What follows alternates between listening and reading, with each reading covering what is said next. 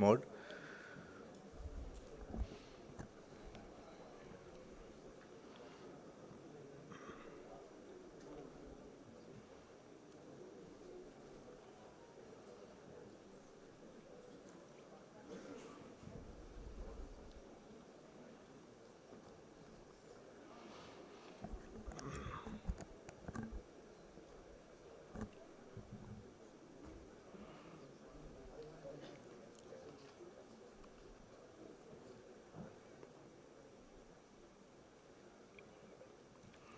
Respected dignitaries, eminent speakers, invited guests, ladies and gentlemen, a very good morning to all of you.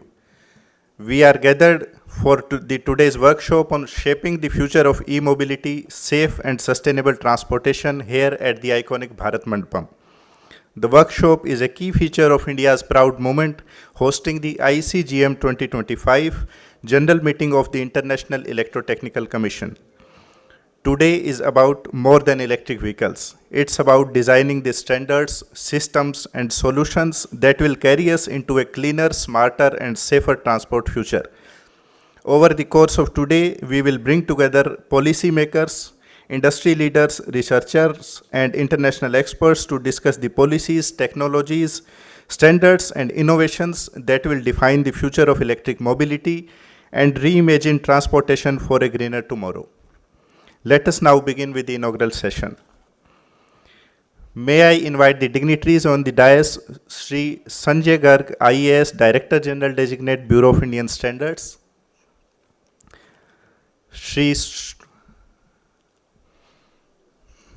I request the audience to kindly welcome the dignitaries with a big round of applause.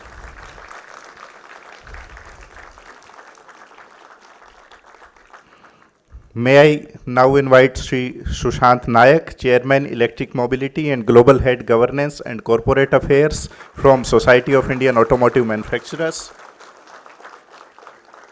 And Sri H.J.S. Pasricha, Deputy Director General Certification from Bureau of Indian Standards.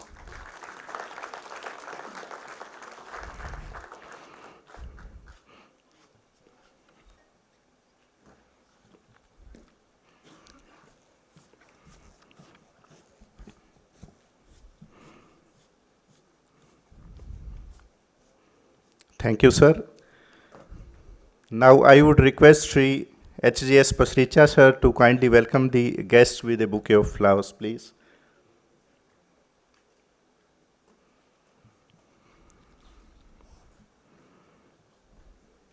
Pasricha, sir.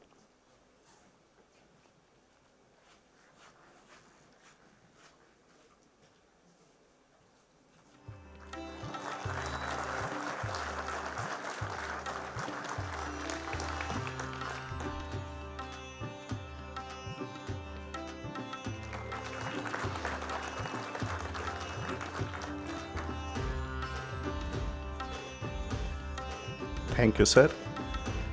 To formally begin with the program, may I now invite Sri H.J.S. Pasricha, Deputy Director General Certification, Bureau of Indian Standards, to deliver the welcome address and outline the objectives of this program, please. Over to you, sir.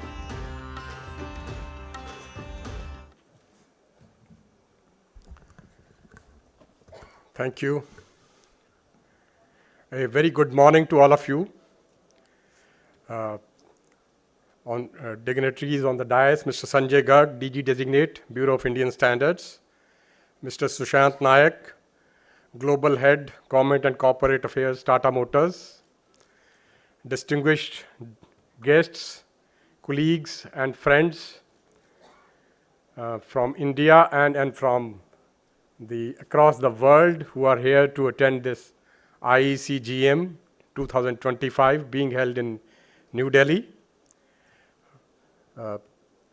On behalf of the Bureau of Indian Standards, it is my privilege to extend a very, very warm welcome to all of you to this workshop on shaping the future of e-mobility, safe and sustainable transportation.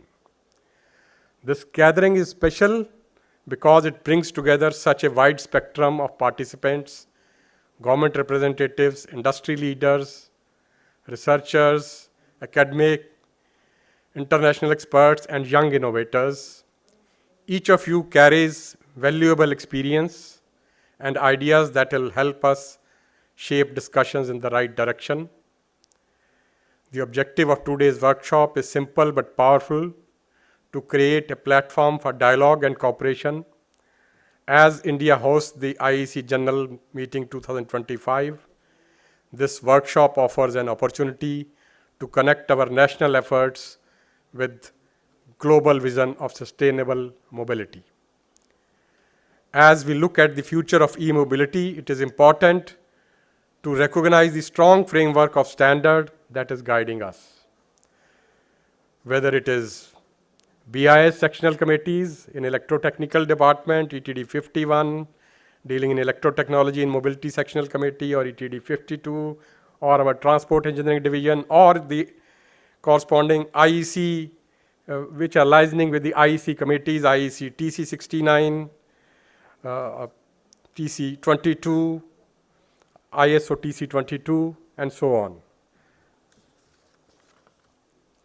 Together, this framework of standards not only strengthens India's e-mobility ecosystem, but also keeps us aligned with the global IEC vision. They will help us ensure that our transition to sustainable mobility is safe, reliable, and future-ready. We aim to use this day to exchange the knowledge, address real challenges, and identify pathways that will make e-mobility not only safe and reliable, but also inclusive for every section of our society. I hope these sessions today will inspire collaboration, fresh thinking, and practical solutions. Once again, I extend a very warm welcome to all of you and wish the workshop a great success. Thank you.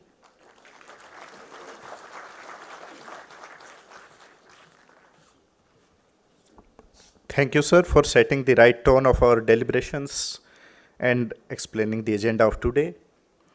I now request Sri Sushant Nayak, Chairman, Electric Mobility and Global Head Governance and Corporate Affairs from Society of Indian Automotive Manufacturers, to deliver the keynote address, please.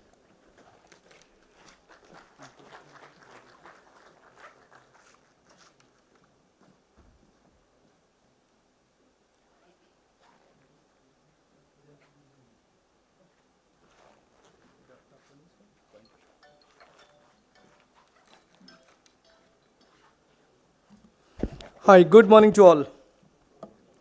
Let's have very one electrified good morning. It's an electric mobility workshop, so let's have an electrified good morning. Good morning. Very good. Sanjay Garg, Director General BIS, Dr. Pasricha, DDG BIS, my friends, colleagues, and media friends. Let me start the presentation with Honorable Prime Minister in the last week in the SIAM annual conclave. He said he had a video message to the whole auto industry, and I thought I'll take one line from that. He said that automobile industry, a key driver of the economy, has significantly improved mobility and quality of life. It has been torchbearer of Make in India initiative, boosting global confidence in Indian manufacturing and positioning India as a hub of automotive excellence. And that is true that, India's economic growth engine we call automotive sector, with 40% of manufacturing GDP is coming and 7% of the overall GDP is contributed by automobile industry. It's also a key pillar of $5 trillion economic vision of India. Automotive sector contributes to Indian economy in a very big way. Just the numbers, we have 20 lakh crores industry turnover. GST contribution is around 3.37 lakhs crores. And employment generation is more than 30 million. And automotive exports is used $37 billion plus.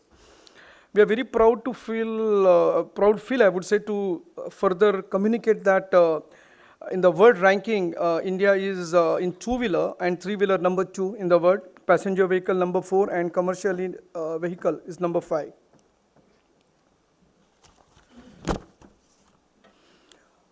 Auto industry further committed to the decarbonized mobility to support India's vision of net zero target by working not only on electric mobility but also on circularity, where we have taken the initiative for number of RVSF scrapping center. as well as circularity in the battery, circularity in the vehicle, steel and all. In the gas mobility also, we have taken the big initiative in terms of the CNG, LNG initiative. Also in bio initiative, your bio CNGs and the various initiative in the bio initiative as well. And hydrogen mobility, we have a fuel cell vehicle initiative, hydrogen engine trucks initiative. There are several initiatives auto industry has taken so that we are committed for the net zero target. SIAM contribution to e-mobility ecosystem is very big way because it's not only a vehicle level but also the ecosystem level. A lot of initiative we have taken. There are 6 initiatives we thought we'll mention today. One is the regulation of EVs, including the incentive for adoption, ecosystem development, including customer awareness, securing raw material supplies, optimizing costs, including finance, localization of components, including battery and charging infrastructure. The SIAM has done a very, or I would say automobile industry has done a very good job in terms of these 6 initiatives to see that we are on the track in terms of the ecosystem. Further, India's e-mobility journey in the global context, if you have to say, we have sold till now 68 lakhs vehicle. Last year we crossed 2 million 20 lakhs vehicle, which means every 20 seconds one electric vehicle gets sold. It's around 5,400 vehicle we sell every day on average. EV penetration has reached to 7.7%, and we are on the target which is Niti Aayog as well as Government of India's target, 30% EV by 2030.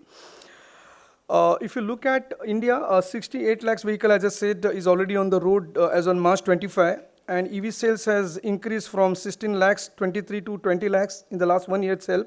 The year-on-year growth is 25% plus. India ranks as the world's 4th largest automobile producer with a rapidly growing EV segment by a strong demand of 2-wheeler, 3-wheeler mainly categories. India became the top global market for electric 3-wheeler, selling almost 7 lakhs units in 2024, surpassing China.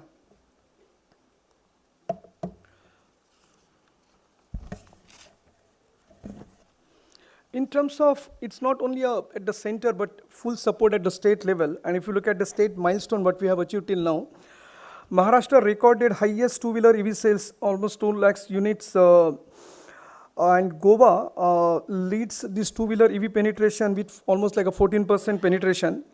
UP topped in 3-wheeler with almost 2,66,000 units, and Chandigarh achieved 92% penetration in the 3-wheeler. Maharashtra record again in 3-wheeler commercial vehicle, more than 2,000 units sold, and Tamil Nadu and Rajasthan has recorded 67 penetration in the 3-wheeler. 4-wheel, Maharashtra lead 4-wheel EV sales with 14,000, around 15,000 sales I would say, and Chandigarh has the highest EV 4-wheel penetration of almost 5.4%. Delhi sold EV buses 1,000 plus and penetration of 32%. Top states by EV penetration, Tirupur is a very interesting statistics I would say, which achieve highest penetration more than around 14.57, is almost like a 15% around. And Karnataka have highest charging stations, 5880 in number. These are all numbers, but if you look at the enthusiasm and the commitment is very high in the electric mobility. Coming to the 2-wheeler trend, if you look at China, the penetration from 35% it has reduced to 53% in 2024, and they are leading in terms of the electric 2-wheeler. But India also, if you look at, right, it was in 2018 with around 0%, but now with around 6% in 2-wheeler penetration. Vietnam, if you look at from 3% in 2018, they are reached to 9%. And rest of the Asian market like Taiwan and Indonesia, EV sales has shown steady growth, but overall vehicle sales remain flat, and it's around 3% as a overall penetration in 2-wheeler. In 3-wheeler, if you look at China, it's 14%, but it's stagnant. It's in around 10-11%. Whereas India has grew from 2018 from 10% to 57% electric 3-wheeler, and Europe, if you look at 2% to 12%. India leads global EV 3-wheel sales in 2024, as I said, overtaking China with more than 7 lakhs vehicle sold, reflecting strong domestic demand and policy support. Electric four-wheel, if you look at the numbers, in 2018, we were around 5%, China, it's around 5%, and it's around 48% in 2024. India, we were around 0%, but now it's around 2%, steady growth, but steady going up. Europe is around 2% in 2018, it reached to 22%, and USA was around 2%, reaching to now 10%. In e-bus segment, if you look at China, maintained the global leadership with around 55% to 56%. India, we were around 0%, has reached to 6% because of the FAME 2 and the state tenders. Europe has shown very interesting in a e-bus, right from 1%, they're steadily growing to 13%. This is one of the reasons what we found is a strong policy push and city level zero emission mandates, which is Europe is mandating. In USA, slow start, but the penetration surge in 2023, but that's because of the federal funding and city electrification programs. If you look at the manufacturing, yes, we are as a industry, we targeted investment of around 16 lakhs crores in 2030. EV startups, we have more than 2,500 in India. 30 plus electric two-wheeler models are available, and I think it's not 15 four-wheel model, but I think more than that, 20 plus four-wheel models are available. Tomorrow we have a EV rally, so we are again taking this opportunity to invite you all, where you can see number of electrical two-wheeler, three-wheeler and four-wheel. We'll be starting from Bharat Mandapam as a EV rally. Infrastructure development, if you look at public EV charging stations installed is more than 26,000 and 13 plus thousand installed in 2024 alone. Karnataka is leading, charging station is almost like around 6,000 now, and 8,500 plus installed charging station and 9,300 sanctioned under the FAME 2 alone. EV charging distribution, if you look at, it's all coming, but of course the growth is slow, but we are pushing a lot to have a more charging infrastructure everywhere. There's one more trend today morning. I was talking to Mr. Garg and Pasricha is people are coming forward to charge electrical vehicles along with the solar rooftop. So that's a big trend we have seen, which is also part of the Pradhan Mantri Gruha Ghar Yojana, along with the solar rooftop, and that's what we are finding, that is coupled with the electric vehicle is really again pushing electric mobility also, what we have seen. So this is a very important slide, as at national level and state, both are really working together to support the electric mobility in a very big way. Full commitment we can see is in the policies. So for example, at Government of India level, if you have seen the FAME 1, FAME 2, SEC PLI, Auto PLI, the good push through all the policy in terms of the national level, but state also not behind. More than 25 states have already announced their EV policies, giving the big boost to the electric mobility, giving some demand incentives, road tax waiver kind of thing, and also they are supporting in the charging infrastructure also in a very big way. Altogether, if you look at right from 2015, I'm personally involved in this, so I can just rattle, but like Ministry of Road Transport has come forward to give the green plate status. MH has given lots of our, the policy support. If you look at Ministry of Finance has given, good GST, 5% GST for the electric mobility as vehicles, as well as if you look at Mahua has come out with the good charging infrastructure guidelines for the societies. Ministry of Power came out with the charging infrastructure as a complete roadmap and guidelines for the highway charging and all.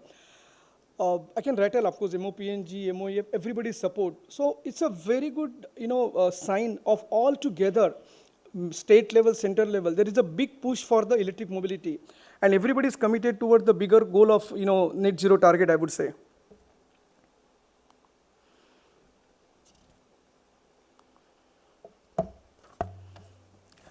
So, all in all, I would say that state, center, as well as all the OEM level, SIAM, ACMA, all our members, I would say, we are all committed for the India's aspiration of 2030, and we are all working towards, 30% EVs by 2030. And I personally committed, I would say, and through SIAM, I can say that we are all, our actions and full commitment to make India 30% EVs by 2030. Yes, any good journey will have some challenges. So infrastructure is a challenge, as I was saying, that we are all pushing towards the charging infrastructure in a very big way. High upfront cost is a challenge, but in the lot extent, if you look at the ICE vehicle vis-a-vis EV, the delta is coming down slowly, and because also one of the reason is the battery cost also is going down globally because of the higher capacity created. Range anxiety also going down. As I was in the morning, we were discussing that lots of, for example, cars level, in a single charge, you are getting 400, 500 kilometer kind of thing. So range anxiety also is going down slowly. Also looking at charger infrastructure also is growing up parallelly. Supply chain vulnerability, yes, India also is working towards how do we insulate from import issues, and how can we go for import substitution more and more. So a lot of work is happening. Consumer awareness also is growing slowly. Earlier it was like when you have a green plate, people used to ask, but now it's becoming a norm. I think everybody must have traveled in the last 1 year either through the electric buses or electric car, or you must have seen two-wheeler, three-wheeler. So the consumer awareness also is growing. And power grid challenge also is going down. Even at the state level, they're all committed for in terms of the improving the charging infrastructure, as well as the substations, upgradations are also happening to have a right power for the charging. In conclusion, I can say only one line conclusion from my side is we are all committed for 30% electric mobility penetration by 2030. And India is poised to become a global EV hub by 2030. Thanks a lot for hearing, and sorry for the lot of statistics, but I thought it's good to communicate with the numbers. Thanks to everyone. Good day.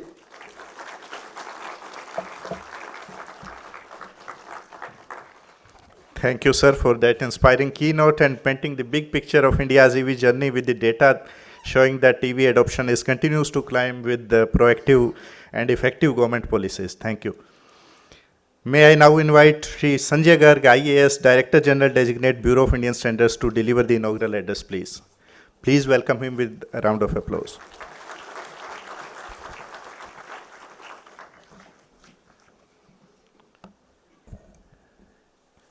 Good morning, everyone.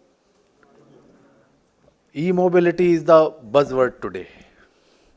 I think artificial intelligence and the e-mobility are the two things which are being talked about most these days. It's my honor as well as pleasure to be here and welcome you all to this important workshop on shaping the future of e-mobility, safe and sustainable transportation. This workshop is happening alongside IEC General Meeting 2025. It's a very proud moment for India that we are hosting this IEC General Meeting for the fourth time. And last time it was in 2013.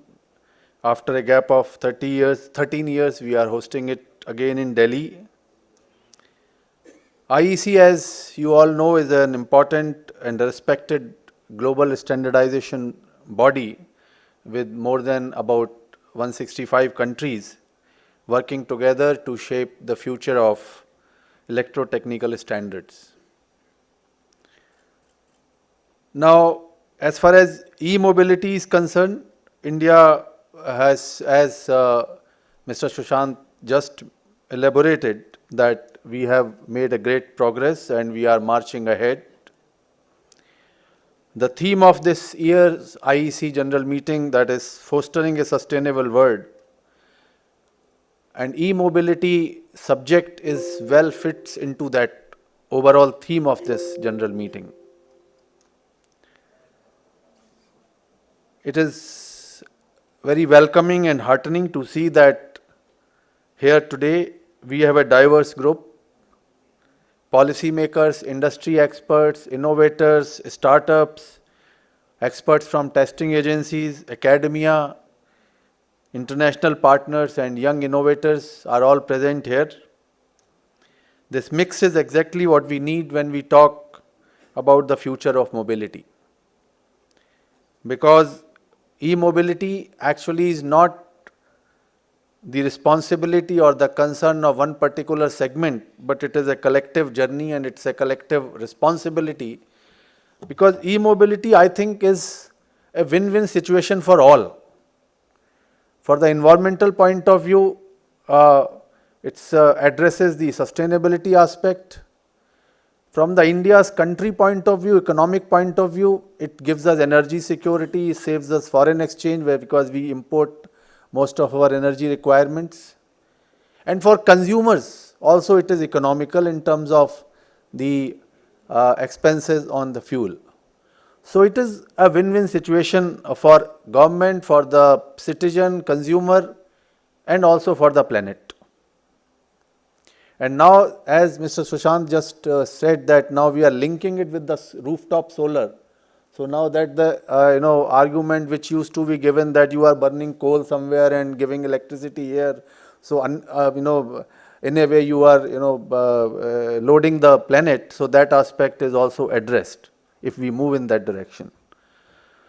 So this is an area which requires and which is attaining lot of importance and lot of attention. Not only in India, worldwide. But there are challenges, as stated earlier, that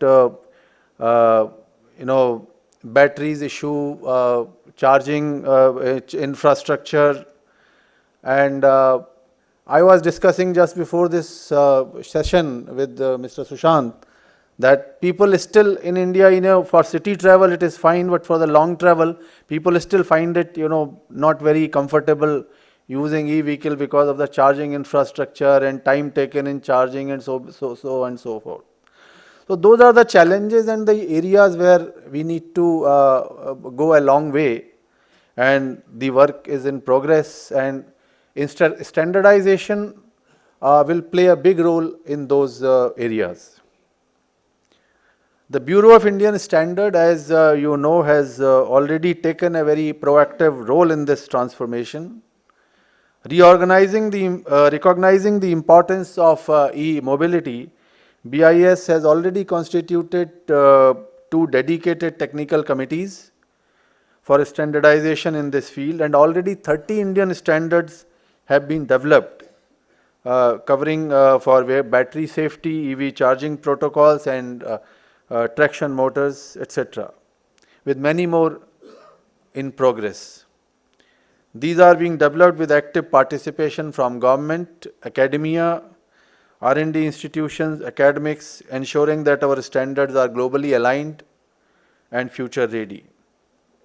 But as we discussed, and as Mr. Sushant also mentioned just before me, that this change is not just driven by one actor. There are multiple actors involved in this, and therefore we need collaboration from all segments of the government as well as the society.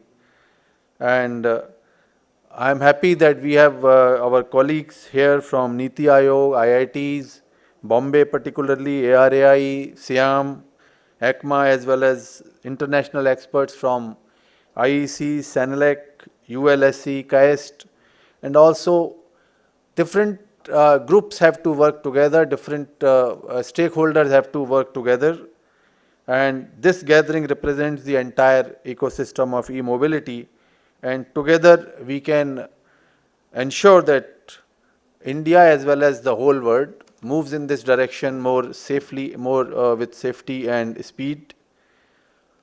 With India, as he mentioned, that we are right now 7.7% penetration, and we aim to move to 30% by 2030. And India is emerging as a global hub for e-mobility. We have a unique opportunity with our large market, growing startup ecosystem, and strong automobile manufacturing base. We can emerge as a global hub for e-mobility solutions. The government, as was mentioned earlier, has already introduced a number of schemes like FAME2, National Electric Bus Program, etc. And these are just some supports which are being provided by the government. And it is through industry leadership, or R&D fraternity, consumer confidence, that the India will truly achieve scale and global competitiveness in this area. I am sure today's session will cover a lot of policies, infrastructure issues, battery issues, charging systems issues, and to address some of these concerns and will pave the way for future. Let's go beyond identifying the problems. We should find solutions to these issues and problems through standardization, through innovation.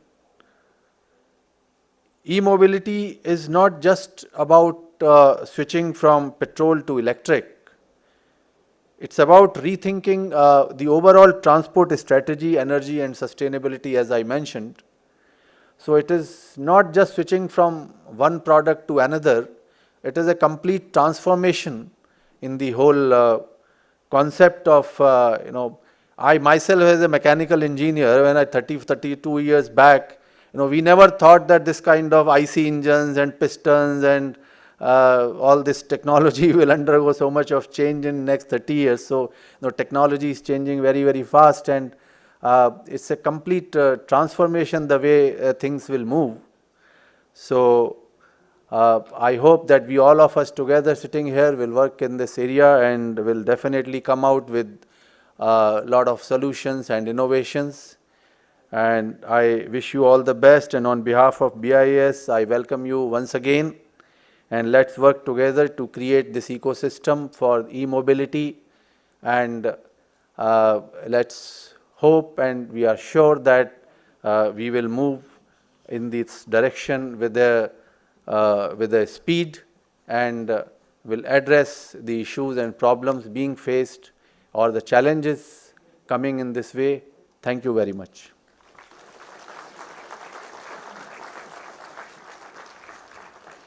Thank you, sir, for your words of encouragement and highlighting the role played by BIS in advancement of e-mobility. May I now invite Srimati Reena Garg, Deputy Director General Standardization, BIS, to present mementos to the speaker. Please join her in round of applause.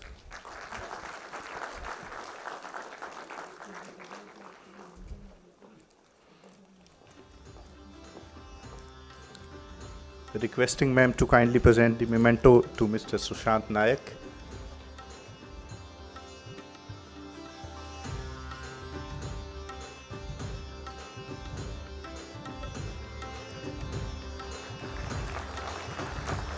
Thank you, ma'am.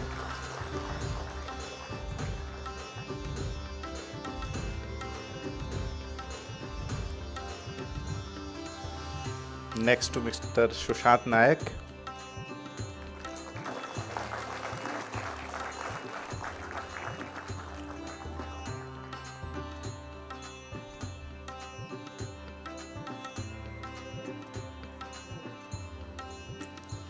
Thank you, ma'am. Now to Mr. H.J.S. Pasticha, please.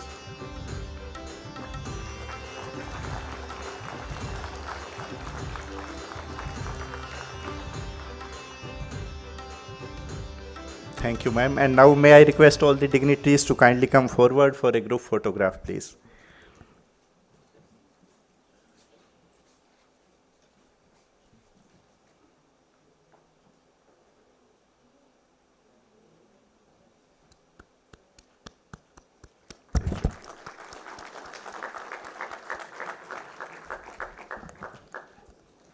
Thank you.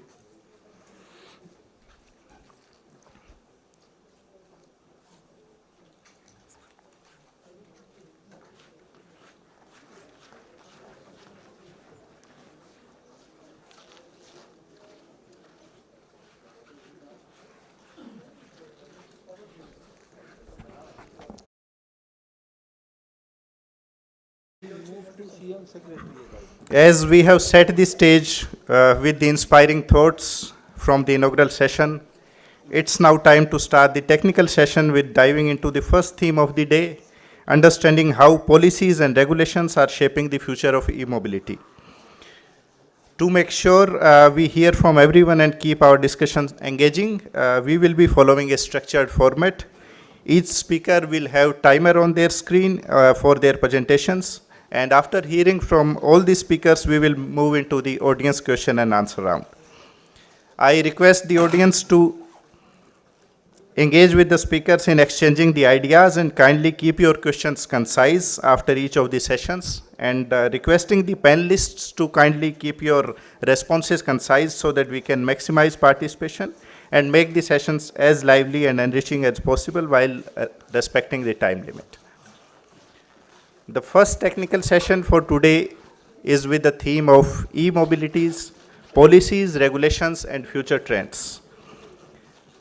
And our esteemed panelists from these discussions include dignitaries from NITI Aayog, ARAI, Senelec Technical Board, UL Standards and Engagement, KAIST, and CII, Confederation of Indian Industries.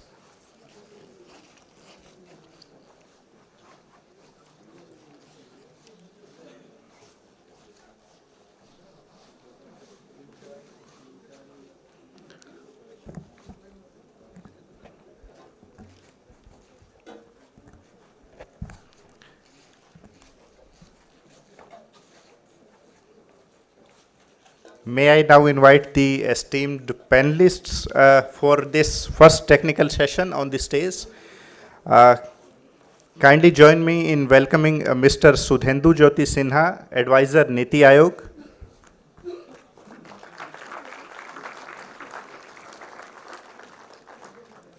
Dr. Reggie Mathai, Director ARAI.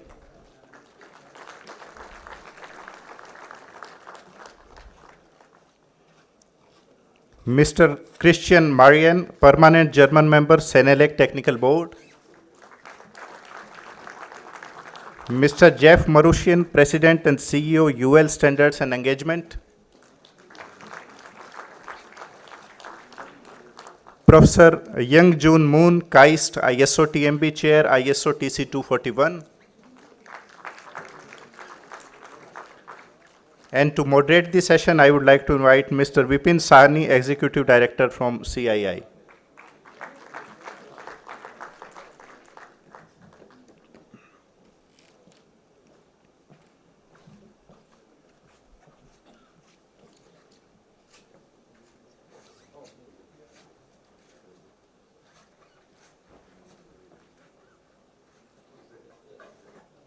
Thank you, sirs.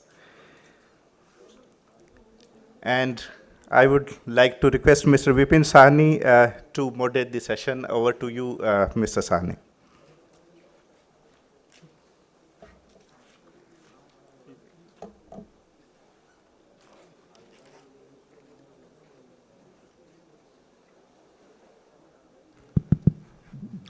Very good morning to all of you.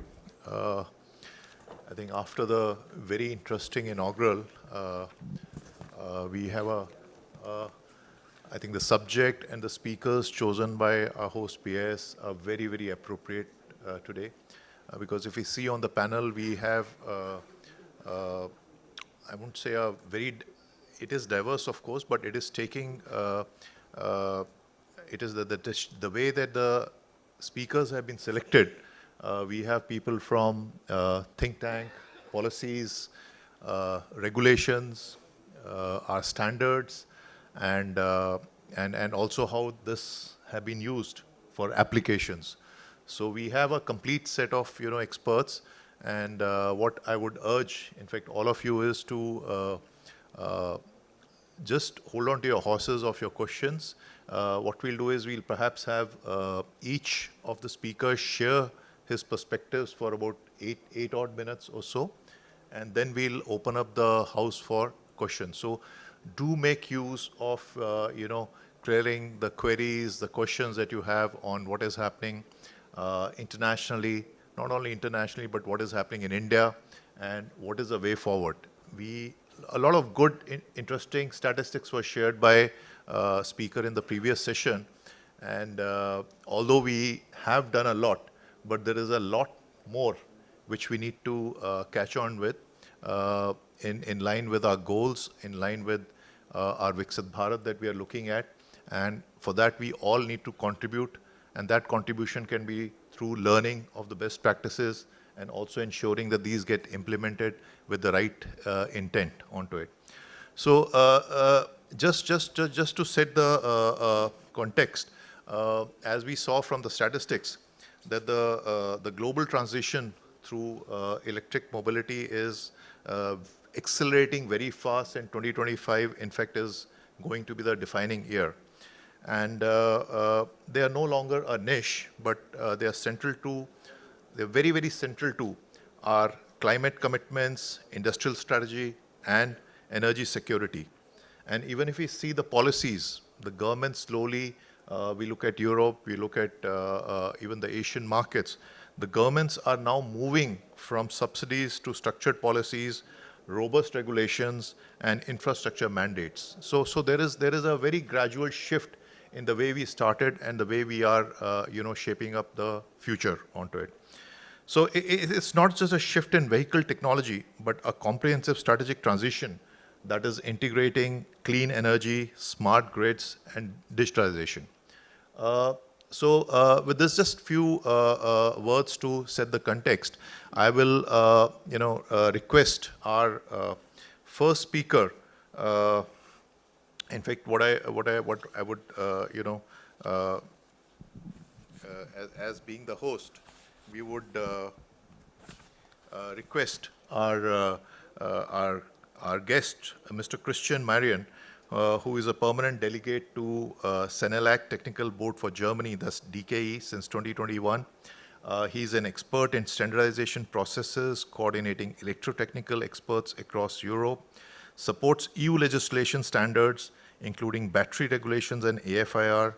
He leads international cooperation, managing bilateral exchanges with DKE's partner countries, and key contributor to European standardization, ensuring alignment of technical and policy goals.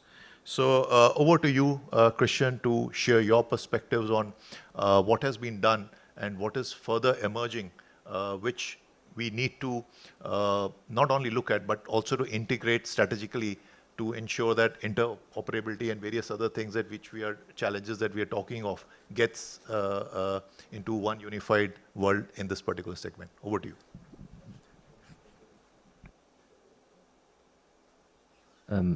Perfect. Yeah, thank you very much. And first of all, I would like to say thank you for having the opportunity to speak as CENELAC here today on this panel. And once again, thanks to our Indian friends and to BAS for this great IEC general meeting. So it's really amazing. We have had a great day so far. So thank you very much for that. And maybe first of all, I would like to say some words about CENELAC, because I'm not sure if everybody is exactly familiar what CENELAC is doing. So CENELAC is the European Electrotechnical Standardization Organization, and so basically it's on a regional level handling with the standardization. And we are 34 members in CENELAC. And quite unique. What's happening at CENELAC is once we have a European standard, then all the 34, all the members have to implement those standards then also on their national level. So maybe this is just like a very short, brief overview who is CENELAC and what we are doing. Then I thought it's maybe also interesting to give a little overview about the policy, regulations, and standardization. What's happening in Europe, and what's the framework and the idea. And then first of all, I would like to mention the new legislative framework, which is basically a framework from Europe to make the single market, the European single market, safe and make sure that the products that are in the European single market are safe and following specific regulations and requirements. And for that, there are so-called harmonized standards that are complementing those and supporting that. Harmonized standards actually is a term, so it's once a standard, once a European standard is meeting some specific regulation requirements, then it can be called a harmonized standard, and this results into a presumption of conformity. So it does make a huge benefit also for manufacturers and making it easier to bring the products then also on the European single market. And in order to do that, the bridge between the new legislative framework and the so-called harmonized standards, then we have regulations. So there are different regulations, and I'm going to name some which are important and relevant for e-mobility. Here I'm naming, for example, the battery regulation. We are talking here about e-mobility, and batteries are like a key topic for e-mobility, of course. So this battery regulation is basically covering requirements from raw materials throughout the whole life cycle of a battery until the end of life of the battery, and so this is basically something set by the European Commission. And I think that my colleague later on a panel is also going a little deeper into technical details here, but for the time being, let's stay here at this battery regulation. And then basically we have like so-called standardization request that is then kind of like bringing this bridge from the regulation to the standards that we are developing at CENELEC, and once these are compliant and aligned with the battery regulations, which there are some mechanisms like there are some independent experts proving and checking if basically the regulation and the standard are aligned with each other, and once this is kind of approved and also by the European Commission, then it can be called a harmonized standard. So this is basically, and in these harmonized, so in between there, as I said, there are these standardization requests which are kind of mentioning which standards are existing and are candidates basically for such harmonized standards, or if new standards need to be developed in order to create harmonized standards. Maybe giving some more important regulation that are currently applying here in Europe. We also have the eco design of sustainable products regulation, and here probably this is also quite familiar for many of you. They're like a very key focus in this regulation is the digital product passport, the DPP, which then brings me also to a battery passport. This is kind of already like a very specific and great use case of that DPP, and this is also covered in the so-called the battery regulation that I mentioned in the beginning. Then we have also the AFIR, the alternative fuel infrastructure regulation, which is basically covering different cases like cars, motorcycles, trains, and here we have so requirements on battery swapping. We have requirements on infrastructure, on charging infrastructures, and then the same mechanism is also applying on that. And there are several standardization requests given also by the European Commission, approved by CENELEC, and then in the end, the standardization organization CENELEC is basically then going to try to harmonize those standards in order to have the presumption of conformity in that area as well. And last but not least, I've talked a lot about CENELEC and Europe, but I would like to say and mention that at CENELEC, our mindset is basically also international first. So we always try to see what is the standardization landscape actually at international level. At IEC, what standards do we have? Can we apply those standards on European level? And this is a very common way. We have 80% of all the standards that are basically CENELEC standards or European standards. They are based on IEC standards. So this is actually a very important mindset that we're following. And with that, I think I would like to give back to you. I hope I gave like a little overview about what's happening on European level and how we combine policy, regulation, standards there. Thanks, Christian, for giving a very brief but impactful, overview of how things are moving in Europe. And it's a lot of questions are coming to my mind, especially is how are you able to integrate and do, work on it. But I'll hold on to my horses and let, other speakers cover their perspectives. And then maybe we can have the last 10, 15 minutes for some questions to ask. Otherwise, I'll catch you over the tea then. Okay, it's my privilege next to invite Mr. Sudhendu Jyoti Sinha, who is from our think tank of India, that's Niti Aayog, and we all have seen, experienced the way the India has progressed because of many policy formulations and the various changes that have been brought about because of this very noble institution of India. Well, he has over 33 years of experience in operations, infra planning, coordination, and management at both field and policy levels within Indian Railways.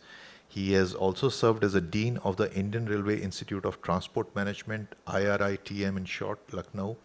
And most importantly, he spearheads the National Mission on Transformative Mobility and Battery Storage.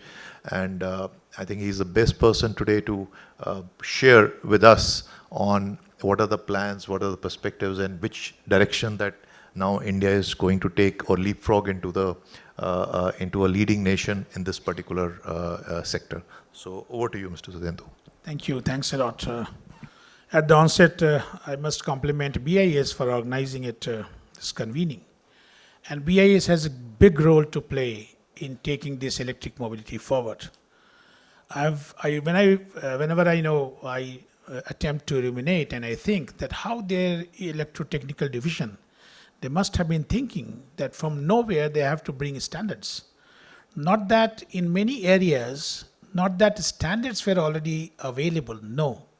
There were areas in which they were thinking all afresh, and it was not a kind of adapting a standard, but altogether developing a new standard of safety as well as efficiency. So I represent Niti Aayog, I'm advisor over there. So just to take you a kind of fast forward run on the policy perspective and the policy corridor that has been there in India. So 2015, FAME 1 comes. That was 895 crore rupees, and the thrust was, that was just to trigger off demand. Because as I said, that was the time when the concept of electric mobility had just started coming into the country.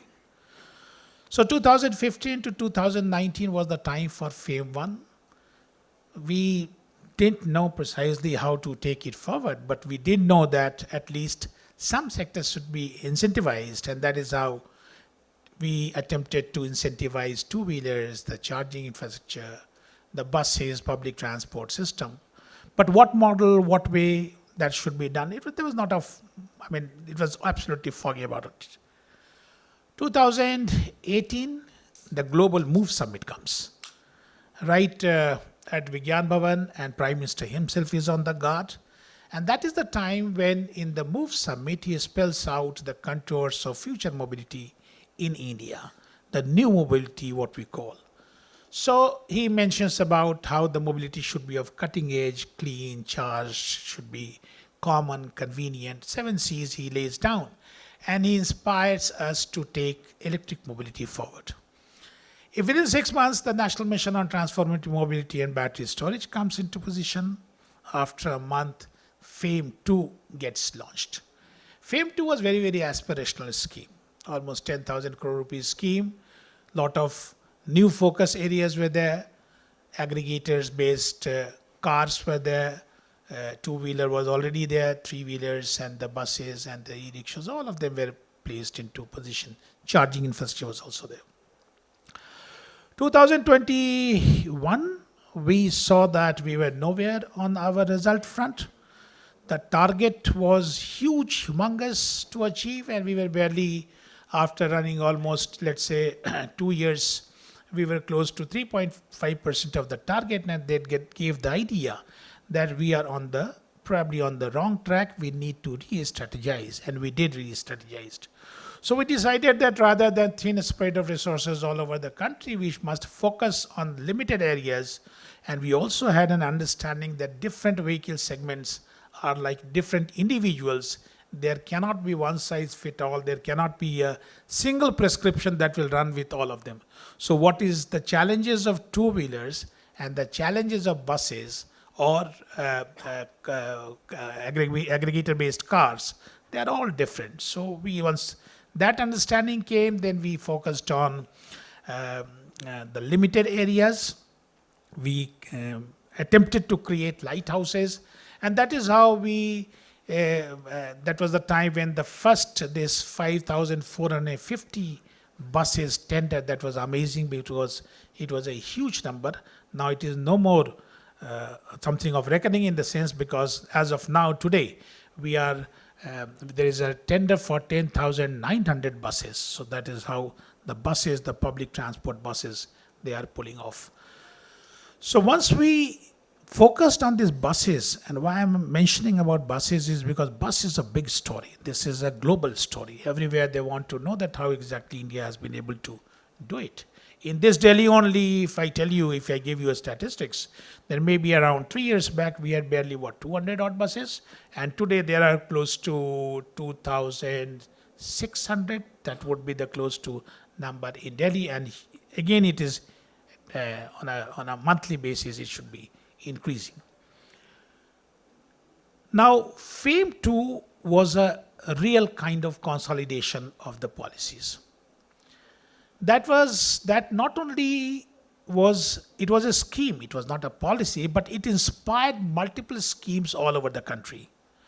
So the idea with the central government was that what we would do is that we will be just floating schemes, and we would allow state governments to go ahead with the policies. Because we wanted that the ownership of policies, the responsibility to see value in a policy, that should rest with the state governments. Because, we didn't want to run into any crisis with the state governments, and that is how we started. And it took huge amount of effort and energy from Niti Aayog to kind of nudge these states that get into the policy dynamics, get into the policy stream. So almost after working for, let's say, 15 odd months or so, more than that, rather, the first state whom we could encourage to come out with the policy, that was Karnataka in 2017 September. They came out with the first EV policy. And then, after that, gradually all the states, they joined. After 29 months, 7 of them joined. In another 20 odd months, there are another 9 of them joined. And today almost 36 out of 36, 30 states and 33 out of 36 states and union territories, they are having state policies. Now they are able to see that why EV policy is important. And EV policy is important because then only you are able to give clarity to the investors that this is time for you to come to my state. That gives huge employment opportunity. That gives lot of tax revenue. So that is the stream, that was the understanding that came in. So that was how the central government schemes, the state government policies, they were driving together. FAME 2 came out with a whopping success, and that was followed by PM E-Drive. Now PM E-Drive had a different focus. So charging infrastructure was retained as a focus, public transport was retained as a focus, but trucks, that heavy duty freight electrification, that was brought into the spectrum. Ambulances, they were brought into the spectrum. Strengthening of the testing facilities, that was brought into the spectrum. So that is how, PM E-Drive has been, again, innovative. Last year only it was launched, and it has currency up to 2026. In multiple segments, it has been extended up to 2028. Now this entire policy initiative, this has been supplemented. These are all what I have so far mentioned to you is the demand focus incentives. Now we knew that only demand won't do, because after all, if once the demand was created, where is the supply? So to support the supply again, schemes came in. We had the PLI scheme, 18,100 crore rupees. Scheme for advanced chemistry cell, that was the first scheme, followed by automotive component scheme. That was another bigger scheme to support the automobile components. We asked and we nudged these IITs to set up centers of excellence. 23 IITs, 16 of them are having centers of excellence today.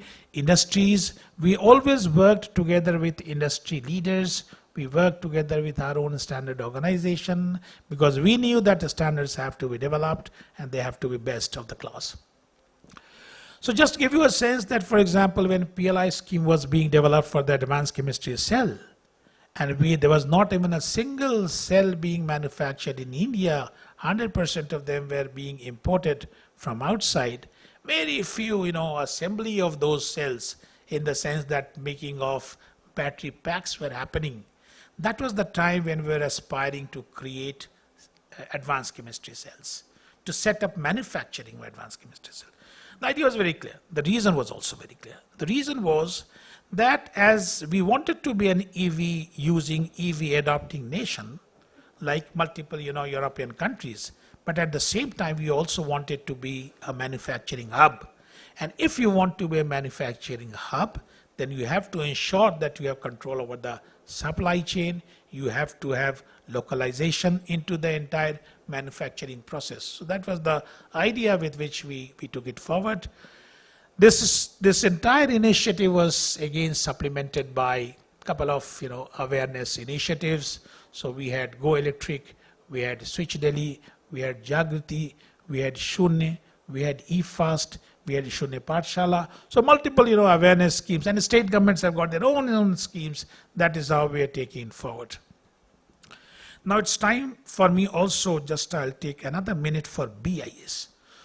Almost over 24 standards were developed by BIS in the area of battery, in the area of EV, in the area of charging infrastructure. We were going to them, we were asking them that it is not only the safety that you have to take into cognizance, it is also the efficiency, because we want to be best in the quality, because once you lay down the standard, that is what will be followed by the industry, and that is what will set up the entire ecosystem. And we want to create products which are objects of desire and not something make in India, use in India, throw in India, not something like that. So we wanted it to be aspirational. And we have been more or less successful. So when I came in, I heard that 7.5% was being mentioned about, but there are islands of excellence.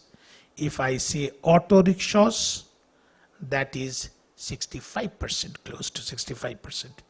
If I say two-wheeler scooters, close to 25%. If I say e-rickshaws, that is almost 100%. So if I say public sector buses, new sales, almost close to 80% plus. So this is how it is being pulled off. But yes, as you rightly said, there are challenges. They will continue to be. So our story is not much different from the stories that countries, big countries that we always give examples of, China and Norway, Germany. It is the same story. They also had their failures. We also have our failures.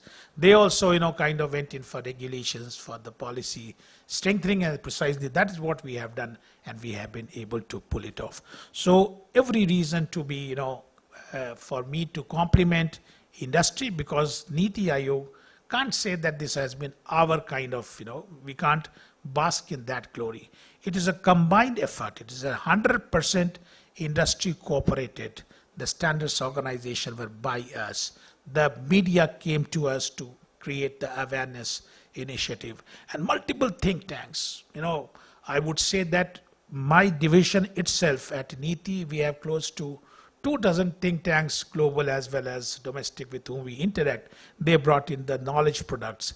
We got engaged with multiple countries, their embassies, trying to find out that how exactly this supply chain issue has to be sorted out. And this is the result today where we are. Thank you. Amazing, sir. The way, to see the synergy of different stakeholders coming together and creating a momentum in a very short time is indeed itself one of the success stories or one of the case studies which needs to be replicated in many areas. But I was reading about it that you have also, to further give momentum to the whole movement. There's an India Electric Mobility Index also that has been developed for various states to also compete and also look at. In fact, it helps for many companies for investments and further from investments and employment and various supply chains and various can be set up. So that's a very unique way of promoting and supporting the states as well as the industries to it. So we'll come back to you, sir, with more questions. Thank you for a very comprehensive overview. I think in this whole, I would call it as a circular economy, a very important role is of, as Mr. Sinha mentioned, is of the standards and the related regulations, and what I call is a more of a conformity assessment, arena. And we have the privilege of having Mr. Jeff Merochian, I hope I'm pronouncing it rightly, who is the President and CEO of UL Standards and Engagement, leading global initiatives on safety and sustainability through standards and advocacy. He has been a part of the government of USA in many roles. He was a former director of DOE's Office of Energy Efficiency and Renewable Energy. He oversaw $3 billion in clean energy R&D initiatives. He's ex-director, DC Department of Transportation, and has played senior roles at US DOT under President Obama and President Biden. He himself is an expert in, or a specialist in transportation safety, clean energy and sustainability, alumni and adjunct faculty at George Washington University. Amazing, Jeff. Over to you, Jeff, to share your views. Great. Thank you so much, Vipin, for moderating this panel. It's wonderful to be here with all of you today. Thanks to BIS for hosting us. My name is Jeff Merochian. I have the privilege of leading UL Standards and Engagement, and I am joined by several of my colleagues, including, and they always get mad at me for acknowledging folks, but I like to make sure folks know who's in the room with me. Sonia Bird, who's our Vice President for International Standards Development. Sonia, wave your hand. And then several members of our team here in India. I see Isha, Lakshmi, Richie, Manju, still one of us. Good to see all of you. Thank you for the work that you do here, building relationships on behalf of our organization. It is hard to talk about the present day without looking backwards to talk about the past just briefly. About 130 or so years ago, we were, as societies, facing new technologies in our everyday lives, largely due to electricity. Technologies such as refrigerators, for example, which had never before been a part of our world, were coming into our lives in a way that was bringing new opportunity and changing our lives largely in a positive way, but also creating new risks, and in particular, the risk of fire. And so Underwriters Laboratories, now known as UL, was formed in order to create a sense of safety standards that would bring certainty to everyday products. And flash forward to 130 years later, we now see similar types of technologies changing the way that we live, work, and play. Things like e-mobility that are largely powered by lithium-ion batteries have created opportunities that we wouldn't have thought of even just 10 years ago. And those technologies are changing everything. And I bet if I were to have polled this room 5 years ago, many of you would have said that you don't own an electric vehicle, you've never ridden in an electric vehicle, but I bet that number looks a lot different today. And that's how quickly technology can change our lives. What we saw in New York City just a few years ago was that e-mobility was providing new opportunities for commercial deliveries, for food deliveries, for other types of transportation that were largely positive. But what we also saw was that one of the downsides was that several of these types of devices were leading to fires, and that many of those fires were unfortunately leading to fatalities. And so the city of New York pursued UL standards and engagement to better understand what types of policies could be put in place to help ensure that people were not losing their lives as a result of these new technologies. And so in 2019, up until about 2022, we saw a rise in the number of those fires happening as a result of those e-mobility devices, and we saw a rise in fatalities.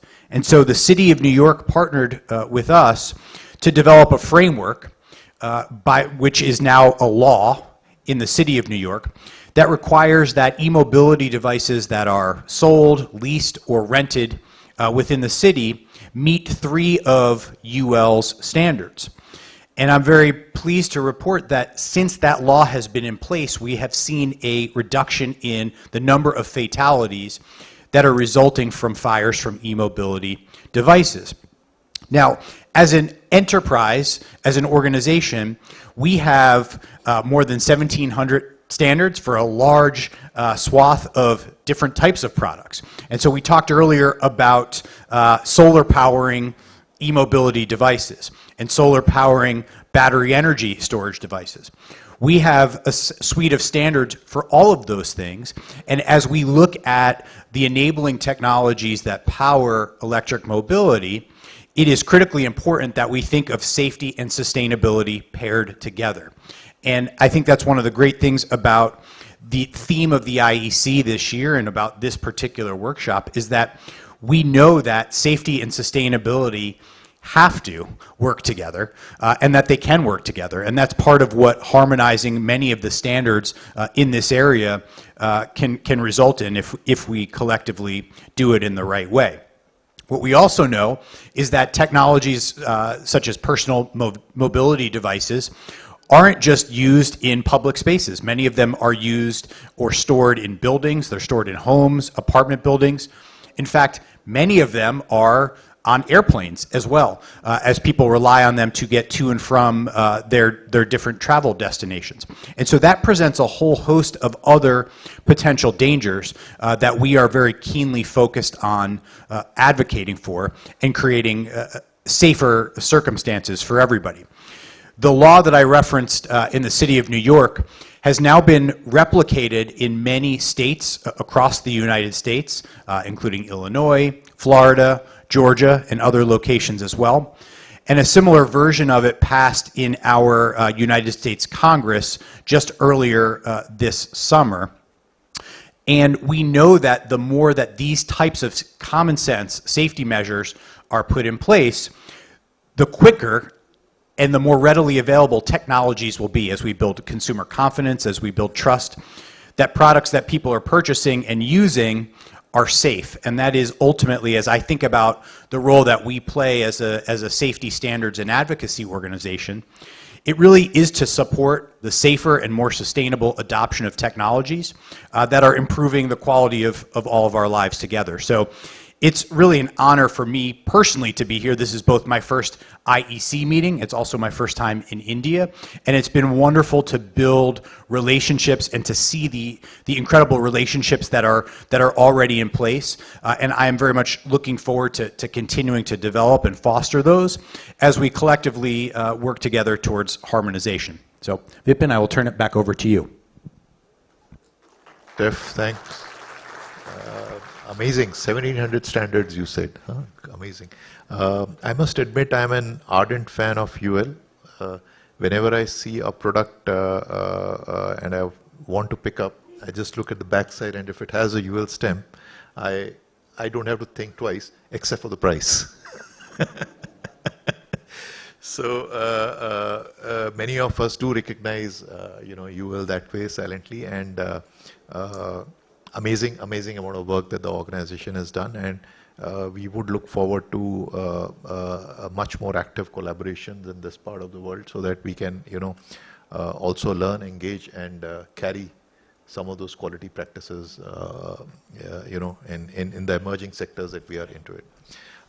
With this, I would turn to Dr. Reggie Mathai, who is Director with Automotive Research Association of India. Again, a lot of good work that has been done in this sector with this organization. He has been with ARI Pune with over 31 years of expertise in engine vehicle testing. Amazing, sir. He is a member of Auto Fuel Vision and Policy 2025 Committee. He has been played very active advisory role in BIS, CPCB, and other mobility-related committees. And he has over 50 papers, 2 patents, and of course a strong presence in national and international forums. He is a professional leadership as Chairman SAE Western India Section and Secretary CI MAC India. Dr. Reggie, over to you. So can you have the presentation over there? Yeah, that will be nice. So let me thank BIS for this event, which is really aligning with what we are facing as a country and also looking forward the future trends. And my previous speakers have really made my job quite easy by bringing forward what is being done or how we are connecting the dots that have been told together so that the consumer really gets what is being planned. So let me just a brief on ARI very quickly. We are a society registered in 1966, working under the administration control of Ministry of Heavy Industries, Government of India, recognized by CIRO, that is as a research organization, and various activities that we carry out, particularly certification and standardization, where we align with the global standards, participate in the UN WP meetings so that the harmonization is done completely, also with other global players, and chair multiple panels at BIS so that there is a harmony in all aspects. The automotive industry standards that are made basically we act as a secretariat for the same. I chair that Automotive Industry Standards Committee, the Director ARAI, and we put up the proposals to Ministry of Road Transport and Highways to issue the Gazette notifications. Apart from that, we provide engineering services, consultancies, and academy knowledge sharing also. So let me come back to the e-mobility, which is on focus today. And I think Mr. Sinha very aptly put the complete scenario. I'm just putting it as an image so that everybody, it registers how we have progressed. So the key ones were the FAME that started in 2015 as a trigger. The NITI Aayog's role in 2017 in formulating the policy. FAME 2, which brought in little more specifics. And now the PME drive with much more focus on activities being done in the country. So this has resulted in what Mr. Sushant was mentioning in the inaugural, how India is emerging or is taking forward the e-mobility as a whole. So the cohesive way the whole policy network worked has really enabled the country to see much more penetration in the EV sector and assurances. We should always remember that it is trying to displace a mobility that has entrenched for almost 7 to 8 decades, evolved with a good ecosystem, and has almost, even though the efficiencies were as low as 20%, has been in use and with no replacement in sight. So that is what EV is trying to do, and I think this game is really a challenging one, and the EV is doing a very great job in that way. Let me come to the regulatory part, because that is where we are talking about how things have evolved. So we started with smaller, lighter regulations when all aspects were there. The AIS 32, that is Automotive Industry Standards 32, 38 are the current ones that are aligned with GTI 20. The 156 that is aligned for the L category vehicles, which is again with ECR 136. So if you see, most of these standards, what are used over here are aligned. This is because for the read across and because for international trade and such practices to be followed. So the practices that India adopts have to be in sync with the global practices, and we ensure that these are being done. But this has not been an easy journey as such, as Mr. Sinha was mentioning what BIS was doing, and along with us, we had been a partner in that, in many of that. When we start the journey, we can't bring in very robust measures. We have seen the challenges over there, and in many of these places, we had to amend it, and some of these amendments have come in a very good way. The AIS 48 was the one that we started for the battery safety initially. And it was an easy standard. It was not, I won't say easy, there were a few tests on that like cell penetration, shocks, and all that. This was done on a single cell. When we transitioned from that to the complete battery pack, this was not an easy one.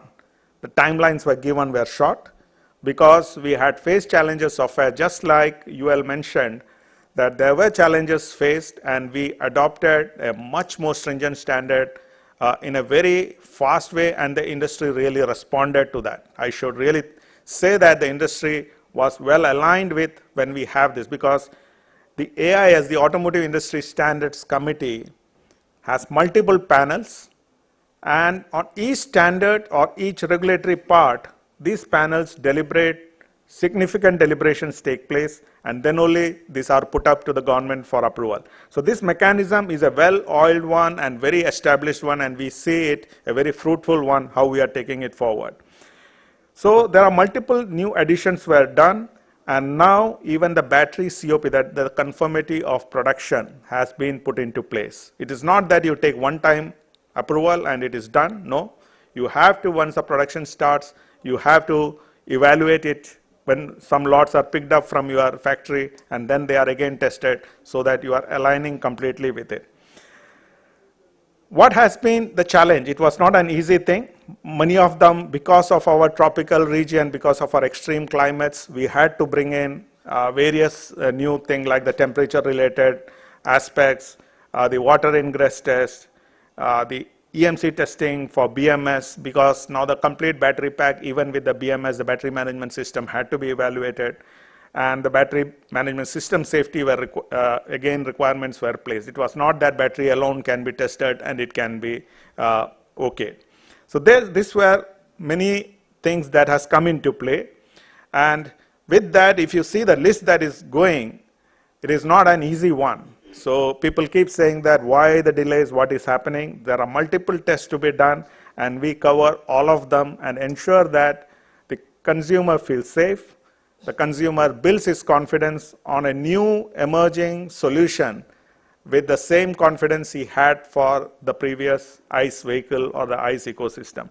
So the regulatory measures have to be robust, have to be acceptable, and have to be implemented in a thorough way. And this has been the journey that we have been doing. So this is the summary currently that is happening. So we are aligned with the UN GTR as of now, except for a few of the tests because of our tropical regions we add on do, and we continue to pursue that so that our vehicles are safer, the solutions are in the same way acceptable. Let me come to the other side of it, that is the charging stage standards. This again went through a multiple iterations. When the buses were initially sold, we had multiple charging solutions being sold, but currently most of us are now almost firmed up on the CCS2 for the M category, that is the four-wheeler cars and for the buses, and now we are looking into the faster charging solutions with pantograph and such solutions that are being worked into. So there are changes that has been done for the four-wheeler side.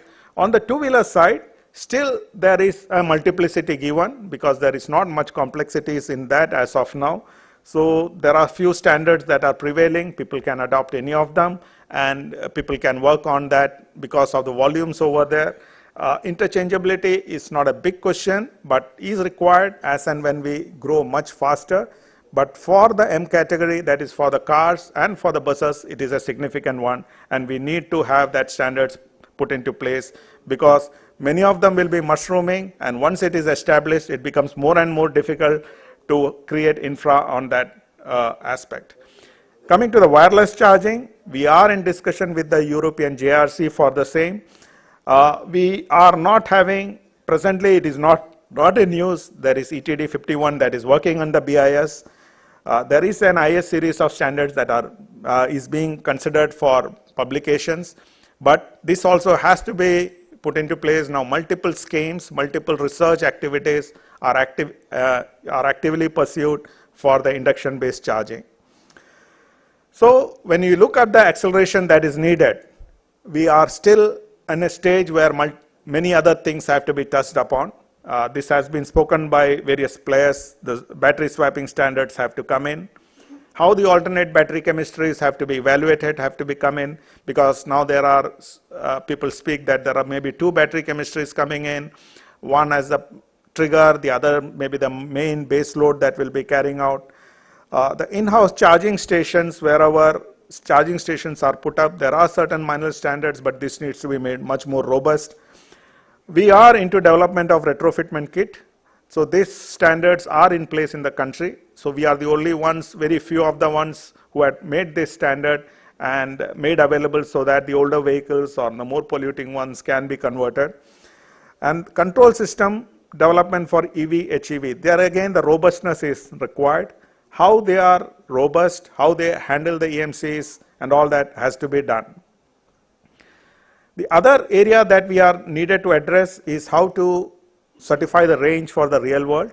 Currently the cycles that are used for ICE are the same ones that are used, and it gives a little bit correlation, but again this needs to be improved upon, and the talks are on with the industry, because we don't want to bring in a regulation saying that your vehicle you purchased 3 years before was say 200 kilometers range, and now the same vehicle is going to give only 180 kilometers as per the certification, because of the change in the methodology that is being used. So this is one that we are deliberating upon. Battery life, it's state of health. This is a very important one, because we know 30 to 40% of the cost of a vehicle comes from the battery. Resale, if it has to be done or some assurances has to be brought in, standards are to be in place which really says exactly what is the stage of this battery. So this is something we have to look into. Faster charging already in place, but without compromising on the battery. So both the BMS and the battery chemistry needs to be aligned with it. The EMC challenges are a challenge that we have to address, because electronics coming in, EMC is coming into in a big way. So what are we looking at? The future standards. So battery durability is one, as I mentioned. We need to get it into place because of the value proposition it gives into the afterlife. Determination of electrified vehicle power. Again, multiple powers being given at multiple wheels. This is not easy one to measure. The current scenarios are not so aligned to it, and we have to develop a more focused situation in that. We as country, we are looking into shifting into the light vehicle test as AIS 175, that is a WLTP coming in for the range measurement. So you will see an impact on the range as and when it is impacted, because it's a much more severe cycle. And EVs with solar simulations and all, the heat load that coming into play for the AC zone and all, these are the new areas that are emerging and will continue to play. So future trends, if we say how to do more, we heard Mr. Sinha speak about how DT is proposing it. These are some of them that I feel that we can do that, or as organization we think can be taken forward. Incentivization is in place, but added to that, the CAFE norms will going to be more and more stringent as the country looks to tighten it, and that will help the EVs or the zero emission vehicles to take forward. Rapid charging infrastructure, battery technologies that are emerging, how fast we can align with the regulatory measures and evaluation methodologies. When the connected vehicles and smart EVs are coming, they are much more easy to handle because of the electrification in place. And the sustainability focus, this is one area I think few of the previous speakers mentioned. We need to put into a factor of the life cycle assessment into it, because once we don't do that, it is not going to give a real picture of what is happening. We are tightening on one part on the ICE vehicles and all. the life cycle assessments of battery and other components, from where it is originated, what is it, has to be done. Along with it is again one on the source apportionment study. What are the factors that are impacting the ambient air quality, and how is this EV penetration or our policies making it far better? So these are some of the things that we'll need into. Green financing and export potential is other areas that we have to address. Thank you. That's all from my side.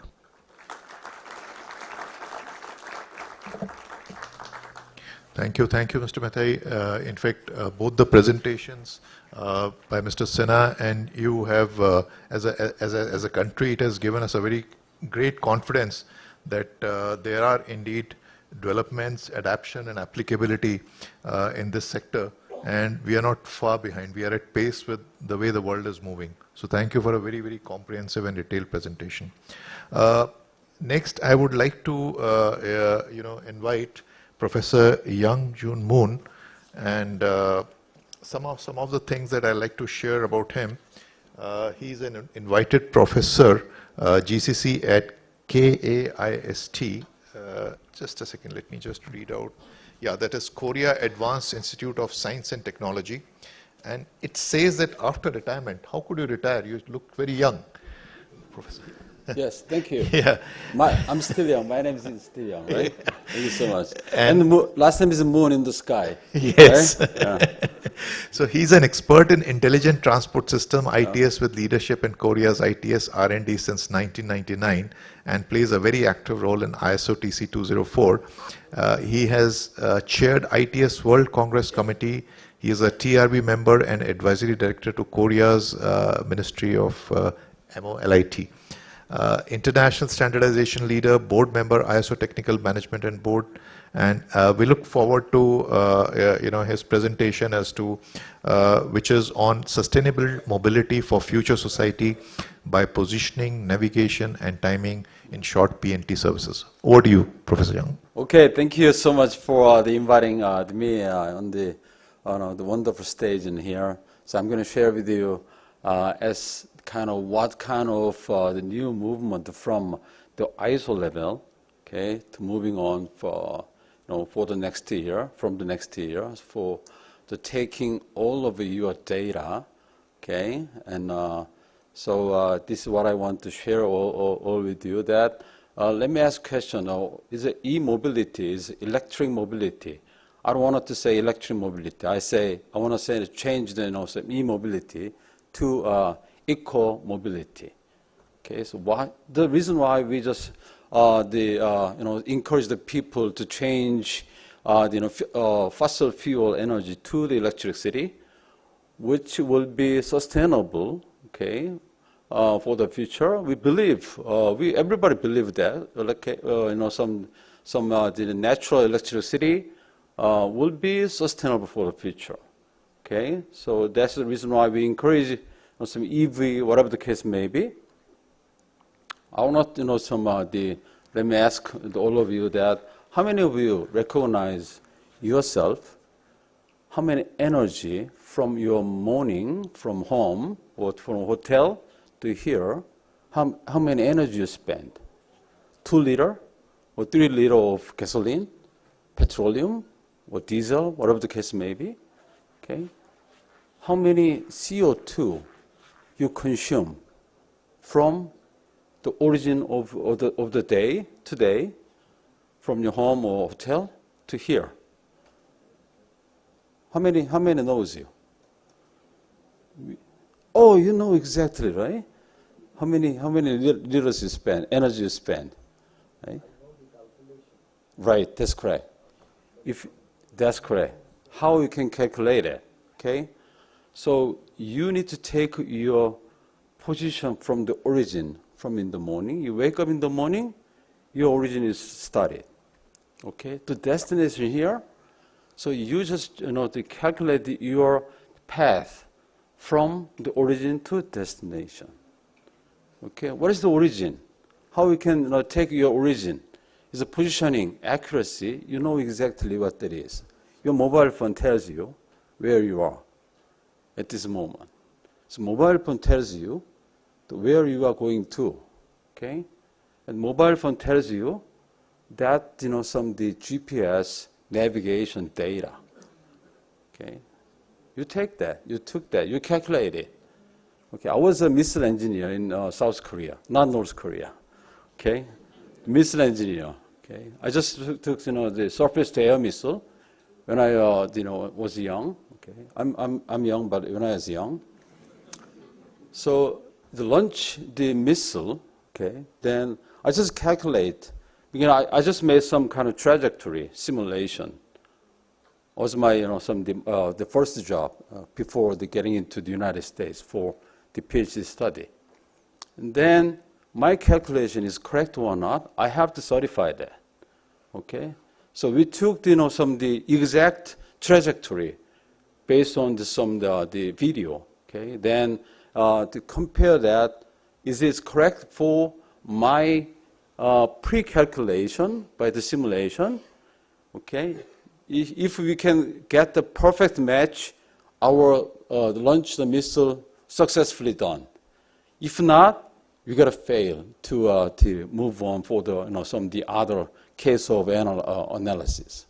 Okay, this is what I focused on from my early stage of the working in Agency for Defense Development in South Korea. Then I was trying to see how the moving object is moving from the origin to destination. Can we calculate it exactly? This is what I say, some of the positioning, navigation, and timing, which you have to save your glove. Okay, you are rich, you have some unlimited money, okay, to pay something for the transportation, for doing something, okay, for the purchasing energy, okay. What about some of the poor people and the rich people? You say the criteria is money, okay? How much you have? But in for the future sustainability, climate change issues, what about CO2? What about greenhouse gas? The limit you have. If you are rich, you have more. If you are poor, if you have very low, no. Equal greenhouse gas limit. Everybody has equality. Okay, that is the reason why how we can try to save our globe in climate change issues. How we trying to get down our energy consumption, as well as the CO2 emission creation or generation. Okay, this is what I propose. This one I have only a couple of minutes. Then. So I'm working in ISO, okay?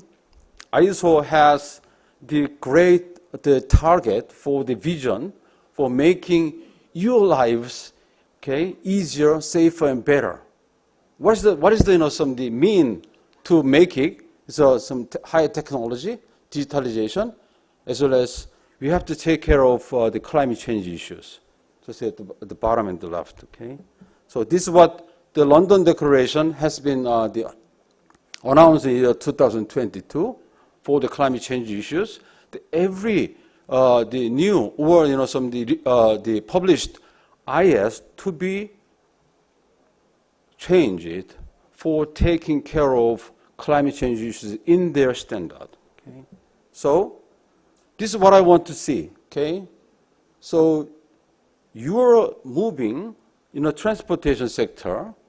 Your mobile situation is safe.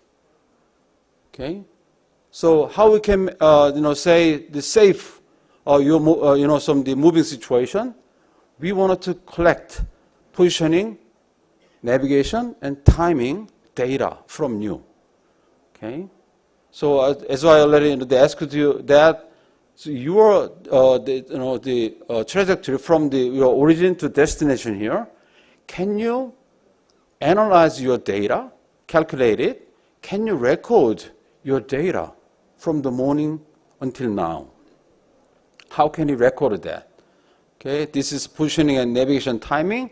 It's going to be recorded by the standardization from the next year to be discussed in new technical committee. Okay, and this is what I want already told you that you are moving, your trajectory is the kind of new criteria, how many energy you spend, okay, how many CO2 you generate. That's why we say, did you make eco-driving? Did you just walk from point A to point B? Okay, did you get the cycling? Okay, that will be more sustainable. But what about some the auto rickshaw by creating a lot of generating a lot of some the CO2?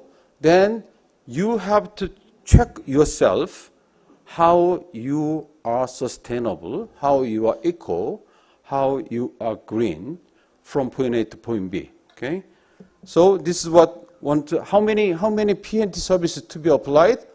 10 billion units at this moment.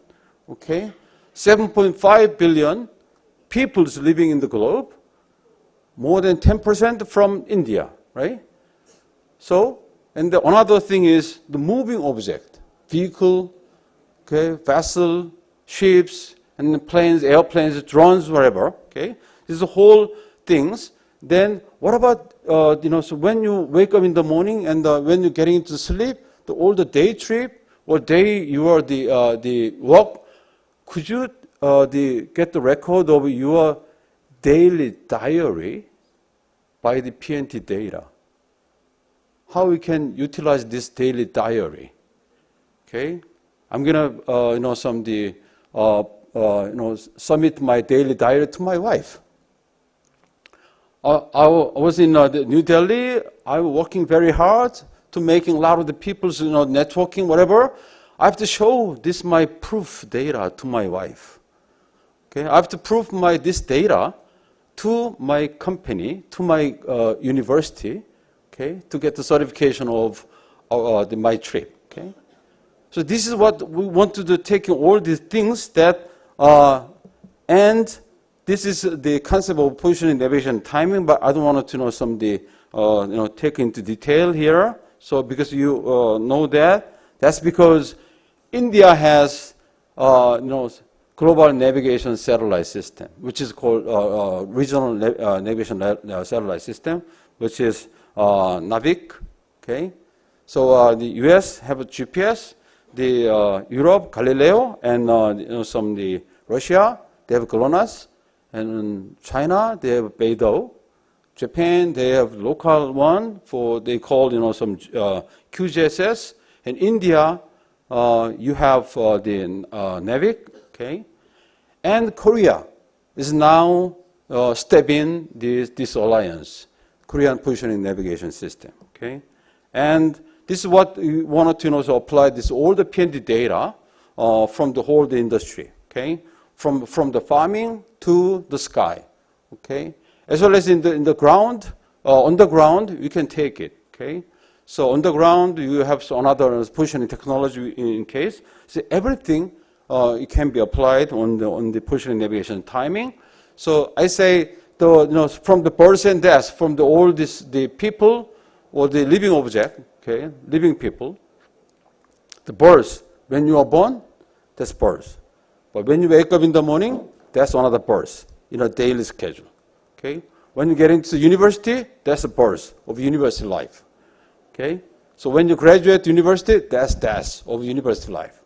When you get into sleep, that's the death of your daily life. Okay, this is a whole situation of birth and death process to taking your PNT data, monitoring it, and recording, and to be utilizing some purpose of your, here as I can see here, your life record, okay, aging record, mobile record, by walking, driving, flying, and biography, okay. Can I believe your biography? Why don't you submit your PNT data, supplement or something attached to your biography, and the traces and the vestiges, evidence of your life, and in case of some the kind of criminal situation you are involved, then you can show your PNT data as alibi, okay, and eco record by the energy and the high mileage, okay. And also CO2 footprint, whatever the case may be. Okay, this is what we want to see. That's why we wanted to create a lot of the business, the cases in the, in our globe for the taking all the 10 billion units of PNT data and to analyze, to utilize whatever what the purpose of that. And this is kind of the whole situation to be applied on our PNT data to in our applicable industry at this moment.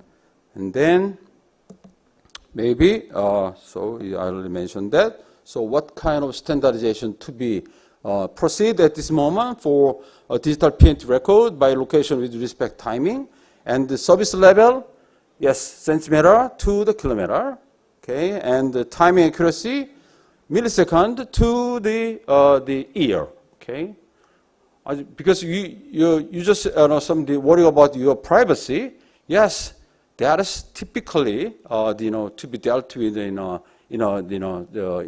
standardization. So you can negotiate your data, PNT data, to some purpose to the service provider that I wanted to share my data by day, some accuracy and kilometer accuracy. I don't want to give you to my centimeter level or meter level, and the second, the level of accuracy, I don't want to give you, but I wanted to give you some the day level or week level, just like that. Okay, this is what we wanted to make it, and and this is what the process of ISO open consultation. Okay, I just proposed the idea to the ISO in the last year. Then ISO accept my idea. Then it's moving on officially ISO open consultation process, and this process will be end in the last months, and then I'm going to submit new technical committee proposal to under ISO. Okay, if the IEC wanted to involve in this, the process is not the kind of some the electric device, whatever the case may, battery, okay, or then also electric vehicle, that will be included in case we can move on to what about JTC, ISO IEC JTC. But I say I'm going to propose in ISO the TC first. So end of this year. So next month, ISO the annual meeting will be held in Kigali, Rwanda. Okay, I'm going to make the final report for the moving on for the official proposal. Okay, so maybe the India, this is the open consultation process. I already have 46 countries, so NSB already participated in, as well as the 250 experts participating, and then more than 20 from the India. Okay, so more than 20 experts already participated in this area. Okay, we can move on together.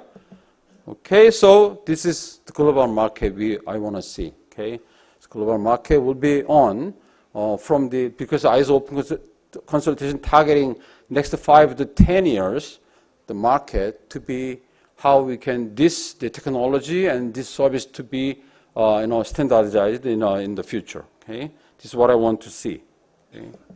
And thank you so much. I have a little bit some over the time, but anyway, thank you so much for your attention. And please, in case you have something to get some kind of a contribution together, okay, let me know by email, as well as why don't you try to get into the ISO open consultation process officially, then please welcome. I'm welcome all of you that participate into all together, to moving together for the so next 5 to 10 years. Thank you so much. Thank you, Professor Young. Thank you. We have a huge wealth of knowledge, on the dais, and I'm sure there'll be many questions. But due to paucity of time, if I may request you to kindly note down the questions, and after the session or in the breaks, if you can, ask these questions to the respective speakers.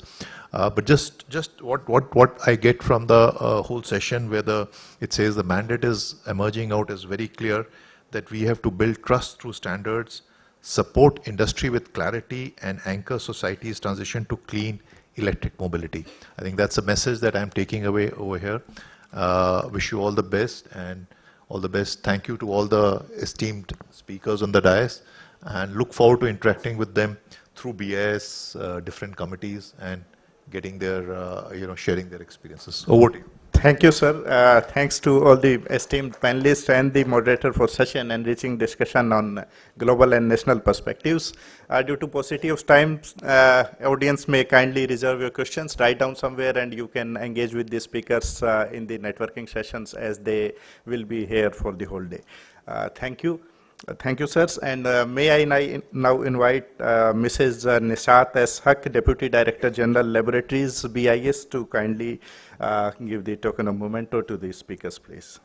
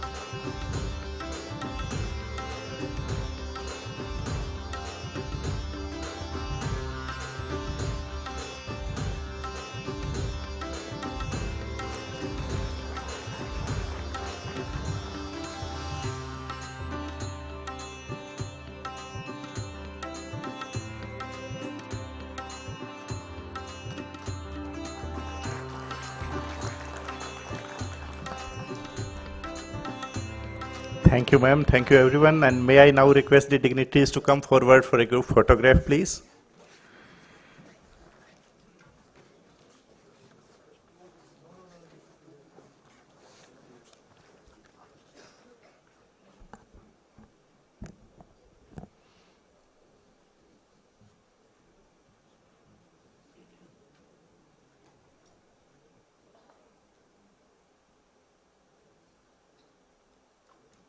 Thank you, ma'am. Thank you, sirs.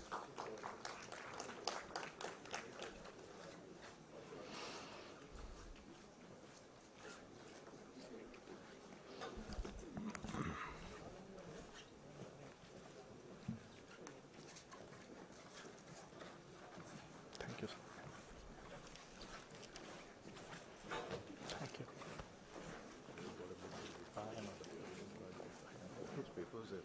No, sure. For the next session, I would like to invite Shri Prashant Banerjee, Executive Director, Society of Indian Automotive Manufacturers, for his presentation on electrification of transportation and role of standards in shaping the EV landscape. Please join me in giving him a big hand.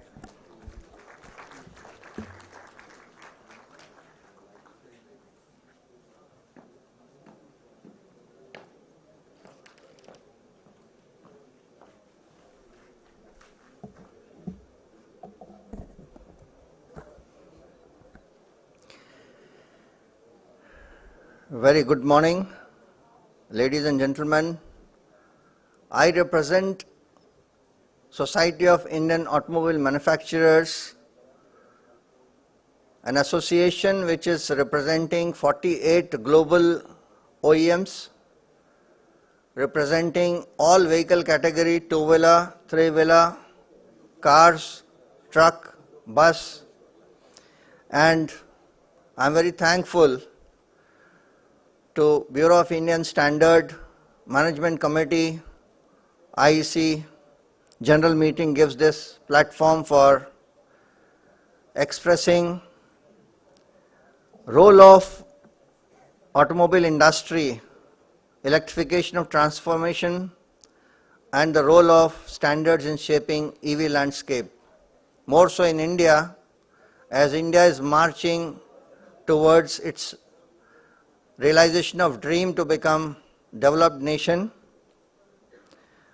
I think we are in a very proud moment that this is being held IEC GM 2025 in India.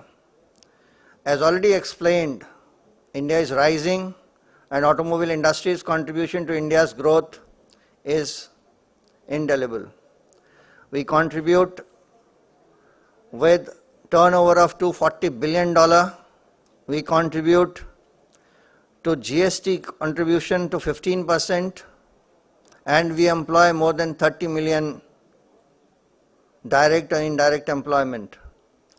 Of course, the export is rising and currently it's 37 billion. As already explained in previous inaugural session with my friend Mr. Sushant, what size of industry, what contribution it's making. The important part of my presentation is SIAM's role in driving EV ecosystem, role of standards, and there are 6 important priority interventions where SIAM is contributing. It's a basically harmonized regulation, standards, policy, evolution in the country, ecosystem development, creating customer awareness, securing supply chain assurances, raw material supplies, more importantly, optimizing cost, including financing requirements, localization of components, and charging infrastructure. While we continue to align our actions with the vision of Government of India, we are very proud to say that India is a country which is giving greater hope to otherwise the challenging global scenario. We have become the 3rd largest auto market and we are becoming 4th global economy. Of course, in its wake, we come with a lot of challenges in terms of GHG reduction requirements, contributions of local air pollution mitigation, energy security requirements, and of course, we have to ensure that we remain self-reliant. Towards this goal, standards play a very vital role. And why standards are critical for EV transition? Because you know that standardization gives on product a benchmark performance, standardized criteria of evaluation, enhanced durability, customer quality assurance, harmonized specification of product, and more importantly ensure safety. When it comes to supply chain, access to wider repository of supplier network, it ensures the cost competitiveness, resilience of supply chain disruptions, minimize certification requirements, validations and approval cost, turnaround time to market improves, and also democratization of after sales and service part helps the customer. And when it comes to trade and economy, market size increases drastically due to access to global market, better acceptance by customers, help achieve economy of scale, and minimizes complexity of business.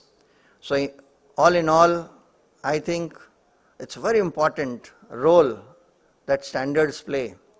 And IEC is a name to reckon with, and India is very proud to be part of various IEC committees, as well as India is largely adopting EV standards from IEC. So we have a Bureau of Indian Standards, national implementation body, which adopts international standards to Indian context, develops unique Indian standards for local needs, mandatory certifications for EV components, aligned with the activities, the expertise available from IEC. But India is a very large country.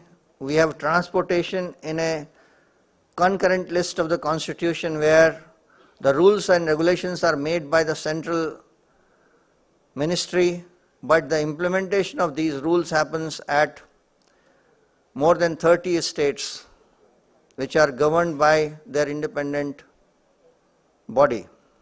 So in view of the above, if I dissect that the number of 190 committees and subcommittees of IEC, we have actually 132 membership primary, 50 India is observing member, and 14 we are not yet member.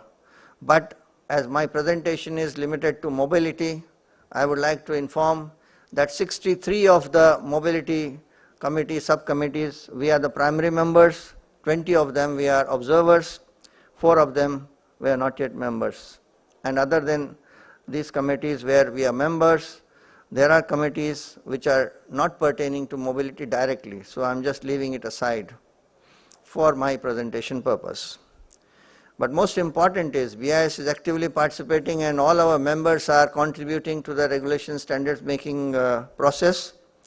And we participate, of course, through delegation meetings and comment voting as well as the electronic voting systems. And India chairs the IEC System Committee in Low Voltage Direct Current and LVDC for electricity access, and also chairs IEC TC 33 on power capacitors and their applications. But what is more important is India is a country which climatic requirements are different than the European or American or Canadian landscape. So therefore, our requirements of local needs, because our operating conditions are different, our temperature conditions are different, so therefore there has to be a necessary tweaking as per the technical specifications. And one point in case is battery management system and battery. You know that Indian temperature ranges as high as in some parts of the desert in Rajasthan go high 50 to 55 degrees centigrade in summer, and colder climate could be as below as -20. So therefore the range of operating conditions for India is different, and that's what we experienced with initial challenges we faced in battery management system standards which we borrowed from the IEC. So thereby Government of India constituted special expert group of academia, R&D experts, and then they could add along with the industry experts the standards related to battery, where 16 unique requirements were added and a standard called Automotive Industry Standard 038 and AIS Standard 156 was created for battery safety and performance.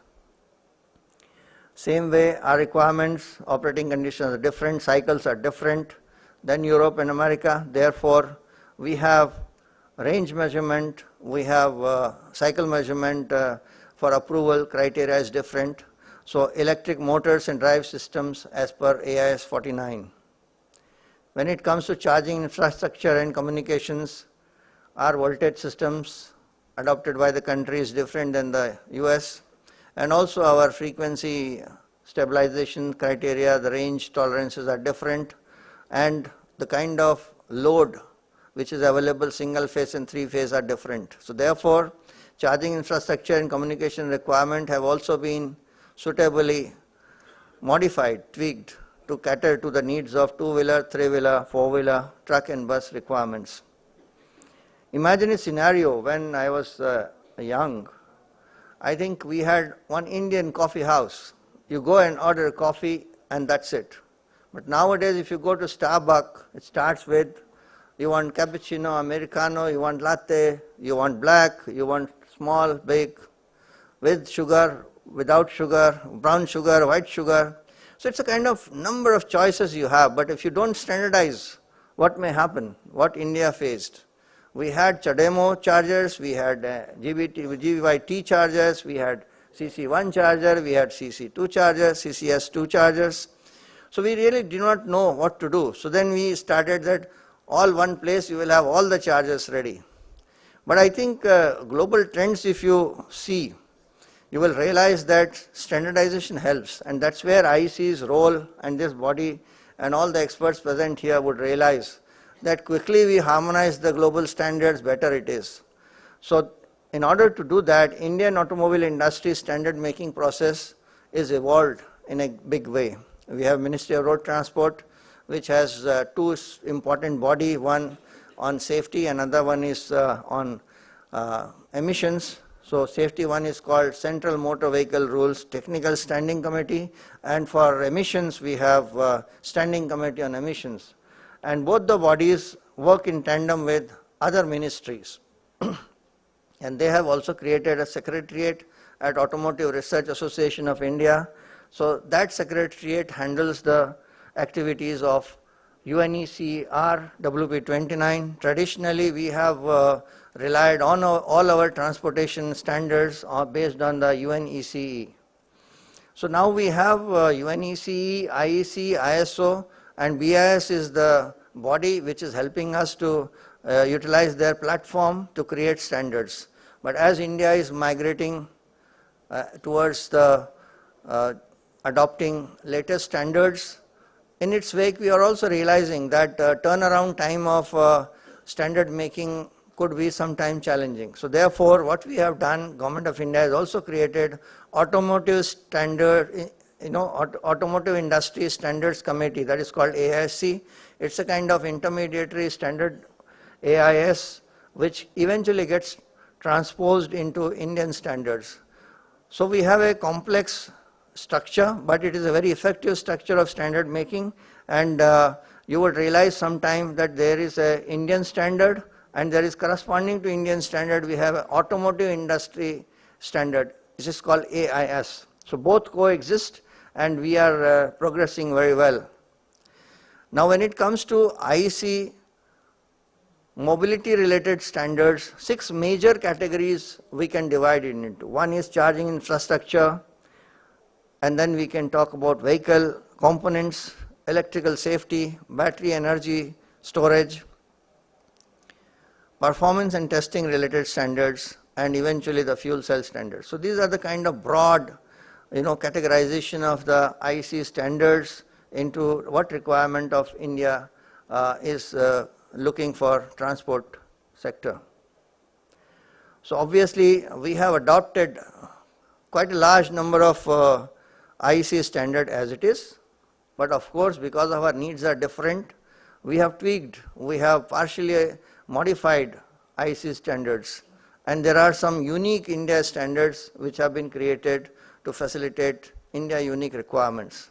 So when it comes to battery management system, we have 7 of Indian standards which defines safety, performance, protections, and they are the bit of unique in nature. Same way we have vehicle inlet, connector and charger requirements. We have requirements related to two-wheelers, which are, we have 80% of the market annually sold vehicles are two-wheelers. So 20 million two-wheelers are sold every year in India. So we are the largest two-wheeler manufacturer in the world, and we are actually having very good penetration of 2- and 3-wheeler electrification, which was shown in the inaugural session. So this broad category of IEC standards, as far as the battery swapping standard goes, we are also adopting battery swapping standards, keeping safety as a paramount important criteria. Interoperability, we are, as long as the safety is not compromised, we are fine with it, but knowing the operating situations on ground, interoperability has to be taken with due care. So that's where we are developing standards in all front, and India is well poised to develop very good electric vehicles. In every category, you would be happy to see, if you happen to visit down below hall 14, you will be able to see good mix of more than 30-35 vehicles which are actually certified, developed and selling well in the country, and you will be able to enjoy to see the good quality, performance, durability and reliability of these vehicles when you visit Hall 14. So I would recommend please do visit there and take the benefit of the contributions. When it comes to three-wheelers, again in three-wheelers also we have a good penetration. As it was shown in the morning, we have more than 56% of three-wheelers sold in the country are electric now. So there is an automatic pull from the customer because of the TCO advantage and the ease of charging requirements of such vehicles which have been created. So there you will find three-wheelers are also present in the hall. You will be able to see it could perhaps be good for your country usage also. When it comes to four-wheeler is more or less aligned with the global standards, and we have 11 IEC standards and 17 of the IS standards are inspired by IEC. Why you see the number difference? Because we have divided IEC standards may be very big, but for our ease of management of certification validation use purpose, we may have divided IEC standard into multiple IS standards. That's why you see the number difference. Same way is the case in electric buses. India is adopting in a big way PME drive scheme basis electric buses, and in buses also we are having a good alignment with IEC standards. So when you look at Indian standards shaping EV ecosystem, they have been developed with a very clear need for India specific requirement. And if I emphasize that EV charging related standards are very important, which are India unique.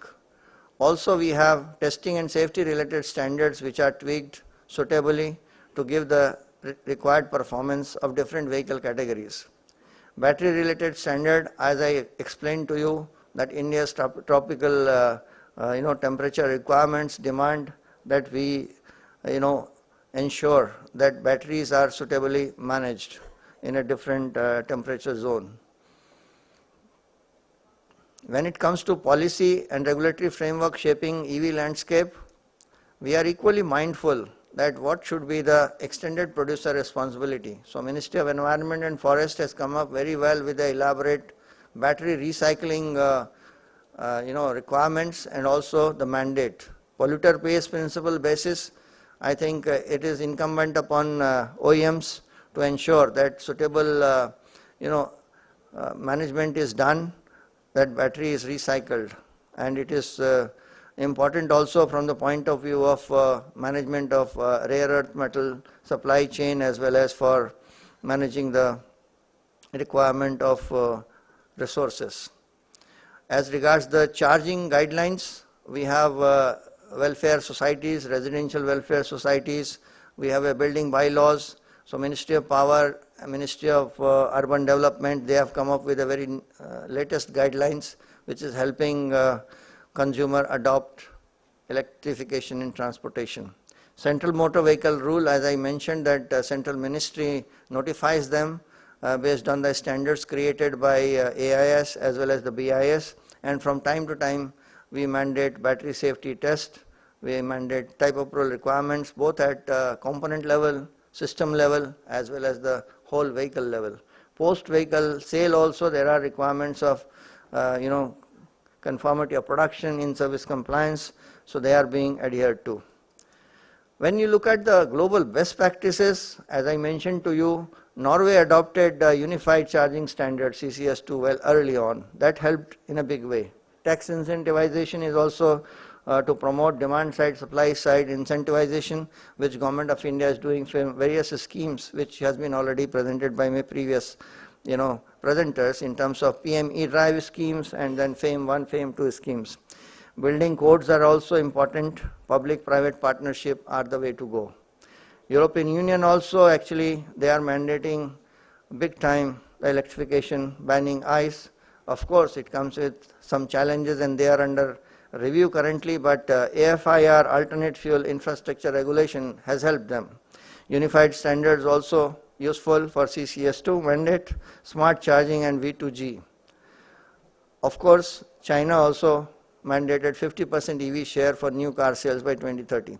So such mandates do help, and India is also looking at adopting electrification in transportation with the help of different levers which they can apply. we are trying to suggest that multipath options are the way to go, multipath, multi-fuel solutions. Mandate could be avoided because it restricts the customer choice. So as a conclusion and way forward, I would like to summarize that to accelerate India's electric mobility transition, stakeholders must collaborate on advancing standardization, and role of IEC, BIS, AIS, very important, and we are very proud that at this point in time IEC GM is being held in India. When you look at India's EV standards ecosystem, it's evolving so rapidly that the technological changes are happening so fast that regulations are not able to keep pace with it. So I think these gaps needs to be quickly abridged with the expert inputs, and then we can harmonize and enforce the standard without bringing disruptions to business. Fragmentation across vehicle categories and component is causing slowdown in scale and innovation. New startup struggles with awareness, compliance, certification, and finance requirements. The pace of technological advancement is outstripping regulatory updates, creating a lag in standard making. Charging infrastructure remain non-uniform and user unfriendly, affecting customer trust and adoption. What is the way forward? Standard harmonization. Align BIS, AIS and global standards to create a unified framework. Interoperability is important without compromising safety. Capacity building for OEMs. Agile regulatory mechanism is essential. Strengthen testing infrastructure. In India, a lot of investment is being done to upgrade the testing infrastructure for EV, and unified national framework to develop a central compliance and monitoring system to reduce state-level policy divergences. So emerging trends, what we need to address is V2G technology, cyber security, AI-driven charging, and global harmonization. So we should move together and moving ahead. Thank you very much. Thank you, sir, for providing deep insights into India's EV ecosystem and for emphasizing the pivotal role of standards. Thank you very much. And I would like to invite Dr. APD Dwivedi, Head Transport Engineering Department of BIS, to kindly present a token of memento to the speaker.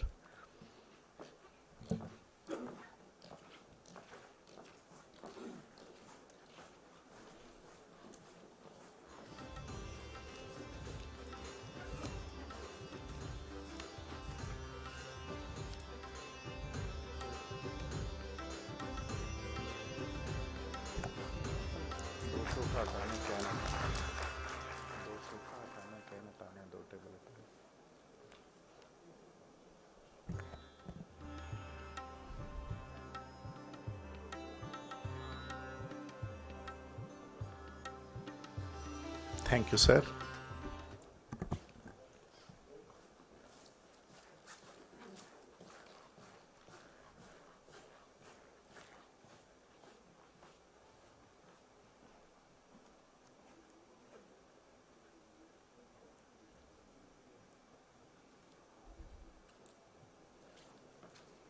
Thank you, sirs.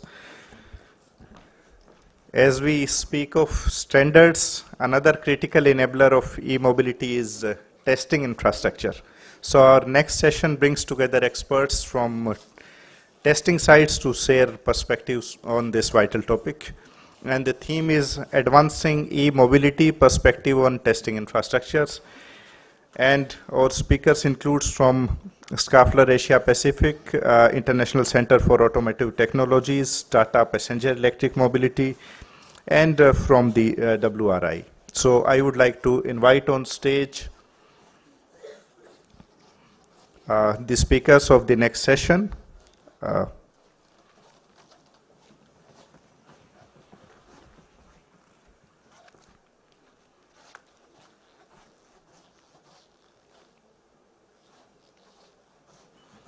May I invite Mr. Girish Ramaswamy, Head of R&D, Schaeffler Asia Pacific. Please give him a round of applause.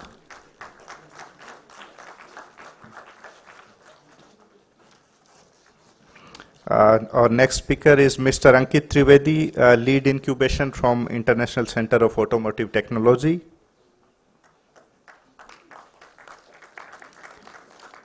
Mr. Vijay Mirashi, Head Vehicle Integration, Tata Passenger Electric Mobility, and Ms. Anuradha Ranganath, Program Lead E-Mobility from WRI as moderator of the session.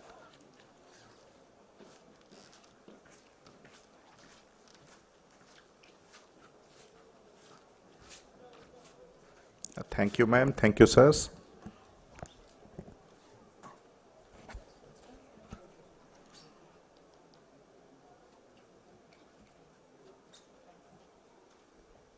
And over to you, ma'am, for moderating the session, please.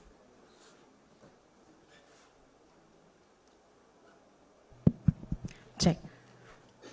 Good afternoon, everybody. I'm Anu Ranganath. I'd like to welcome you all to the panel Advancing E-Mobility Perspectives on Testing Infrastructure. India has set its sight on being a developed nation status by 2047. For the mobility sector, this means not only adopting to cutting-edge technologies, but also leading in designing and developing the same. In context of today's topic, it means we are not only testing the EV components and the infrastructure, but also designing, developing the tooling and testing equipments that comes with it. And joined with me today are distinguished panelists who will bring in their perspectives. I welcome you all to the panel as well.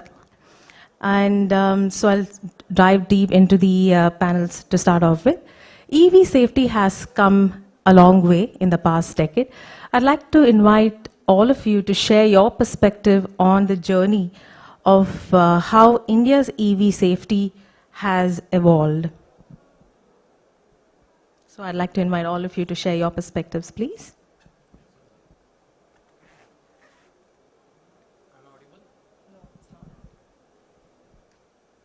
How is it now? Okay. So thank you very much for providing the opportunity.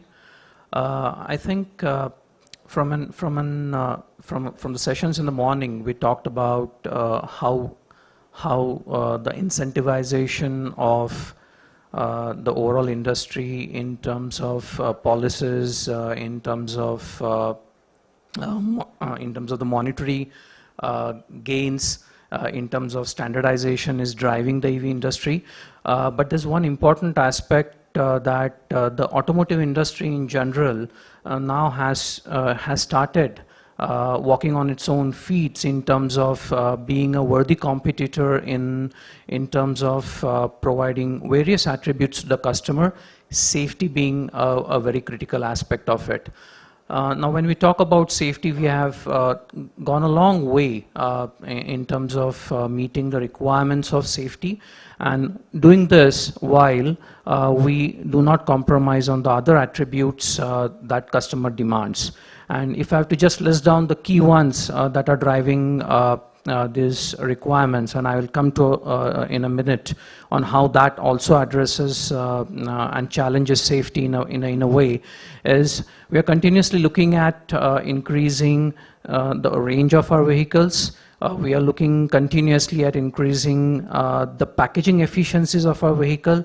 We are looking at improving the energy density of the batteries that we produce and deliver in our vehicles.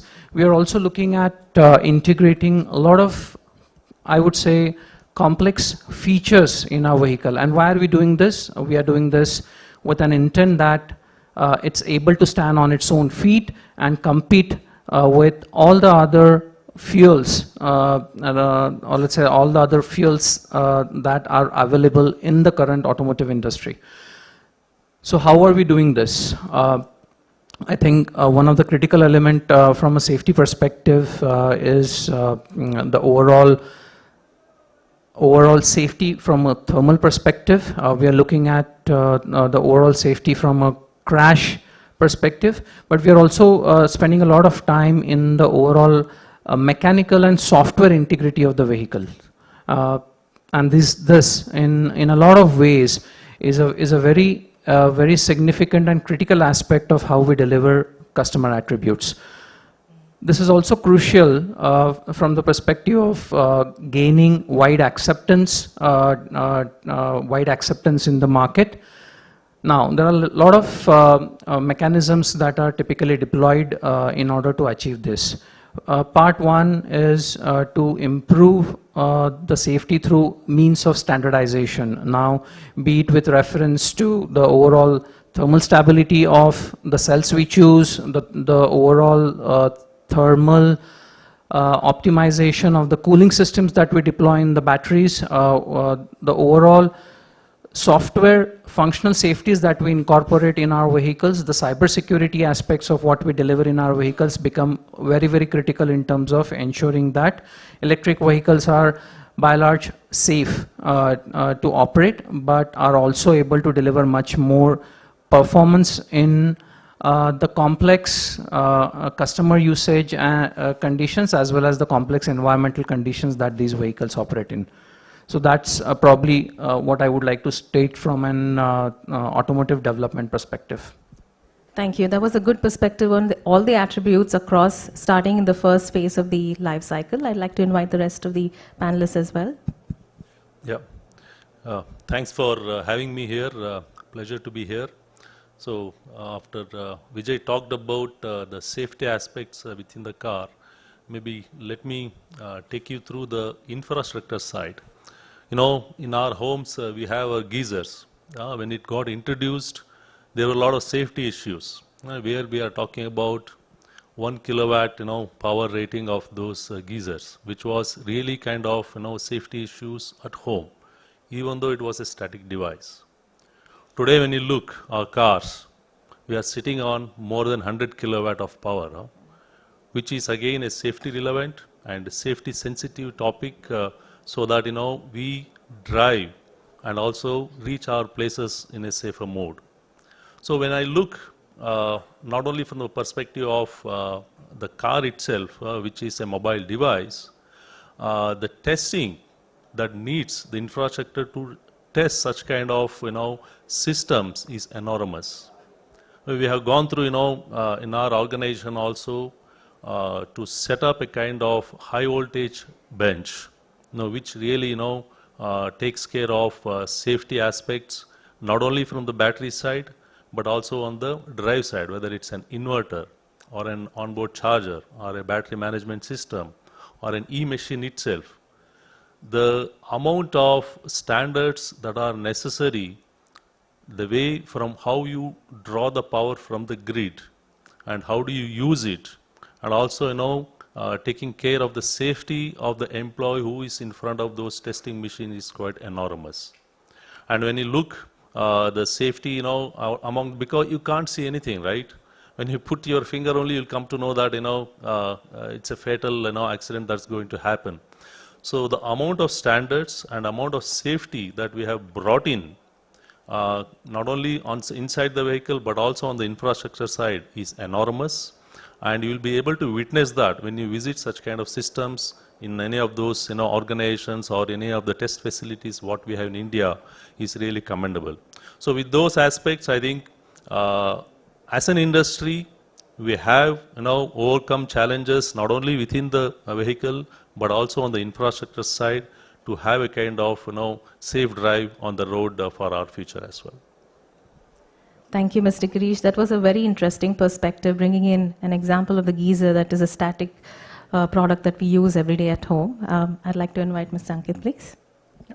So I think my previous speakers have covered from the product perspective. I could give you an insight into what comes from a compliance point of view or a product development support when we do the validation as a certification, pre-cert activity.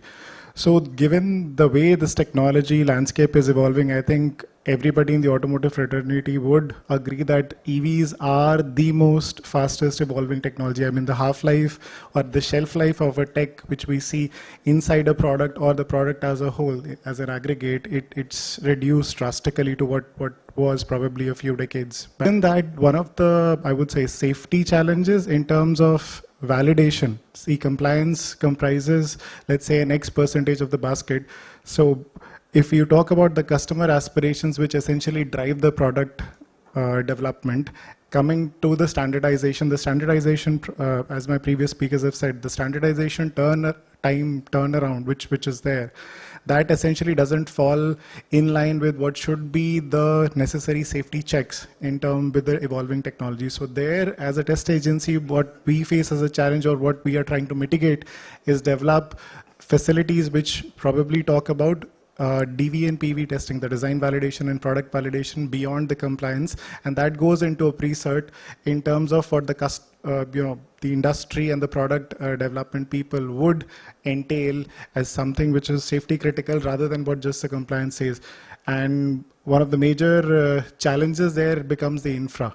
What we were testing in terms of, let's say, I'll give you a few scenarios. We talk about the V2G connectivity, the cybersecurity, the AI, ADAS features as are coming in. So the way or the time in which you can have your infra upgraded for testing in a standardized way across all the verticals, because as a test agency, you don't have the leverage, or I would say, some leeway which is offered to you that you could check that this is my product portfolio. You have to cut across all product portfolios, all ranges. So given that, safety testing becomes a bit of a challenge, but we are trying to mitigate that in investing from ICAT's own corpus with the help of the government. We're trying to keep it abreast with what's happening across the world and probably some, able to test what would be the technologies 5 years down the line, not just in terms of compliance. Thank you, sir. One of the first steps in your product development life cycle is defining your vehicle attributes, setting targets. With EVs, there comes in new targets and updated testing requirements. I'd like to invite Mr. Girish and Mr. Vijay to share your perspective on how has the industry managed to stagger, phase out, reduce these lead times, and what else is required for us to do in the next couple of years? Okay, so a very apt question. The time when I used to work on the ICE vehicles, let's say a decade ago, we used to typically talk of development times on a new product which ranged between, let's say, 36 to 48 months, about 3 to 4 years. In the day of today, we are talking about development cycles which typically range anywhere between, let's say, 20 to 30 months. And that's the kind of compression that we are looking at. Why so? Primarily because there is a race to actually pocket the market share. There is a race to achieve the national targets in terms of electrification. And there is also a race against an established technology in the market, which is, let's say, the regular existing fuels. Now, when we do this, there is a lot of focus given on actually reducing the muda, reducing what is not required, and actually focusing on what is necessary. And I'll again potentially refocus on one of the aspects that we look at is whatever is existing, whatever is known, we most of the times try and standardize it, build over what we have achieved in incremental improvements, if I may say so. And the areas which are new, and primarily from the perspective of newness, I would talk about the electric vehicle architecture, either the high voltage side or the low voltage side. We start focusing our efforts more so on those areas. One of the key areas or the key ways or approaches we would look at it is we try and make sure that our technologies are developed off cycle. We don't try and cramp everything in the program development cycle. That helps not only reduce the time, but it also de-risks the program. So that is part number one. Second part that we try and do is we work very closely along with our supply partners, our test partners, and this is very crucial in terms of aligning our efforts and making sure that all of the industry, all of the partners are working in a unified direction. There is a lot of give and take, a lot of learnings to be done from either side. Third part we would do is we have always looked at, let's say, traditionally testing agencies to come after a product is developed to test it, but that's not the case anymore. Testing agencies play a very pivotal role before we go to the drawing board. They are our, how do I say, sensors in the field who are able to actually identify what a customer likes, dislikes, how do you develop those test cycles, be ready for actually validating that product when it gets onto the board. Fourth very important thing is throughout the development cycle, we are now looking at more co-located development, and this is very, very critical from the perspective of making sure that the softwares are developed in a more robust manner. What you see, what you feel, you can still comprehend, I would say, but what you are not able to, the chances of potentially having gaps in those deliveries are high. So having those people sit together cuts down the communication channel by a large extent, and as a result of which we are able to actually focus our efforts and make sure that our deliveries are more robust right the first time, because our ability to iterate is much lower. The next thing is we have started looking more in a MBSE manner, the entire software development life cycles. So it's a model-based approach that we look at, so that our ability to manage the softwares throughout the product life cycles are much easier, less complex, and hence drains our resources to the lowest extent. And lastly, virtual validation has taken a lot of precedence while we talk about reducing our physical validation cycles. A vehicle which sustains 7 years, 10 years in the field gets validated in not more than, let's say, 4 to 5 months of time in the physical domain. It actually gets validated in the virtual domain in not more than probably 2 months of time. So all of this reductions have naturally helped us compress the development times. It has helped us return back to the market with refreshes, more features in a much more robust manner. And that's probably the approach I would like to place on the table in order to reduce what is not necessary and probably focus more on what is important. Thank you. That definitely resonates with what I was thinking as well, the MVP first and then Delta programs out. And a very interesting point that you mentioned about is the suppliers as well. It is a co-development to bring up the entire ecosystem. Thank you for that. I'd like to invite Mr. Girish. Yeah, thanks, Vijay. I think, being a tier 1 supplier, OEM and tier 1 supplier go hand in hand. When I started my career during, I still remember the IC engine developments used to take 3 years plus development timelines. Now, happy to share with this to keep the market intact as well as to earn the market share. In the last years, we have also delivered products within 18 months, which again, a kind of market requirement as well as the push from the OEMs that, enable suppliers to, be faster inside the market.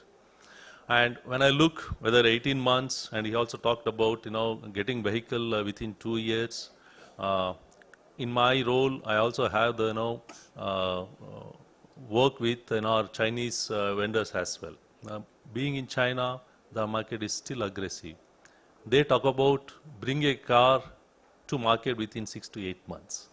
And you see the scale, even though coming from 3 years to 18 months is big step, now we are talking about 6 to 8 months. That's where the product.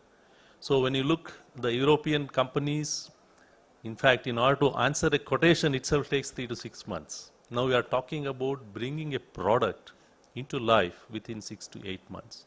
So this drags and also needs a lot of energy, not only from one company, right from it starts with OEMs, and also it comes to tier 1s and tier 2s. And believe me, I think this becomes a reality going forward. We can think about it will not come to India or it will not come to our company and all, but it will happen. But since he talked about from the OEM perspective, on the tier 1 side, also there are a lot of steps. Thanks to the technologies in the opening session also, we talked about AI as a bus. It's no longer a bus. I think it's really into our systems, And we are, enabled a lot of these AIs into our testing as well, wherein, for example, at least 2 examples, when I take virtualization, he also talked about it. And at least when you look from the perspective of tier 1s, we see already 30 to 40% of our testing is taken over by virtualization, where I think we can really simulate the vehicle conditions in front of our computer. Maybe for about 80 to 90% of our work can be done in front of your computer. The second one, which has already taken shape in other parts, probably your mobile is a good example to have AI embedded into your mobile phones, which all of us know. At the same time, from the automotive side, since we we rely on a kind of real-time systems, rather than getting our code done by our AI systems, we go kind of in the other areas like testing, which is a kind of a safe bet, because you'll get to see even if there are any failures in your PCs, not on the real car when a customer writes it. So happy to share that, when you look at the testing itself, today, due to the complexity of the software itself with the multiple controllers inside the car, and we also talk about a zonal controller, which really adds millions lines of code into a car, testing it manually is a nightmare. So AI is enabled really well that, we could do as much as 40 to 50% of testing, or regenerates the test cases and tests it via a kind of AI machine, which again needs an embedded into our own systems, because it should understand our requirements, and then the final case where it is going to be posted. So all these things are enabled now, and as a company, I could really say that we are already 30 to 40%. We are already there testing our software using this AI methodology with the different large language models. And it's going to increase. So just imagine when we reach a stage of testing all our components at a vehicle environment close to 80-90%, these 6 to 8 months, whatever we call bringing life to a product is really feasible. So I think this is where I think we are heading towards bringing AI into our cars very soon. Thank you, Mr. Girish. Virtual testing is a topic I'd surely come back to. Now I'd like to bring in Mr. Ankit as well. In the last few years, both ARAI and ICAT have shouldered tremendous responsibility in not only evolving testing standards, but also defining new standards and communicating it to the industry stakeholders. This has been crucial in building confidence and bringing in robust products. What priorities of new capabilities do you think will be most important to keep pace with the rapid advancement in EV technology in the coming years? Thanks for that. So when you say capabilities, I bifurcate that into two. So capabilities in terms of the human resource, in terms of having the manpower, upgraded abreast with what the new tech are in terms of the testing teams, that is one of the challenges. And second thing, of course, which I mentioned about the infrastructure. So the infra that you have for testing and validation, that becomes a key challenge here. You can be talking about standardization, but the way this landscape is evolving, so that infra to be in place, given the high capex times, the procurement timelines, having it in line with the upcoming regulations, that becomes a bit of a challenge.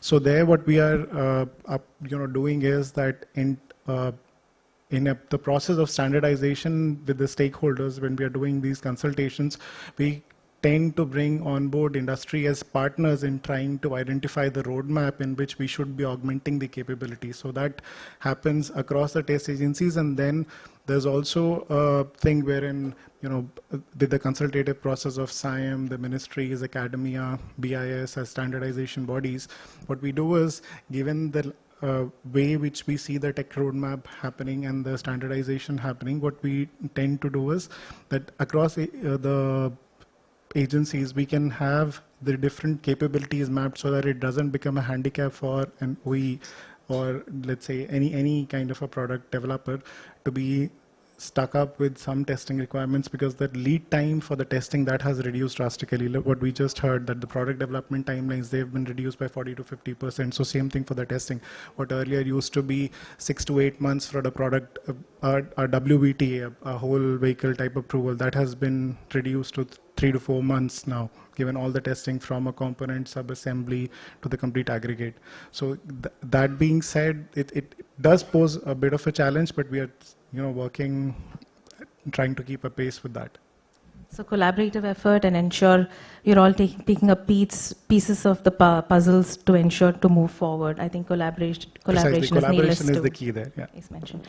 Today, much of our EV testing equipment is procured from outside, maybe powertrain batteries. While this has helped to get us started, we need to look at how we start designing, developing, and manufacturing it ourselves. I'd like to bring in all of you to share your perspectives on how we do it and what are some of the roadblocks for this specifically.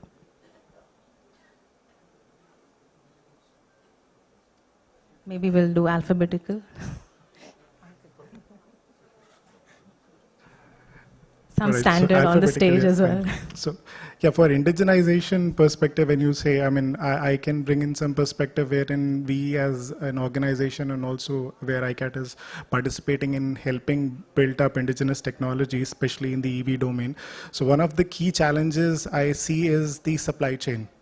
You do not have the requisite backward integration available in terms of what goes into building a product. And given the high capex investments, we cannot be expecting everything to be turned around in a very short time, that we have everything available to be building those products. That is one. But then I would say there has been very interesting developments across the R&D domain. You talk about ANRF, you talk about the DST initiatives, then the various line ministries that have come in. So academia and industry, they haven't been collaborating as much in the past, but recently the government impetus and also the collaborative efforts from the all the stakeholders, when I say researchers, academia, industries, agencies like ourselves. So it has been on bringing collaborative efforts for doing indigenization in the low-hanging fruits first, and then also the frontier technologies. So if you talk about, like I mentioned, ANRF, they've come up with a huge initiative of new developments. MHI, our own ministry, we have had some accelerator programs under the Capital Goods Scheme and also the Center of Excellences that have been developed in indigenizing technologies.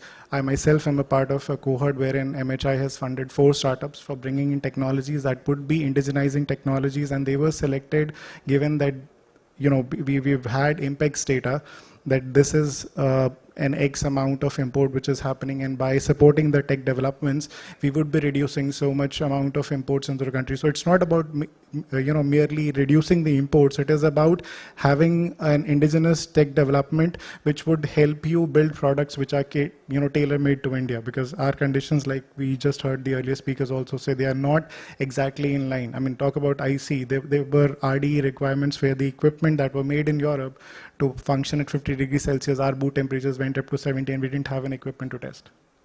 Yeah. Thank you. Yeah, let me add what Ankit shared. The testing, we need to invest a lot going forward. And both, I think, due to the complexity what we are contemplating because of, the complete architectural change with zonal architecture coming into picture with the new EV architecture supported by high performance computing and all. Plus on the other side we also need the hardware that are needed for robust both low voltage as well as high voltage testing. So when you talk about the first one, definitely the complexity will increase because of the number of lines of code that gets in. We talk in terms of millions. So when even though there are a good amount of technology available, but because of our DNA with respect to the software and also the AI methodology with many of the startups what we have in the country, definitely we need to make use of such kind of startups that are available in our ecosystem. The only problem what we saw when we started developing such kind of startups is that their insights into the auto industry. Of course, they are all very good with our whether it's a washing machine or a mobile technology, they are hands-on. But when it comes to automotive, I think they are 4 or 5 steps behind. This is where I think being OEMs, being tier 1s, I think we need to handhold them at least for 2 or 3 years. Bring all these startups who have really invested their time and energy in different domains into the automotive domain. And once we have this 2-3 years of time within our entire ecosystem, definitely the AI introducing into the testing environment will be very easy. This is what we have seen. What we felt was, in the initial days, it was very difficult to teach them about our technology. But after investing 1.5 years of time, I think they dictate. So this is the change what we could see. Even though we had such a kind of complex system within our tier 1 systems, but at least now, when we say something, they understand. And they come back with lot of examples and also solutions which really reduces our timeline. Of course, on the hardware side, definitely a similar investment, whether it's on low voltage or high voltage is necessary. And with the knowledge what we have, because when you look any of the OEMs or any of the tier 1s globally, they have their office in India. Not only newly opened one, but we have the legacy of more than 20-30 years. We have been part of those ecosystems, and the amount of investment, also the knowledge what we have developed, it's completely available within our ecosystem within India. We need to utilize those knowledge what we have within the industry on the hardware side.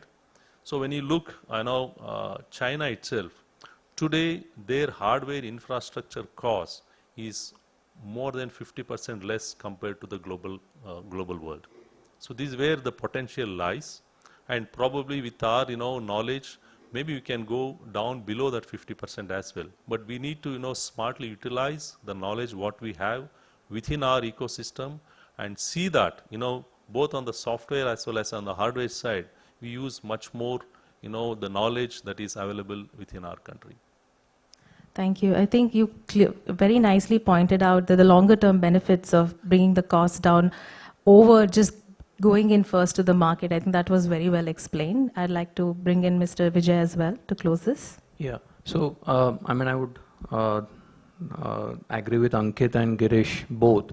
I think there are 2 areas which typically dodge us a lot in terms of meeting our timelines. One is prototyping, where the manufacturing setups are not yet ready, because once the manufacturing setups are ready, churning out certain aggregates is much easier, and I'm talking this more from a context of the high voltage side. And second part is testing. And a lot of times we spend a lot of time in the logistical management of either prototyping it outside of India or getting it validated outside of India. And from that context, Ankit referred to the center of excellences, the incubators, the accelerators, and I think leveraging all of these elements into a pool which is available for all the manufacturers to be able to, and this could be the OEM, tier 1, tier 2 suppliers, and so on and so forth, available to them for the purpose of quickly turning around the validation cycles is going to be crucial. And nothing beats localization in this context.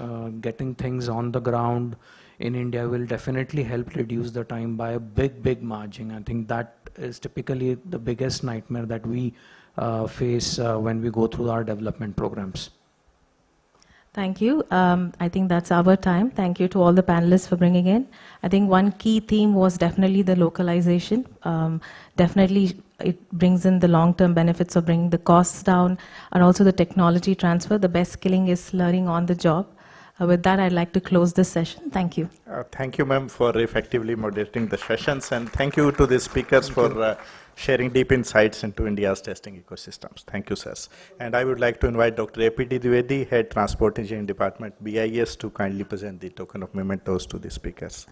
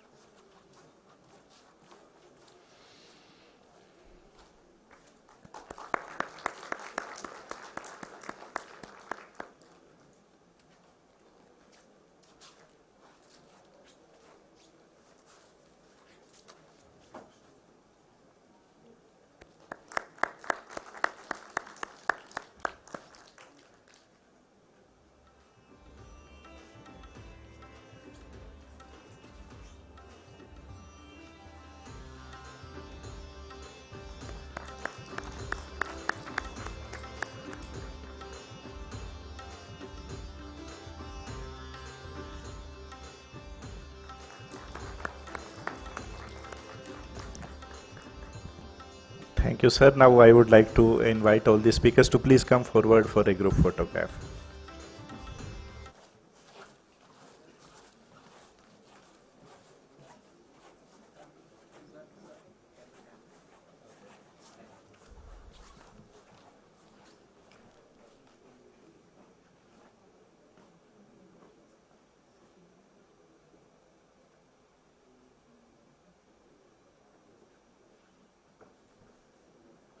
Thank you, sirs. Thank you, ma'am.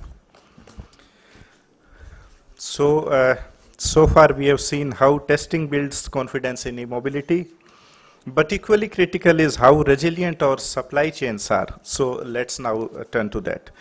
For the next session, we have available with us Mr. Vivek Vikram Singh, MD and Group CEO, Sona Comstar, for his presentation on strengthening supply chain resilience for e-mobility. I would like to invite Mr. Vivek Vikram Singh on the stage, and please give him a round of applause.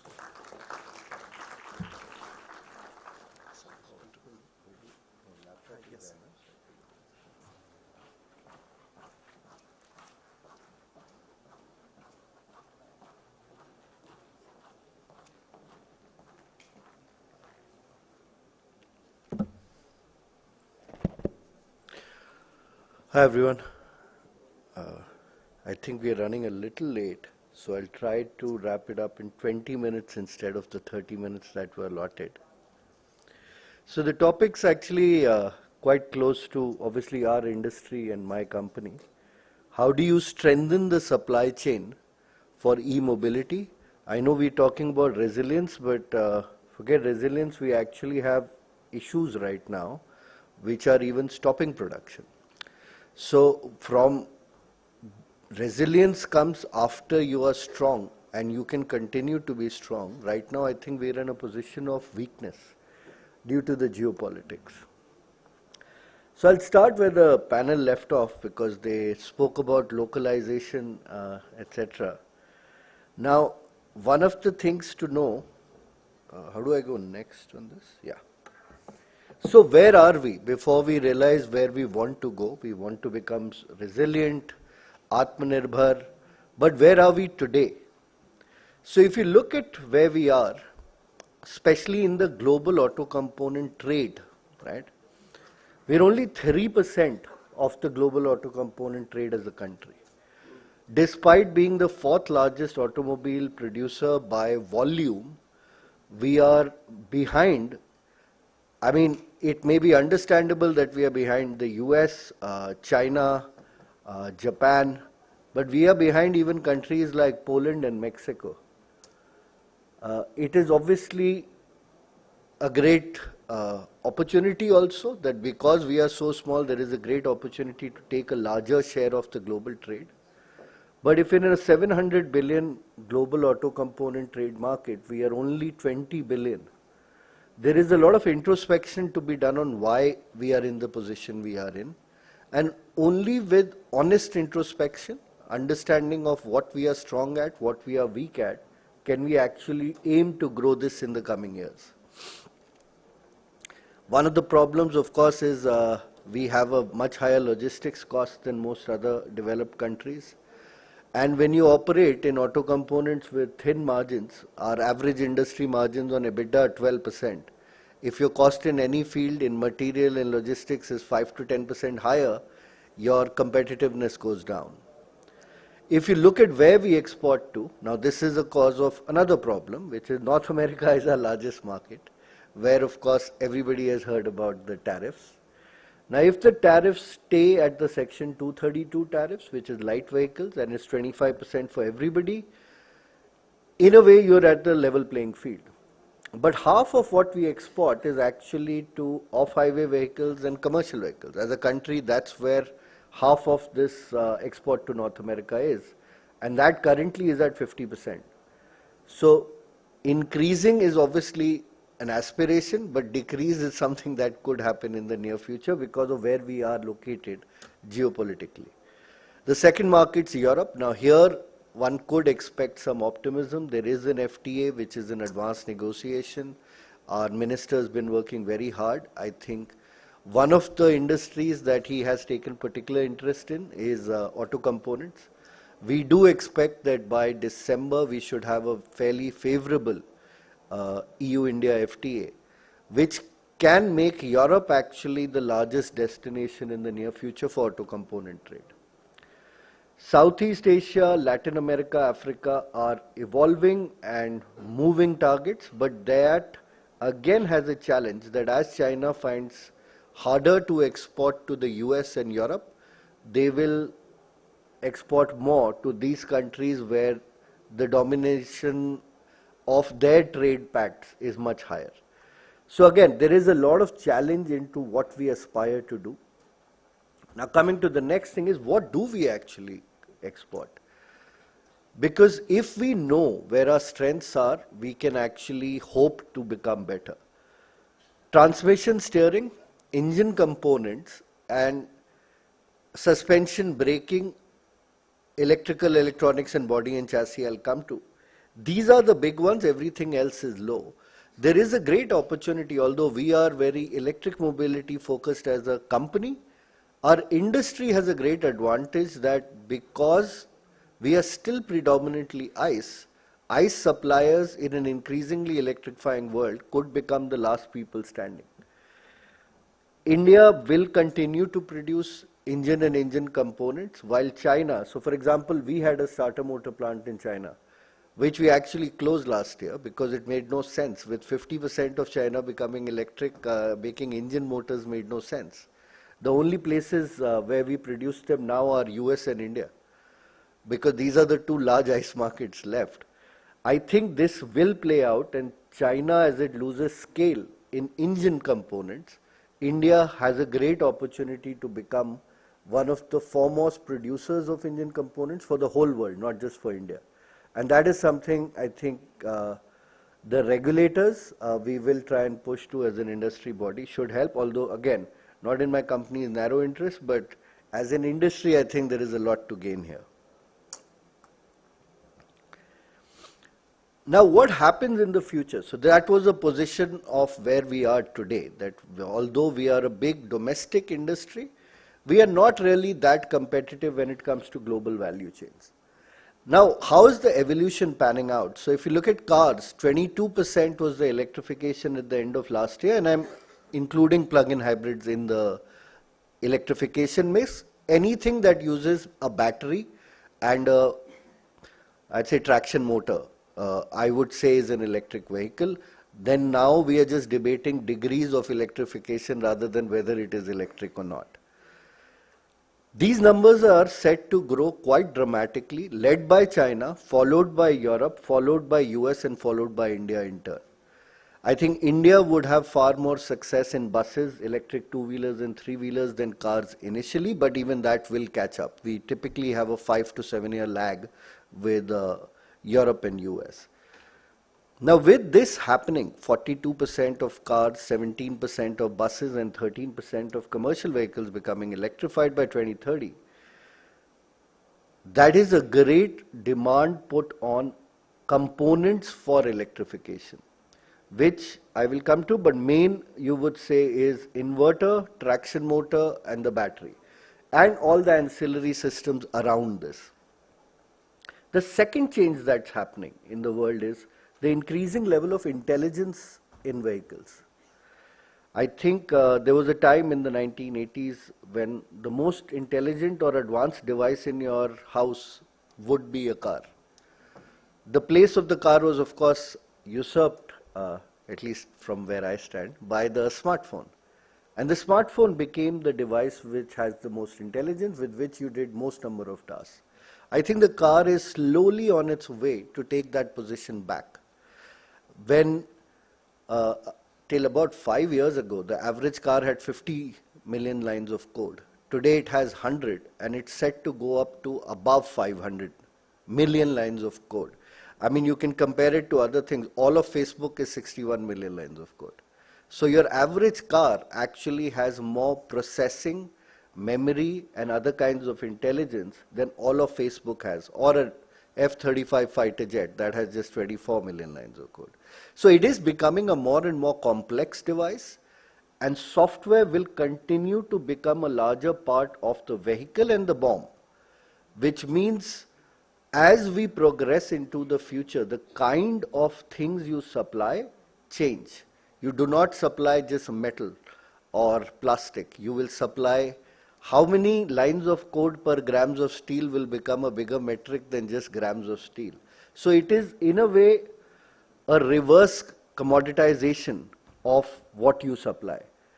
And I'll come to why this presents again both a challenge and an opportunity for India. India has a very large pool of engineering talent.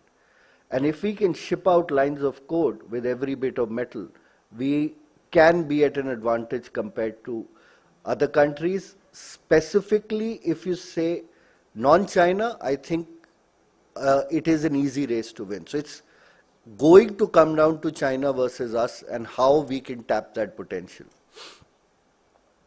Now, this is a bit of looking into the future, and if we did everything right, what could it be? The global auto component market actually will increase not because the number of vehicles increases, it's because the complexity of the vehicle is increasing.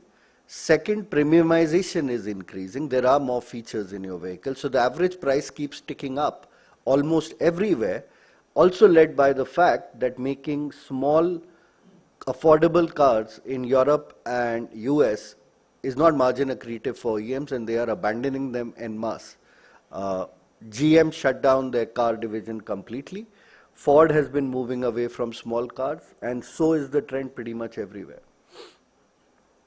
That means the global trade actually goes up despite the geopolitics around us and nearshoring and friendshoring and what are the new phrases you hear. $750 billion is the size of the prize. I think we can aim at 60. I know our Honorable Minister has given us a target of 100 billion, but 5 times in 5 years seems slightly hard to do. So I have taken that target down to something like 60 billion, which I still think is ambitious but achievable, which also means we can be 8% of the global value chain. It's a good target to take as an industry, and we all believe we can do this if we get the support we require. Our global market, our Indian market will also grow in this time, so which means we are also getting the flywheel of scale. So you have enough domestic which helps you export, which gives you the cost advantage, so you can bring down costs more and so on, creating a virtuous cycle of growth and expansion. So this was just context to set up for what are the opportunities that we see. And this is where we try to drill down, or I try to say, where do we increase? Now, look at the bottom of the 3 charts. How the value itself of the vehicle increases as you go from ICE to EV and a fully autonomous AV. Now, these prices too will come down over time. EV has already come to parity in China with an ICE in terms of production cost. I think this will go down further as battery costs go down. one of the researchers I respect a lot said that $60 is the magic number. Once battery cell cost goes below 60, that's when the tipping point happens and electrification will accelerate much faster. But interesting is what is changing.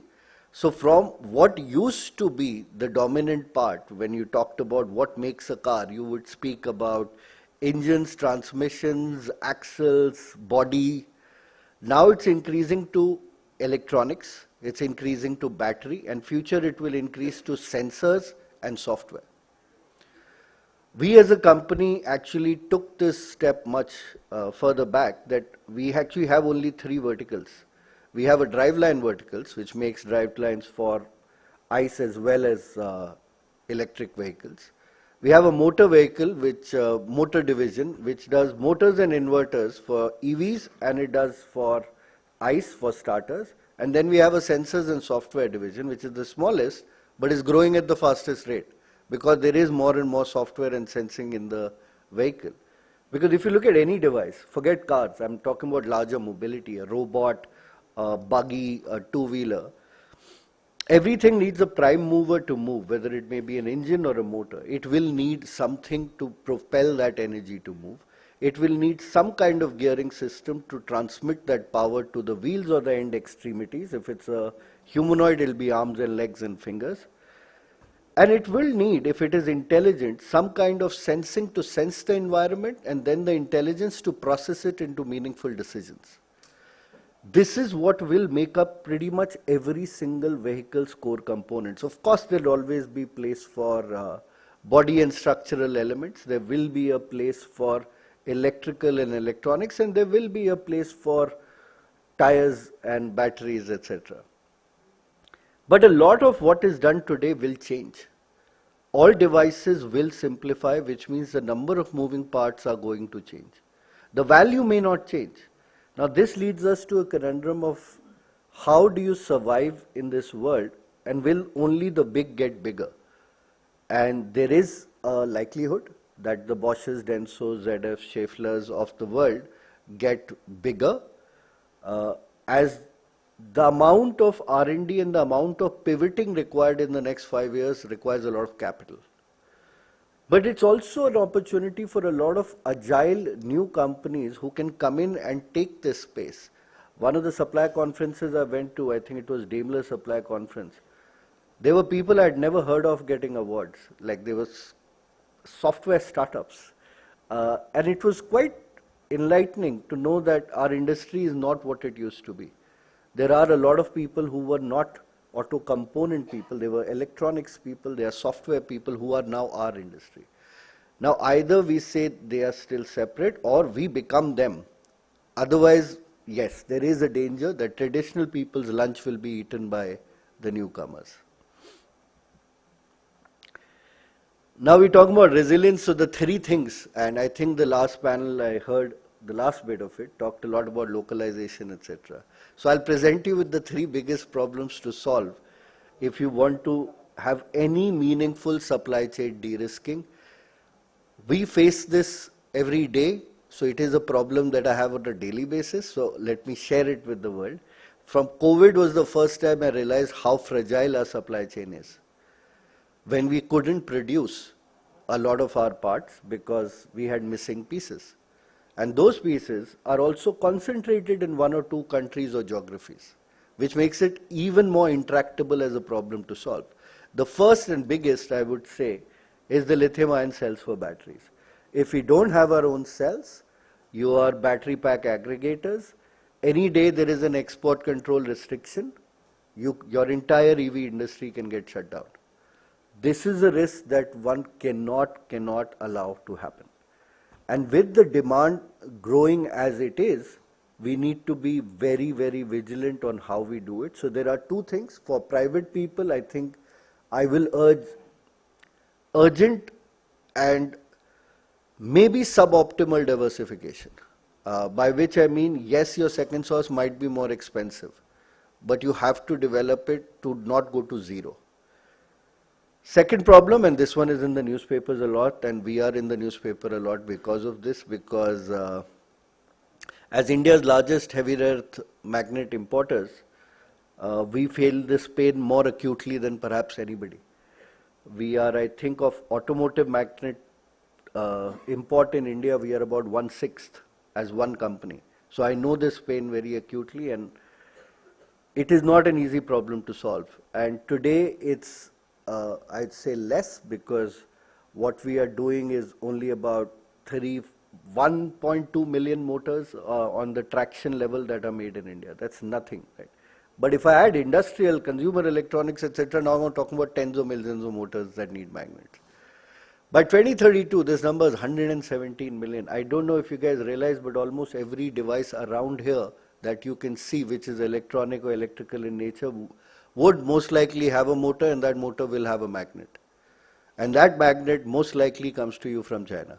It does not come here because India's magnet industry died in the 90s. There are very, very few, and if it's heavy rare earth magnet, 94% of it is made in China. Only 6% is anywhere else in the world. I think this is a space that India can localize because we do have the feedstock. IREL produces 1,300 tons of neodymium oxide every year. Most of it is traded to countries outside because we don't know what to do with that oxide. To process that oxide first into metal and then magnetize it to make magnets is not something we ever developed because we all got used to a very cost-effective, cheap and abundant source of supply from a neighboring country, and we let go. The same problem was in lithium-ion cells, same problem in heavy rare earth magnet, and the same problem, although here it's not China's dependence, it's Taiwan and some other geographies which also could be at risk as geopolitics shifts. That third problem, I think all of us who are from our industry or from the OEM side have seen in 2020 to 2021 how much loss it gave us. The auto industry lost a cumulative $500 billion in those 2 years because of lost production in opportunity cost. And that number is never coming back. Those cars that were never sold are never sold, and they're done. People delayed their decisions, didn't buy vehicles, didn't buy trucks, and it is delayed forever. It could have been our growth and it wasn't, and this can happen again. It's just another pandemic, another war, another export control order. All three are critical, and if we are serious about, again I'm saying forget resilience. If we are serious even about limited self-reliance, we need solutions for all three.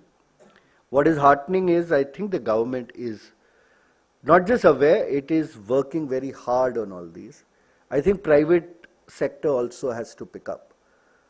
I think it has to share a bit of the burden and not just look for handouts, because this thing that whatever is the cheapest source is what the OEM will push you to, regardless of where it's made. And that has led to a highly optimized but highly risk concentrated industry.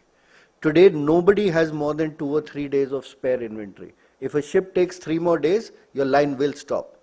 If a Red Sea crisis happens, it will stop lines. It will start harming production because we super optimized. We left no redundancy. But if you leave redundancy, obviously it makes some suboptimal decisions will have to be made. If you say, I will buy from India and I will localize even if it is 10% more expensive, that is what leads to self-reliance, not by this attitude of I will buy everything cheapest from one place.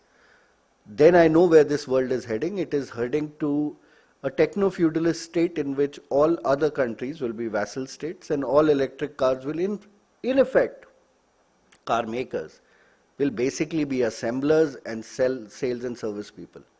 They will have no control on production or manufacturing and eventually even design capability, because whatever would be the design driven by the biggest producers of a component or a system, you will have to take.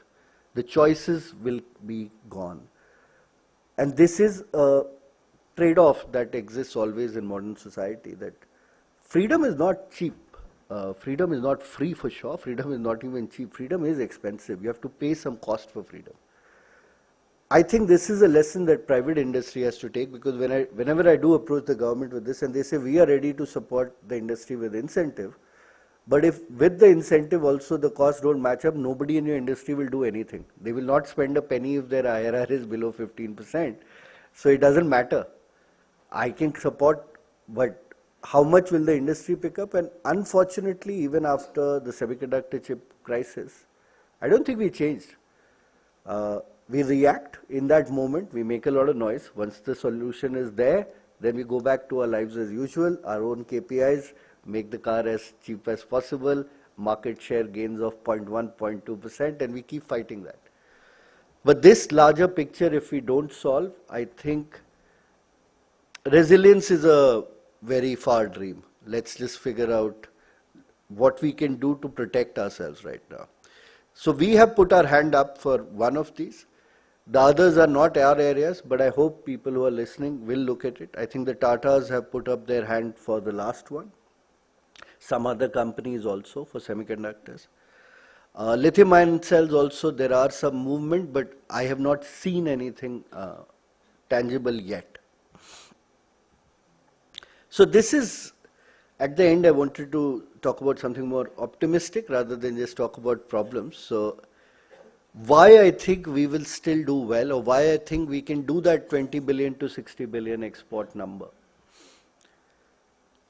We have a very, very strong natural resource, which is our people. Actually, in fact, I think that is one of the only resources we do have in abundance, our people. And we have good people. We have one of the best engineering pools anywhere in the world.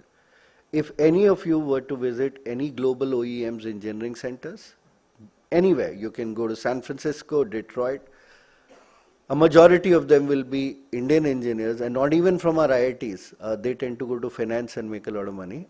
They tend to be more from our Indian tier 2 colleges.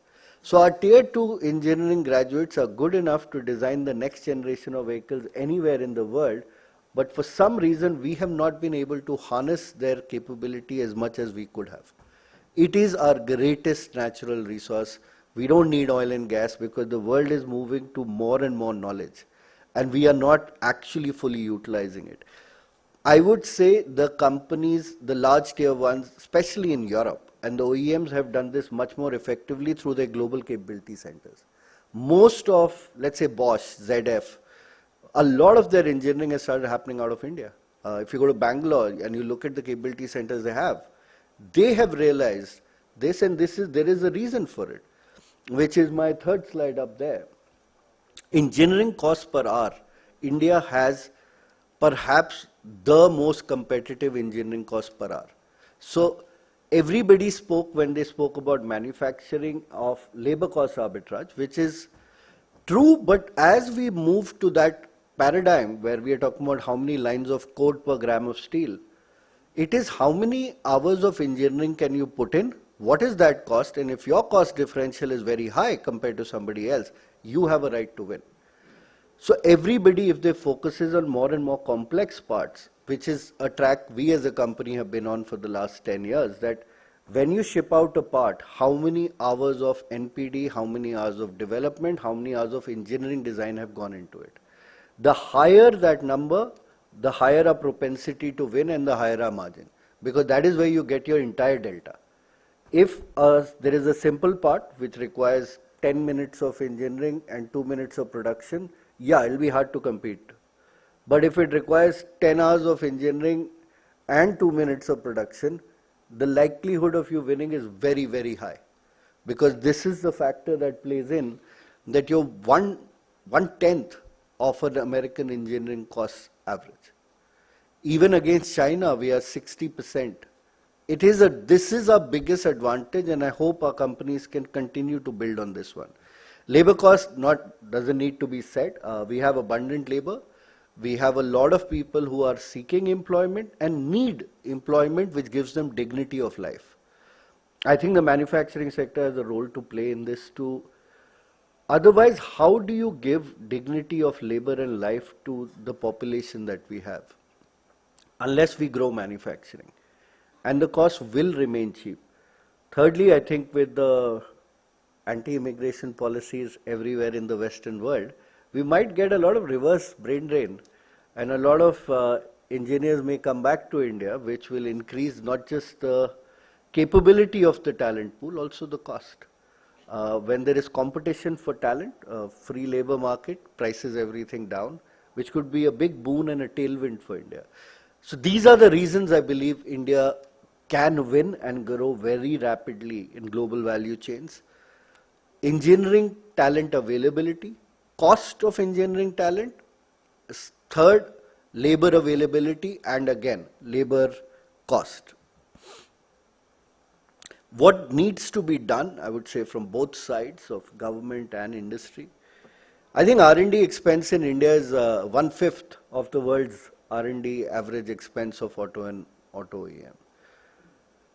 It is a big holdback. If you can't develop new things, if you can't develop newer, cheaper, better variants of what you produce, it is hard to make an OEM shift unless you are 10% better or 10% cheaper. If you go to a car maker where everything is working, why would they change? I mean, there is a barrier to change in all our lives, right? Anything you want to change, a habit. There has to be a decent enough incentive that lets you overcome that change barrier. For that, R&D is required.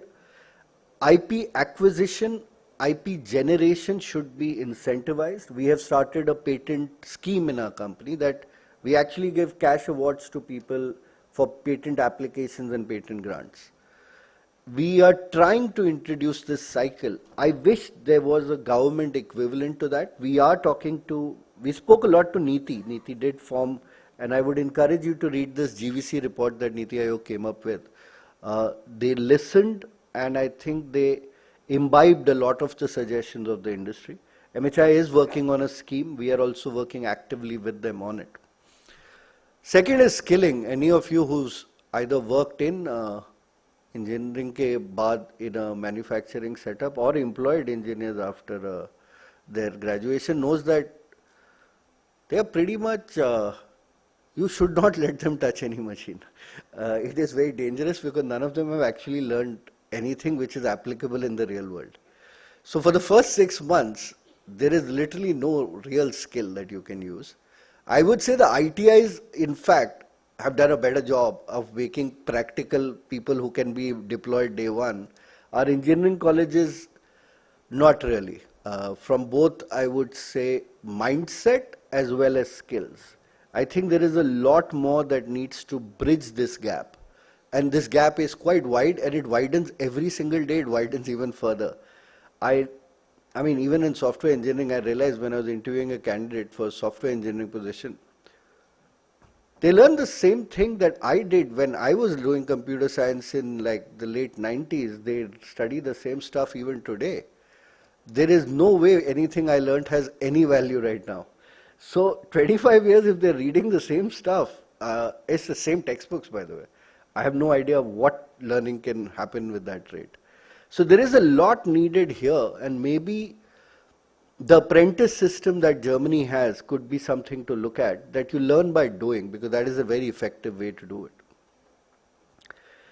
I think we have 3 large hubs in automotive, but there isn't really a cluster approach and infrastructure. If you come to any of them, if you've been to Chakan, if you've been to Chennai, or if you come, God forbid, to Gurgaon, Manesar in the rain, you will realize how weak this infrastructure is.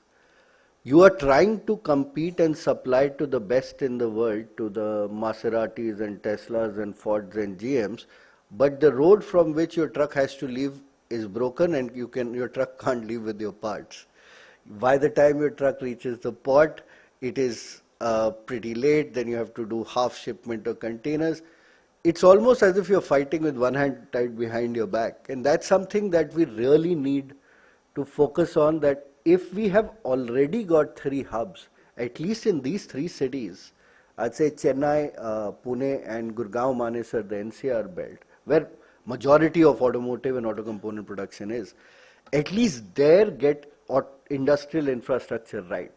Roads, power, port connectivity. Nothing groundbreaking, there's no rocket science, this does not require hundreds of billions of dollars or even that much political will.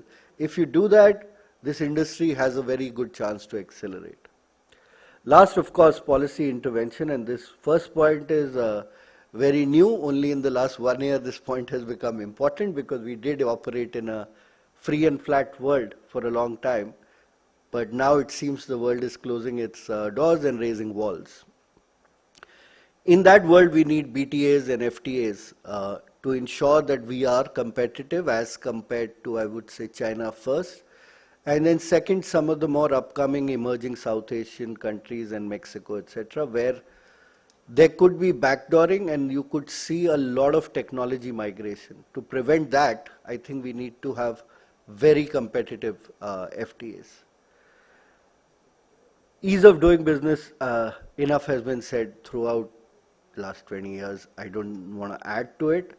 But last is, if you look at what China did in their Little Giants program, they identified industries that could be export champions.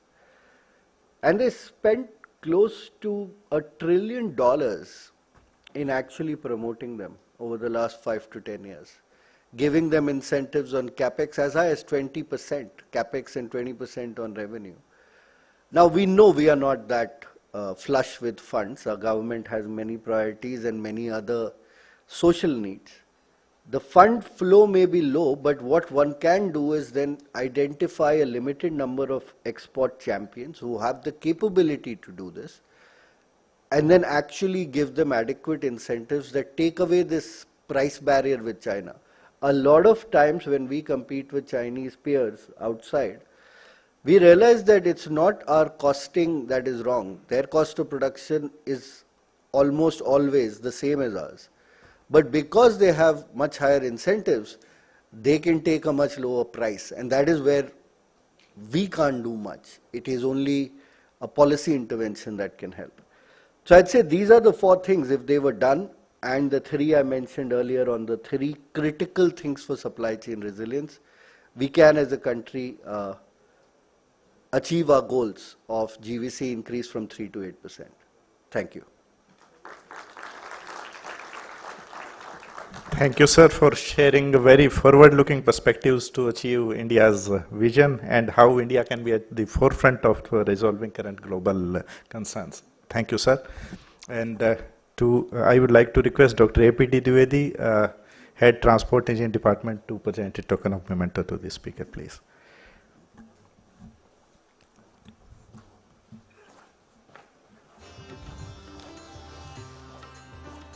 Should we go in the middle?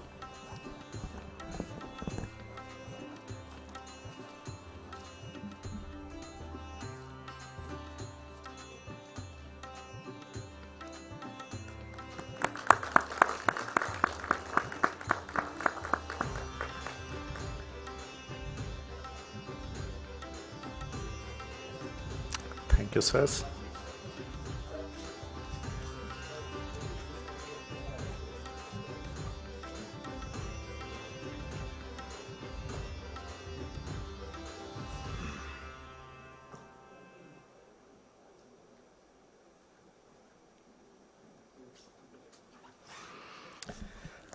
Thank you, sir. And for the last session before lunch, I would now like to call upon Mr. Agust Dubey, Scientist C and Member Secretary of the E-Vehicle Sectional Committee TED 27 of BIS, for a short talk on BIS and e-mobility.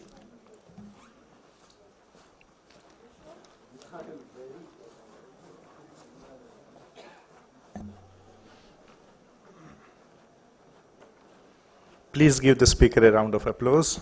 Thank you.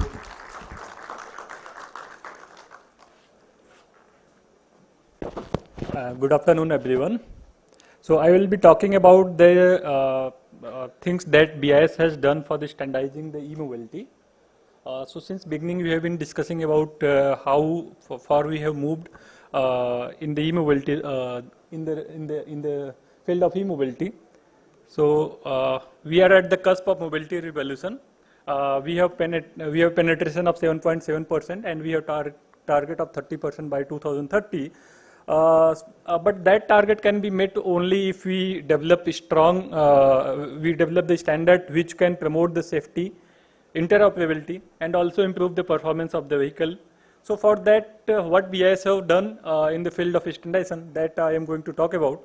So for this subject, we have developed two sectional committee, ETD 51 committee and TD 27 committee. This TD 27 committee develops the standard for motor, electrical components as well as for vehicle. But this ETD 51 committee develops the standard for charging systems. And when we decided that on which aspect of standardization we should work for EV, we identified three areas. One was the critical components, second was the charging infrastructure, and third was the interoperability of component. We decided that on these three aspects we should work first, and then we can identify the other subject to work upon. So I will talking about that who are the major stakeholder in the standard development process. So BIS is at the core, and we develop standards in association with industry and industry associations, academia, individual experts, R&D and scientific institutions, consumer body and NGOs, and also other professional bodies. Many times we receive request or suggestion from industry member that why we cannot develop the standard within 10 days, 15 days or 20 days. They mention that they have the document and then can be directly published as an Indian standards. So we suggest them that we cannot do. We tell them that we cannot do because as a national standard body of India, we are bound to follow certain rules or guidelines that WTO have formed. So the WTO, World Trade Organization, have developed some principles for standardization. These are stakeholder involvement, consensus building, due process, and openness and transparency. So standard development process should be such that all kind of stakeholders are involved at all level, and the standard development process should also be based on the consensus, because if the standard is biased towards some segment of industry, it will harm the other segment of industry. So for that, it is important that the consensus is built in the standard development stage. And we have to follow the due process. That first we'll prepare the draft, then it will go to the pre-draft circulation stage, then wide circulation stage, then it will go to the publication stage. We cannot directly take a document as a base document and we can publish it. So that is the due process. And in the standard development process, we are open. We give the opportunity for all stakeholders who are directly or indirectly affected by the standards, that they can come forward and they can contribute in the standard development process. And we have also to maintain the principle of transparency. So all the stage, all the documents, or all the things related to standardization, we have to publish on the BIS website, and that we publish, and those documents can be accessed by anyone for commenting or for reading or for any other purpose. So for standardization at national level, I have briefed it, but to brief again. So once we receive that new work item proposal, we discuss it inside the committee, and then we prepare a draft. And that draft document is prepared by a working group consisting of 3 to 5 people, and then that draft is submitted to the committee, that is called technical committee. And once that technical committee finalizes the draft, it will be issued into pre-draft circulation. And once that stage is completed, it will go into the wide circulation stage for obtaining the comment from public. So this is the stage where we take the input from all the stakeholders who are not the part of the committee. So this is the indirect means of involving the stakeholder in the standard development process. And after that, we discuss all the comments that are received on the document, and the document is finalized for publication. We have already discussed about the standards which are developed by BIS, because Mr. Banerjee and other speakers have already talked about the standards which we have developed. So I will not talk about these standards. On charging infrastructure also we have developed some standards. So as on date, we have developed total 31 standards for e-mobility. And we are in the process to develop multiple standards on component level, like the standard for DC to DC converter, motor and inverter. We are also to develop the standard for QRTV, and on the charging side, we are in the process to develop a standard for open charge point protocol, And we are also in the process to revise the standard which is for CCS, conductive charging system. And we have two standards for battery, two dedicated Indian standard that talks about the safety aspect. And in those two standards, we have some perspective of battery management system, but they not talk about the complete battery management system safety. So for that, we are in the process to develop one dedicated standard for battery management system. It is under the development standard. It is under the development stage. And we are also in the process to develop a standard that will be chemistry agnostic for EV battery. So right now, all the standards that we have for EV battery, they mainly cater the requirement for secondary battery. But nowadays, we are receiving requests from some of the battery developer that they have been able to develop battery, primary battery that can be used in EV. So for that, we are in the process to develop a standard which can be applied for all segment of chemistry. So this is also under the development. Now, if I talk about the my last slide, that how to contribute in the international standardization. So BIS as national standard body of India, it has the responsibility to contribute in the international standard development process. So to contribute in ISO and IEC, the one should be member of the BIS technical committee. So for that, they can apply on the BIS portal, and once those requests are received, we discussed inside the committee, and if committee approve the nomination, then the expert, if they wish to be part of ISO or IEC, we nominate them in ISO and IEC, and they can contribute there effectively. So that is the process of contribution in the international standardization. Since we are about to learn, since this was the last session before the lunch, and we are late also, so I have tried to conclude it within a limited time. So this was my last slide. So if you have any query, I will be there. You can ask the query from me. Thank you. Thank you, Mr. Dubey, for highlighting BI's role in shaping the ecosystem standardization. Thank you. And I would like to invite Dr. A.P.D. Dwivedi, Head Transport Engine Department, to kindly present the memento to the speaker.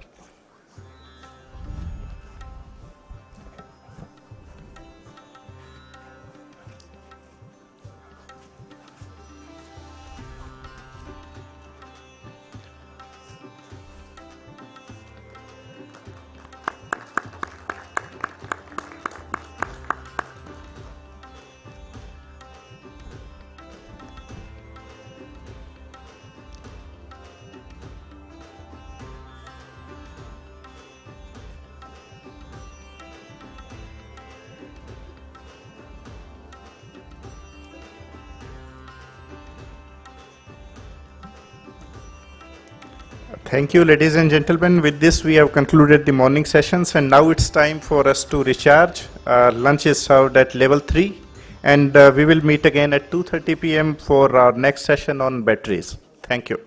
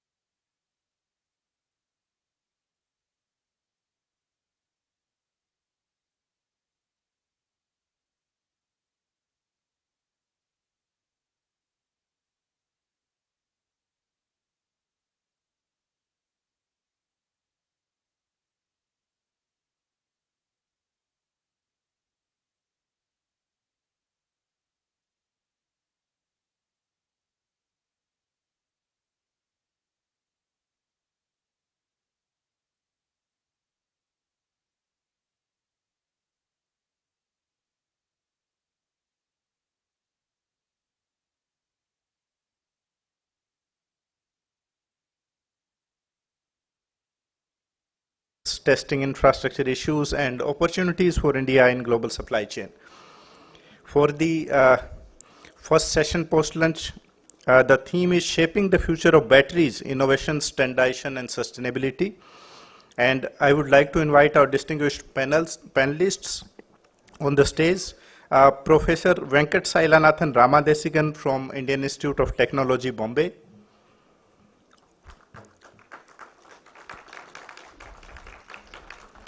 Mr. Varun, scientist from CSIR National Chemical Laboratory. Ms. Sonia M. Bird, Vice President, UL Standards and Engagement. Mr. M.S. Anand Kumar, AVP from TVS Motor Company. Mr. Dilip Shenoy, former advisor IPSA and Director Blue Energy Motor. Ms. Annette Fredrickson, Board Member of Senelec. And Dr. Astushi Oma, Expert Leader from Nishant Motor Company Limited. And I would like to invite the moderator, Mr. Gursharan Dhillon, Director E-Mobility, ISA.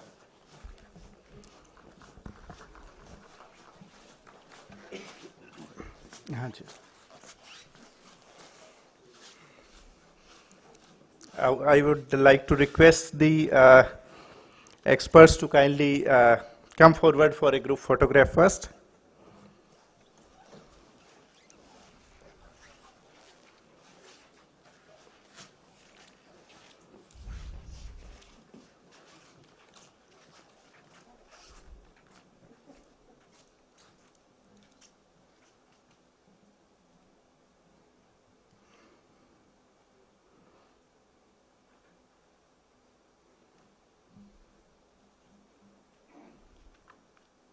Thank you, everyone.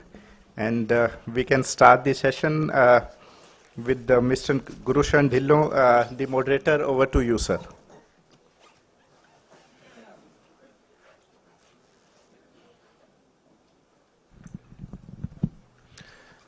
Thank you very much, and a very warm welcome to everyone to this session. I was just doing a quick calculation. There's 8 of us here, and if I put the collective wisdom in terms of years, it's about 710 years.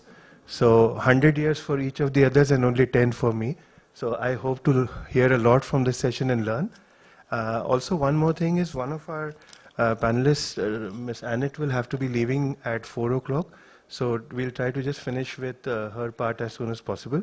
So before we begin, I'd just like to request each of the panelists to very quickly state your name and your organization, and then we'll get into the flow of the discussion. Starting from right to left, please.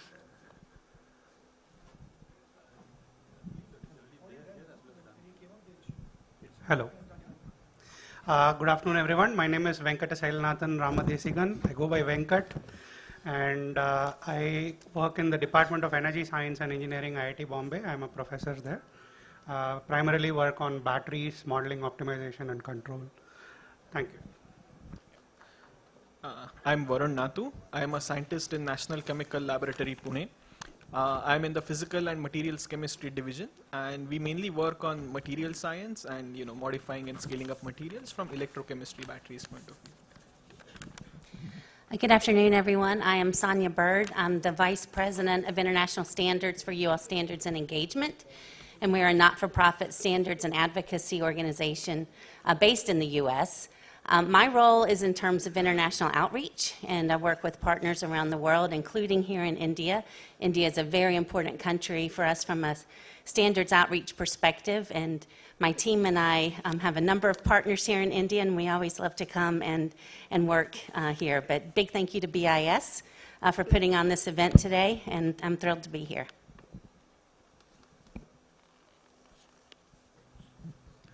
Good afternoon. Good afternoon, everyone. Happy to be part of this panel. My name is M.S. Anand Kumar from TVS Motor. I am responsible for regulatory affairs and materials. I've been in this organization R&D for, say, 25 plus years. I'm actively engaged in many of the regulatory discussions happening within the government as well as SIAM.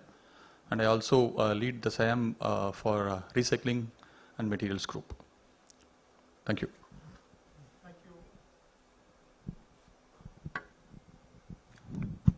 Thank you and good afternoon. Welcome back after lunch. My name is Dilip Chinoy. I'm here today as an independent director of Blue Energy Motors, which is a truck manufacturer, which includes swapping. I was also a former Director General of SIM and also advise the Indian Battery Swapping Association. Good afternoon from my side. My name is Annette Frederiksen. I'm from Germany and I'm the German board member within CENELEC. CENELEC is the European Standardization Organization for Electrotechnical Standards. And I'm also involved in industry, so I work in the e-bike industry where I'm actively involved in the standardization for batteries. And I would also like to thank BIS for organizing this event. I think it's very important that we have an exchange on the important topic of e-mobility, which also relates to the all-electric and connected society. And I think it's important that we can really have share best practices and collaborate between the different regions and also between the different countries. And I really appreciate that we can share the European vision here from CEN, CENELEC and ETSI. Thank you very much. Hi, good afternoon everyone. I'm Atsushi Oma, expert leader of Nissan Japan, in charge of battery fundamental research and development, including chemistry, modeling, and also cell development. And I also am a convener of TC21, TC21, Joint Working 69 Lithium. Yeah, I'm very happy to be here. Thank you. Thank you very much. Very warm welcome to the panel. And I'll jump straight into the questions. And I'll start with Professor Venkat. Thank you for allowing me the liberty to call you that. Sir, I had a very interesting conversation with a government body which had procured electric vehicles in 2017. They have now reached their end of life and they want to scrap them. The problem is that battery technology has evolved so much in the last 7 years itself that they are finding it challenging to find a buyer who has meaningful value. So what are your comments on how fast battery chemistries are emerging and what are the main emerging chemistries in the Indian context? All right, thank you again. Excellent question in terms of different battery chemistries emerging. So to start with, again, there is a lot of research going on within lithium-based chemistries. You have lithium ion and then lithium sulfur.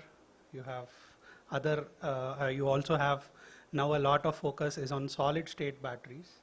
So these are the most, actively researched. Of course, lithium ion is at a commercial stage. The other two I mentioned are still in the research phases. But apart from it, there is a lot of push to go beyond lithium ion. And we had a gentleman from Niti Aayog in the morning also talk about advanced battery chemistries. There was a series of reports released by Niti Aayog on advanced battery chemistries. So I think the current focus for many research groups within India is in the area of sodium ion batteries. So that seems to be one of the, so I think to be very frank, I think we missed the bus in terms of getting into the lithium ion research or development or manufacturing. So I think there is a lot of push to see if we can at least get on par with the world level manufacturing in sodium ion. So there is where a lot of push is happening. Of course, there are issues. The advantages, I'm just probably preaching to the choir. Many of you already know the advantages. You have the material availability is good. We had a very elaborate talk on supply chain, I believe. Excuse me. That's not a huge problem when you look at sodium ion batteries. And of course, right now it may not be the best twin for a lithium ion battery in terms of energy density or power density, but with certain trade-offs we still can use them, and a lot of companies are also showing interest and trying to purchase lithium sodium ion based technologies as well as companies. So I believe that is something that is picking up. Of course, most of the lithium ion based chemistries are also now moving towards solid state. As I said, solid state is something that everybody is trying to research across the globe. And apart from that, of course, there are people working on metal air batteries, zinc ion batteries. So these are also some other technologies that people are trying to see if they can replace the dependence on lithium and these rare earth metals. So I would probably stop here. Fantastic. Thank you very much, sir. You've spoken about a lot of technologies. I think in this panel we will dwell upon two words you used, solid state and sodium ion. And I can see Dr. Nathu smiling internally because no one organization has done more work on sodium ion than what NCL is doing right now. So Dr. Nathu, your very quick comments on what NCL is doing in sodium ion space and how close are we for commercialization with sodium ion? Yeah, so NCL and sodium ion battery go way back, I think 10 plus years ago.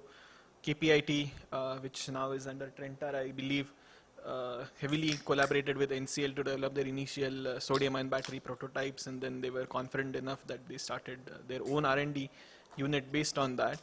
And then, of course, my colleague, Dr. Manjusha, also parallelly developed her own sodium ion chemistry and now is a very big startup. She is already at the prototyping stage with a scaled down gigafactory kind of setup working for her. She had the first cell that was certified by ARAI that was in the news a while back. So NCL and sodium ion battery has a very long history. In sodium ion battery, couple of things I would like to point out after Dr. Venkat's thing, right? There is always, whenever we hear about sodium ion battery, the first thing that we hear that, it's inherently heavier than lithium ion, so energy density is going to take a hit. The potential, the electrochemical potential window will also take a hit. Then there is no point in going with sodium ion batteries, right? So one back of the envelope calculation I would like to just read out that I did over lunch, which puts things into perspective, right? So as he mentioned, the metal batteries like lithium metal batteries or sodium metal batteries are still a distant future, maybe a decade after that they will be commercialized, right? I know SES and other companies in US have had success, but coming to my point, like if we have LiFePO4, which is probably the most favored cathode chemistry, just for the sake of assumption, if I make NaFePO4, the molecular weight only increases by say 10%. So not much when it comes by swapping lithium to sodium. When you're looking at the compound as a whole, the molecular weight increase is very minimal. So going from lithium metal, sodium metal, yes, it's 3 times heavier, but when you're looking at the cathode chemistry, the weight difference is very low. And when it comes to the electrochemical potential, if you go by the textbook tables, there is a small caveat that those values are measured in water, and our batteries don't work in water. They are mainly in organic solvent. So what is 0.3 volts different comes down to 0.2 volts, right? So that 0.1 volt is also gained. So if you look at these nuances, sodium is actually not that bad in the current state fundamentally as well when you compare it to lithium ion batteries. Yeah, so with that I would like to. Fantastic. Thank you very much, Dr. Nathu. Coming over to you, Ms. Sonia, we've spoken about evolving chemistries, but today still lithium is king. So how important are lithium batteries in the current context, and how relevant are standards for the same, for ensuring safety of these batteries? Yeah, thank you for that. So, we heard this morning already about the increased use of lithium-ion batteries, and, they're in everything from cell phones to tablets to, of course, the e-mobility devices that we're talking about here today. And we heard also about the increased use of e-mobility here in India and globally. And so it's becoming more and more important that we make sure that the safety of these devices are really are covered. And it's wonderful that the IEC is here together to pull requirements and really continue to build on that safety infrastructure. But there's so much more to it than just safety. We need to think also about reliability and about circularity when we think about standards and batteries as well. And so I look forward to talking a little bit more about that as we continue in the discussion today. Thank you, thank you. Moving over to you, Mr. Anand Kumar. First of all, my congratulations to you and your organization for leading the electrification market in the two-wheeler segment. I think TVS is doing a stellar job in the same. batteries, of course, has a very big role to play in the whole dynamics, vehicle dynamics and performance. We're seeing a lot of, increase in the density of nickel. We've started with 532, then we went to 6, then 7. So what do you feel, how high will the nickel cathode content go as we define the future of electric two-wheelers? And will nickel-dominated chemistry remain in prevalence, or do you look at some other alternatives also coming in? Thank you for this interesting question and paradigm. Now, two-wheeler community faces a very specific challenge. I'm talking about in terms of space for making the batteries to sit in a vehicle. Two-wheeler, we can always look at how mopeds are compactly packed, or a scooter, how it is beautifully designed on the styling portion of it, plus a motorcycle where the spaces are very limited. So all along, space is the main criteria. So we all work towards increasing the energy density for a given space, whatever we have. Hence, nickel becomes an obvious choice today. Previous speakers have beautifully put on the number of chemistries what has been there today, as well as what we are going to have it in tomorrow. Now, the nickel content, what we are thinking today, say for example, NMC 811 or NCA, any other such chemistries, do possess a very specific advantage of higher energy densities. Now, that also comes with the challenge of thermal stability as well as safety.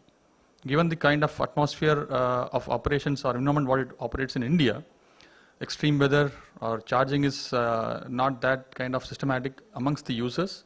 So we may have to really see a good alternative towards nickel, although nickel poses a very specific advantage.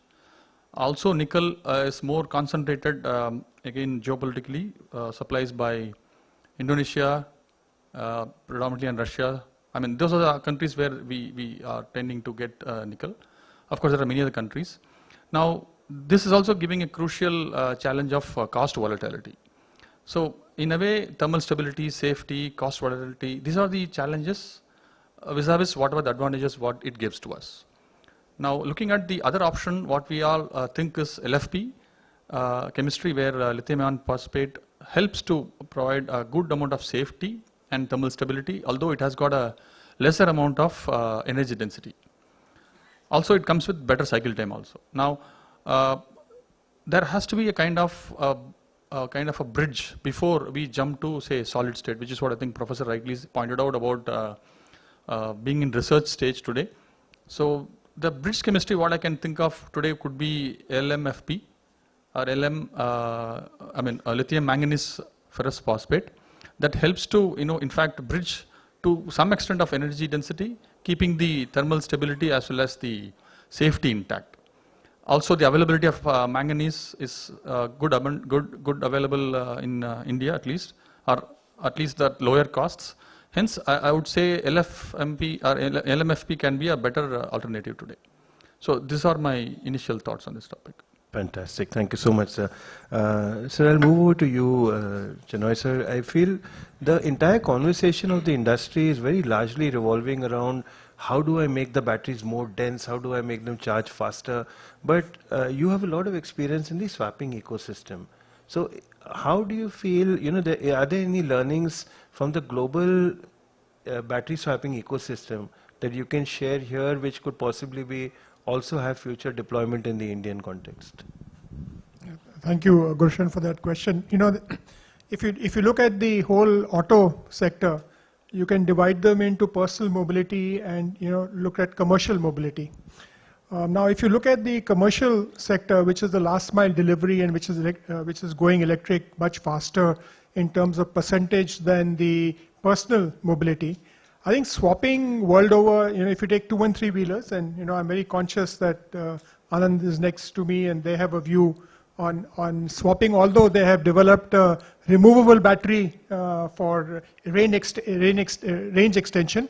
But if you look at the, swapping does 4 things, right? First, you can reduce the battery size, okay? The second thing is that when you are charging it in controlled conditions, you are actually increasing battery life. The third thing is that you completely remove range anxiety from the consumer's point of view because a swap station is available. And fourth, what is happening inadvertently, and there are two different views in industry about it, but even there's some sort of interoperability of vehicles going on there. So if you're seeing the four things, and if you look at India as distinct from other geographies, our concentration is tough, is very dense. So how do you, doing charging, individual charging versus a controlled charging for multiple things is the fifth kind of opportunity which is here. So in that context, if you look at China, 24% of the trucks are swapping. In fact, one of the NIO, which is the passenger car manufacturing, is got over 40,000 more, and interesting, the technology for the swapping bolts and system is developed by an Indian company, Tata Technologies. So if you look at Ample, which is in the US, which is also looking at swapping, so you're seeing multiple things happening here. In India, you're seeing swapping happening in two-wheeler segment, three-wheeler segment. Trucks are coming in with swapping. There are 4 manufacturers looking at truck swapping and 4 manufacturers looking at bus swapping. That's fantastic, sir. So there's going to be a balance of technologies between swapping and this. Very interestingly, I'd seen a video of a mining company in China, which has a fleet of over 150 trucks. These are autonomous and they are powered by swapping technology. Moving over to you, Anit, we have a lot of audience from India, but we also have international audience here. So while the audience is very familiar with what's happening in terms of standardization and standards in the Indian context, could you share with us some insights on what's happening on European battery standardization? Yes, thanks for the question, and thanks for your interest in this topic. So what is happening on the European level in the battery standardization is currently very much related to legislation, because in the European Union we have the EU battery regulation, which has been published in the second half of the year 2023, so roughly 2 years ago. And this is a legal framework which basically covers the entire life cycle of the battery for all the battery categories. This means the entire life cycle starts with the raw materials, the supply chain, up to the production, and then the first use and also the second life of the battery until the disposal of the batteries. And all the battery categories means that it's not only for a certain product type, but it's all the different batteries are included in this legal framework. So we have the portable batteries, we have the industrial batteries, we have the EV batteries, also the starting, lighting, and ignition batteries, and the light means of transport batteries. This is a new category which also covers all the light electric mobility devices like e-bikes, e-scooters, and so on. So it's really quite a large legal framework, and since it's a regulation in the European Union, it means it's directly applicable to all the member states. So we do not need to have any transformation into a legal national document. It's directly applicable. And now coming to the relation to the standardization, this is done via which we call a standardization request. The European Commission issues a standardization request towards the European standardization organizations, which are CEN, CENELEC, and ETSI, and ask them to provide the needed standards in order to fulfill the regulation, because the regulation itself only provides the essential requirements, but in order to comply with them, you need to know the technical details, and these are described in the standards. And this is what happened in the last 2 years. And so currently, a lot of different working groups and technical committees are working on providing these standards in order to provide them for the battery regulation. And then they will also be harmonized in Europe. This means that they will be listed in the official journal of the European Union. And by this, they give the presumption of conformity. This means if the industry is using these standards, then they have the legal compliance with the essential requirement of the regulation. And so this is currently a lot of work ongoing there in order to write these standards, and we have also big challenges here, meaning that we need to have a clear and effective division of the responsibilities between legislation and also standardization. And we have quite a tough timeline for all of this. And of course, we also want to keep in mind the principle international first. So have as most as possible of the requirements in international standards and not only in European standards. So these are the challenges we are dealing currently. Thank you so much, Annette. And I think I can understand where you're coming from, because EU is one region, but so many countries rolled into one. So I'll now move over to Oma-san. Oma-san, the right side of the panel is still building a bridge for sodium ion. The farthermost left side has already reached the end of the bridge.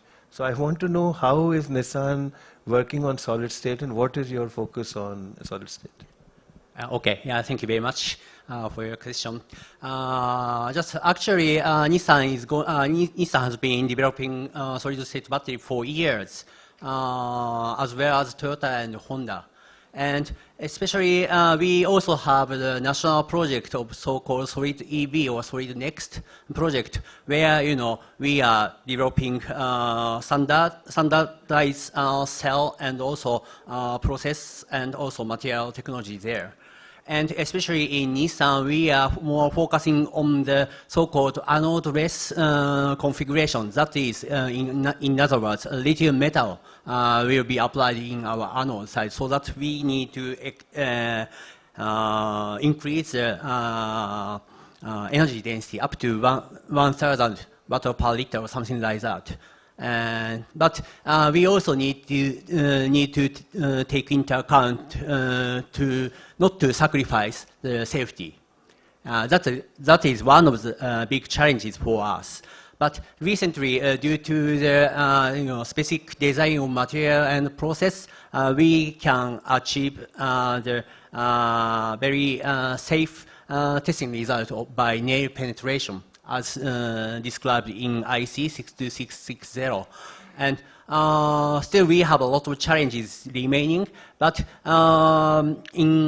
so frankly speaking, I think that in next 10 years, liquid-based lithium-ion battery can still a main player. But after that, we believe that solid-state battery can be an alternative main player for luxury EVs. And also, yeah, so we like to rationally design not only the power or energy density, but also safety and reliability to be a future internal standard. Yeah, I hope. Thank you very much, Oma-san. So we can be reassured that liquid electrolyte still has 10 more years. And with that reassurance, I'll go back to Venkat sir. Venkat sir, I'll just shift the context a bit. I think in batteries, of course, the core chemistry, cathode, anode has got a lot to play, but also BMS has a very big role to play in the final performance and output. So your views on what is happening in terms of evolution of BMS and technologies? Again, excellent question. I mean, you can call BMS to be the brain of the battery, maybe. I mean, so everybody, I mean, the major problem, again, we don't have proper standards on how a BMS has to behave. So that is one of the major drawbacks that I see. However, so there are two important aspects of BMS when I look at it. One, it has to monitor the battery operation. The second that people are trying to bring in is what is called as predictive intelligence. So this is ideally for preventing the battery to go off safety limits. So it's not just monitoring and ensuring the battery functioning, but also ensure something untoward doesn't happen. And that is where, I mean, lately there have been a lot of, okay, I'll again be a little blunt in terms of there is no clear idea of each OEM what kind of BMS they use, because it's not actually, it's kind of a trade secret.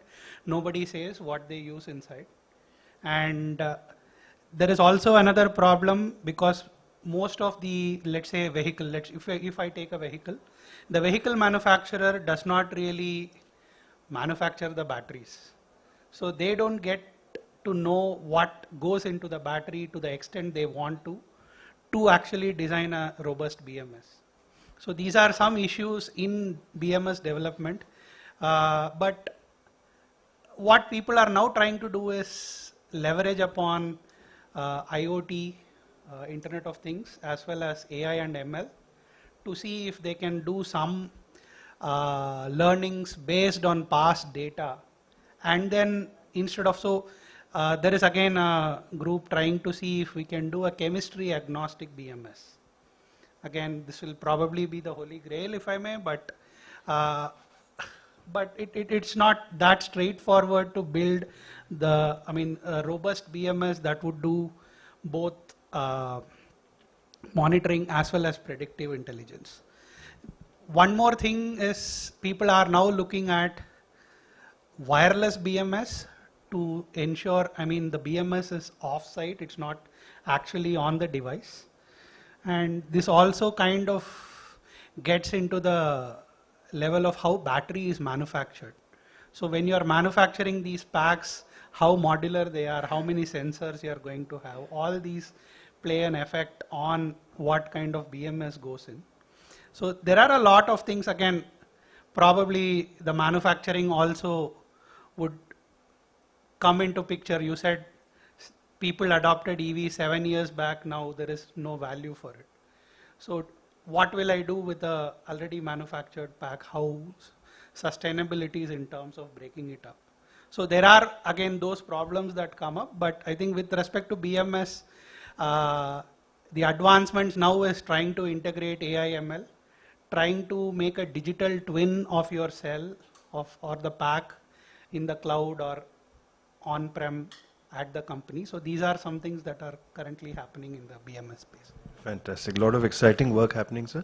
Dr. Varun, I'll come back to you now, and you can break your answer between the BMS part and the cell structure itself. So safety is a very big conversation, and of course lithium ion, there's a lot happening in safety, both in terms of standards and in terms of development of the technology itself.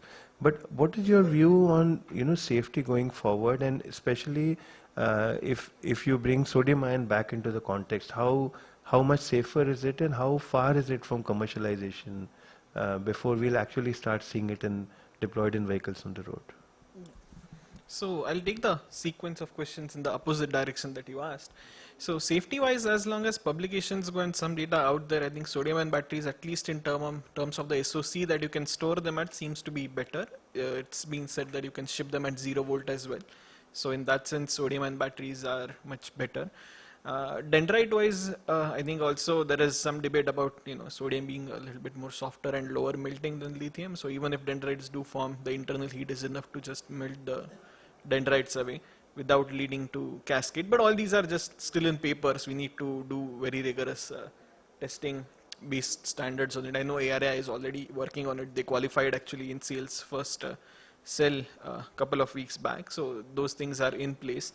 One thing that we have been pushing for, and as Professor Venkat also touched, now for example under government we have enough buses that are running, and as public buses go, they are generally face the harshest conditions of on-road vehicles running, right? There are always overloaded, the ACs have to be on, but after every 500 meters or so, you open the doors, a big number of people come in, they go out, so the ACs are loaded. So overall, it's safe to say that buses face the worst of it when it comes to the Indian road condition. So what we are trying to push and work with a lot of other stakeholders like the MHI and ARAI and ICAT as well, is that can we somehow take some of that data, do a long-term analysis of over 7 years, 10 years, and see if there is any deviation between the performance that was said that the pack will work on, but then what is actually happening when the bus hits the road, and then some of the learnings can actually be passed back to those stakeholders and then added into maybe the guidelines to increase the safety of the bus, or even because some of the models, some of the buses run on the GCC model as well, right? So it can lead to better contracting as well in the future. So with the tools like AI, ML that are coming so fast into the market, I think that is something that we can now manageably do.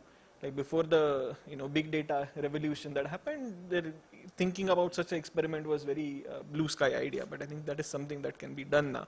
I know all the OEMs are internally doing it. Of course, every bus maker or car maker or a two-wheeler maker is looking at their own data, but then the learnings are not shared with everyone else, right? It pretty much remains with them. So can we do like a nationwide analysis and get better inputs that can then help the country as general, right? Because we are a national lab, we always have to keep that perspective in mind as well. So that's mainly it. And then of course solid state electrolytes was touched on. Not only it's reported to go higher energy density, but also in theory safer because it doesn't let dendrites pass.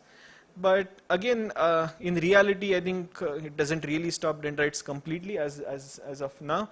There are still dendrite issues, and also the stack pressure at which the solid state work is another engineering problem that needs to be solved before we get there. But if you look at some of the interesting data that is coming from Jeff Dan's group along with Tesla, safety-wise, they have modified the NMC and the electrolyte to make it a little bit more safer. They have claimed it's the million-mile battery. So if those cells actually come up, then let's see, they claim that the car will get older before the cells do. So that's where I leave it. Looking forward to interesting times. So those of you who have had an opportunity to visit the exhibition in Hall 14, there's a very nice display that talks about IEC standards and IA standards that are based on it. So if you get time, please do look at it. And that brings me to my next question to you, Sonia. What are some of the international standards that help define the safety of batteries? Yeah, thank you. And first of all, I want to say I'm with a very impressive group of people up here, and it's clear to me their technical expertise is quite strong. I am not technical in my role right now, and so I've got a cheat sheet to share some of the standards with you. And in fact, one of these, my colleague on the end down there has already mentioned one, 62660 for automotive batteries. But the IEC has quite a bit of work that's taken place in terms of battery standards. And just a couple that I want to call out. One is 62133 for portable lithium-ion cells, and 62619 for industrial applications. And then 62933 series, which covers grid-scale energy storage. And all of these are used really worldwide. It's like Annette said earlier, we want to have international solutions, not just European, not just US, but we want international solutions as we're working on standards, and all of these fit that. But all of these frameworks really allow for manufacturers across different geographies to know the global requirements, to design, to have some common testing, and test really against a common set of principles. And that is, we know that that's super important to people.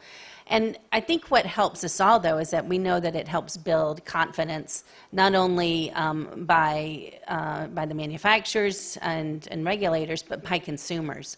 I think the more confidence we can give to the consumers in the safety of batteries, really the better off we will be in terms of acceptance of the products, e-mobility or whatever. I also want to mention, though, that my organization, UL Standards and Engagement, is also active in battery safety standards, and want to share a few of those with you as well. UL 1642, which covers cell level safety, and then 2580 for EV battery packs, and both of those have been very actively used globally. There's been quite a bit of interest in those.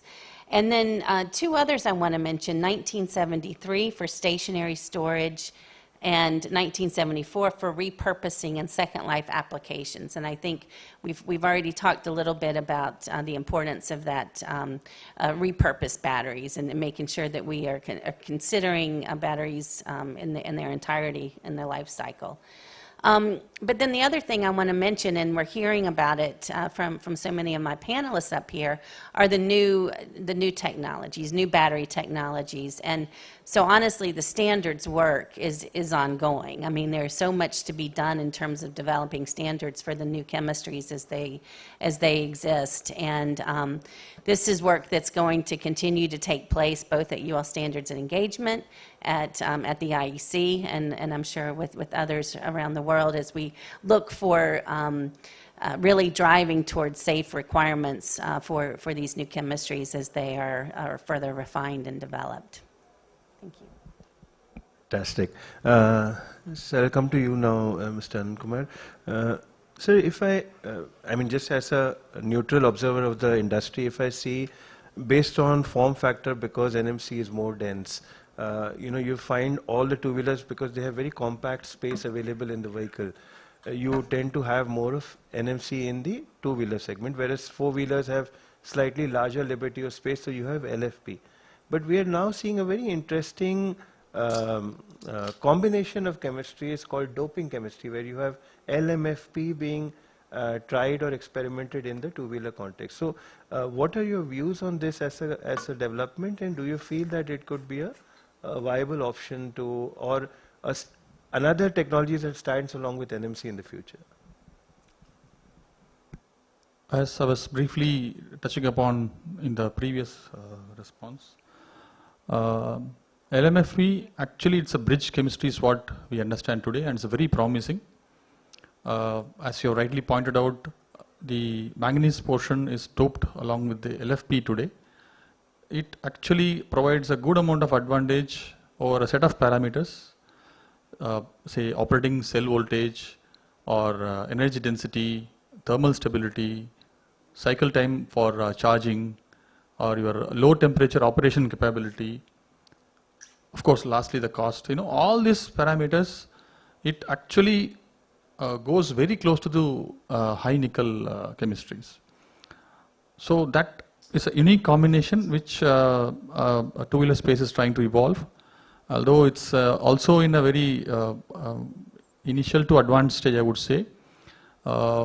Probably in next, say, set of 5-6 years, we can see that the LMFP could be a kind of a chemistry which will be predominantly used.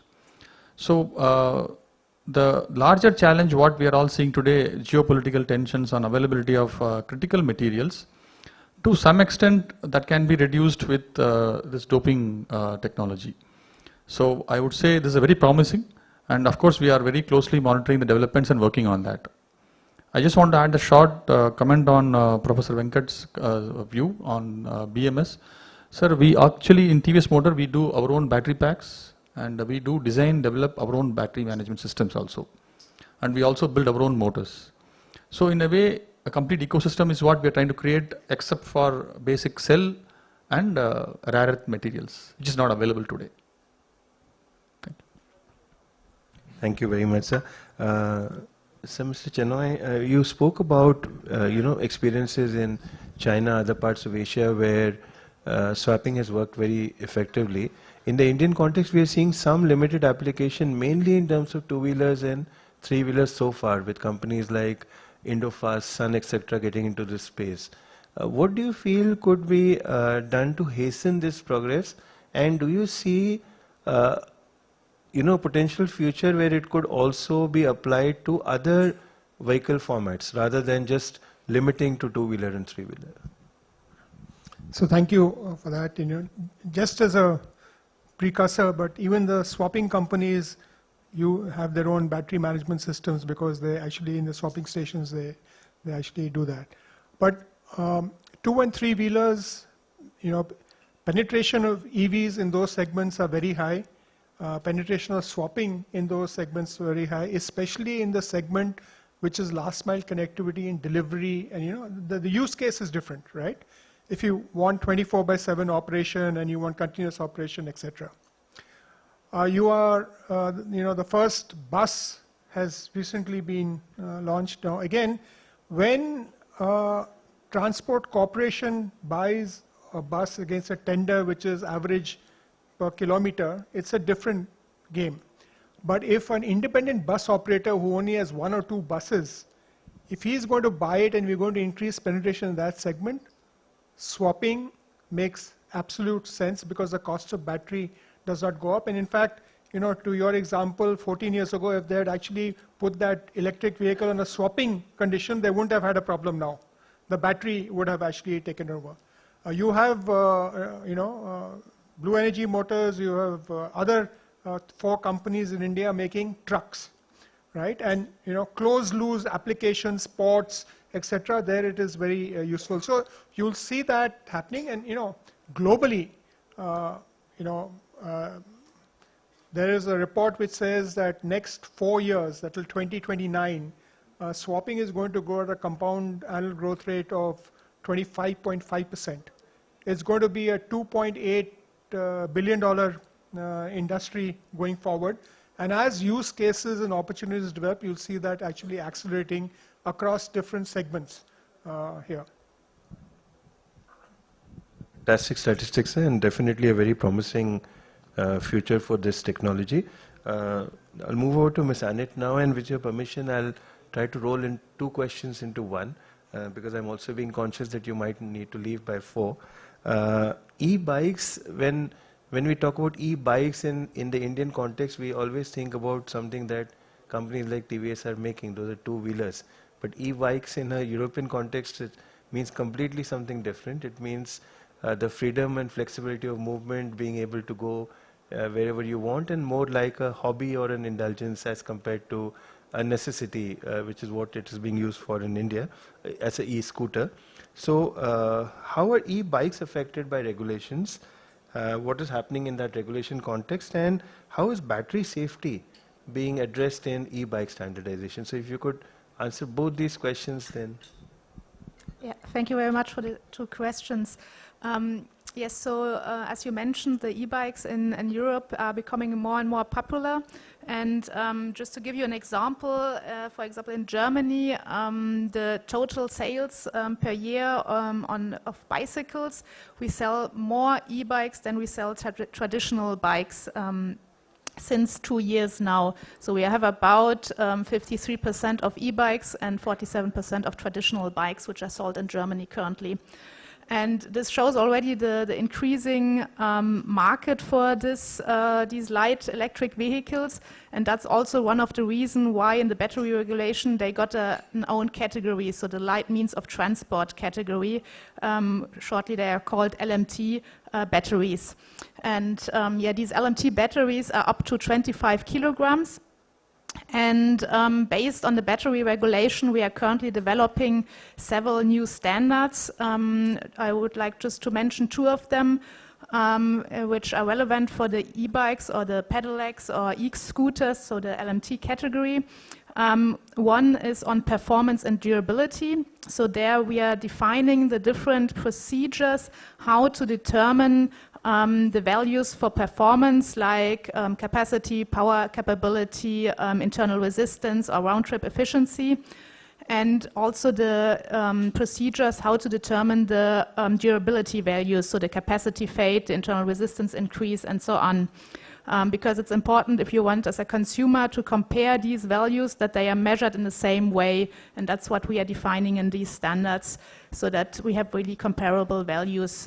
And this is then also again related to legislation, because the European Commission will afterwards issue some delegated acts where they will define minimum requirements on these parameters. So in order to put a battery onto the market in Europe, you need to fulfill these minimum requirements, and they are of course then related to the standards which define how you can measure these parameters. So this is one of our projects. The other one is to define the parameters for the state of health and the expected lifetime. This is really in the direction of sustainability and circular economy. So how we can define or measure the parameters during the life of a battery in order to determine what is the actual or current state of health of a battery. So these are the ongoing European standardization activities related to the battery regulation. And now I would like to come to the second question regarding the battery safety. As I mentioned before, and also Sonia mentioned, we really are emphasizing on the fact that we want to have international standard, harmonized requirements worldwide for the battery safety of light means of transport or light electric vehicles. As we have seen that the market has increased in the past quite rapidly, and as also this morning has been mentioned by Jeff from UL, that we see a lot of fire incidents and fatalities related to this. There was an urgent need in order to act on this, and that is the reason why several regional standards have been developed. So for example, in the US we have the UL 2271, which is on battery safety for e-bikes, and in Europe there is the 50604-1, which is a European standard on the battery safety. But having the international first principle in mind, we have just recently, so just this year, created a new joint working group within the IEC community in order to get this standard on the international level. So we will use the best of all the regional standards and then create a new international standard in order to harmonize all these requirements. And this is a new joint working group. It's the joint working group 84, which has been created within the technical committee 21, which is dealing with secondary batteries. And it's, as I mentioned, a joint working group, so there are also two other technical committees which are involved. One is from ISO side, the TC149, which is the technical committee on cycles. And on the IEC side, we have the TC125, which is on e-transporters, since they are using similar batteries, so they are also included in this project. And that's what we are currently working on. The joint working group has been set up this year, and we had our first meeting. As a convener of this group, I'm very happy to see that the group is very diverse. So we have experts from India, we have experts from Japan, from China, from Africa, from several countries in Europe, from the US. So we can really bring together the knowledge from the regional existing standards in order to create a new international standard. Fantastic. There's a lot of exciting work happening there. Omar-san, if I am a battery of a vehicle, I like to be in a certain temperature range. I like to be comfortable. I don't like it when it's too hot. I don't like it when it's too cold. I just like to stay within a particular range. So thermal management of batteries becomes very, very important. With solid state, how easy or how challenging is it to maintain thermal management as compared to a normal conventional lithium ion this? Okay, yeah, thank you very much. Yeah, just, yeah, you know that Nissan is going to eliminate the big cooling system when applying the solid state battery. That is a kind of big merit for solid state battery based EVs. So in that sense, you know, as you know, for solid state battery, it's more easier to operate in higher temperature conditions of such as 50 degrees Celsius or over or something like that. On the other hand, in the sub-zero conditions, it is not good to operate there. So we need to some tactics to elevate the temperature by heater or something like that. But you know how to. But even if we apply the heater for sub-zero performance, we may have more room to improve the performance under low temperature, around 0 degrees Celsius or something like that. Because, as you know, it's very difficult for us to keep the so-called three-phase boundary. Excuse me, interfacial nanostructure or yeah, contact in the electrodes. That is a key point.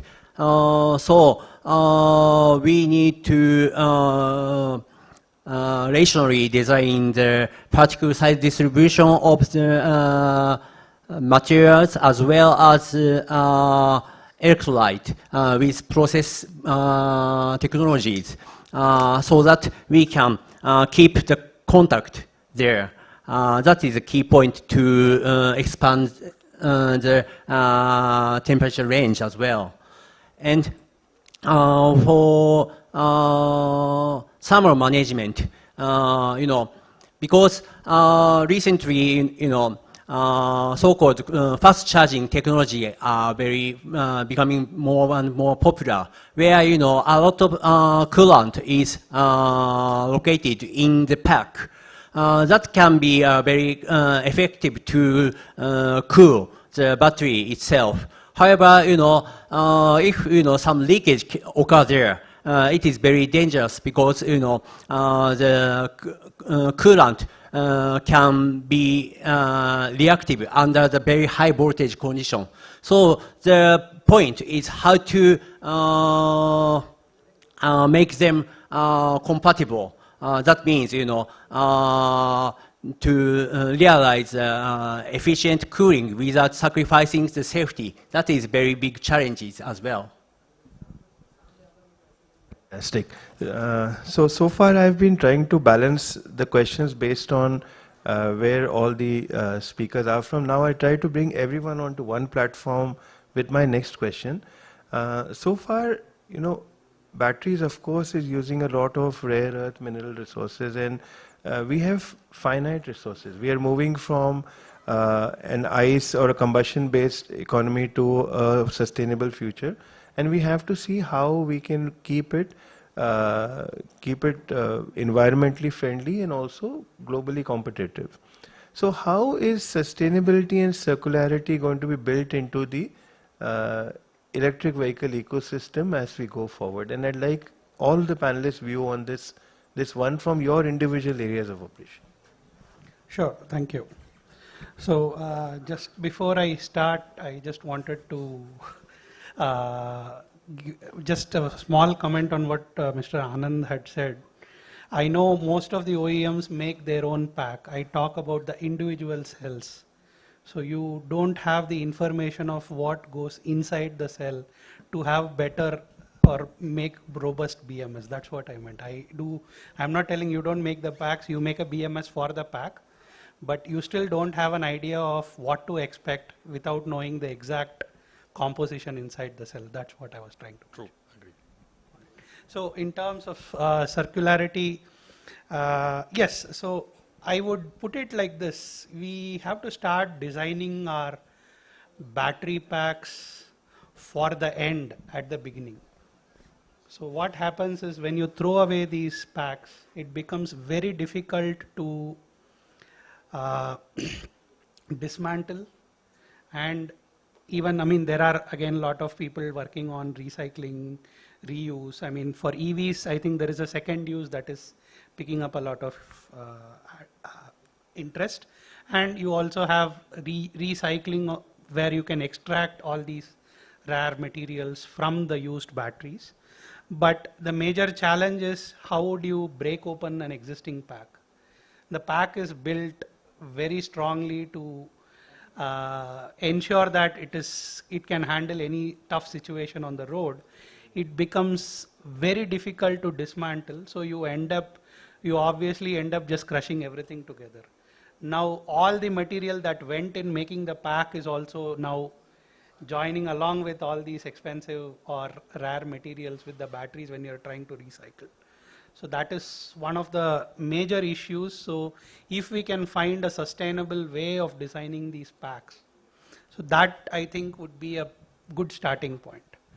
Of course, in terms of how to improve or there are waste management rules that have come up. Indian government has come up with these probably in 2022. And you also have this EPR, which is the extended producer responsibility. And these kind of will ensure that there is some level of ownership or some level of responsibility that lies with these producers.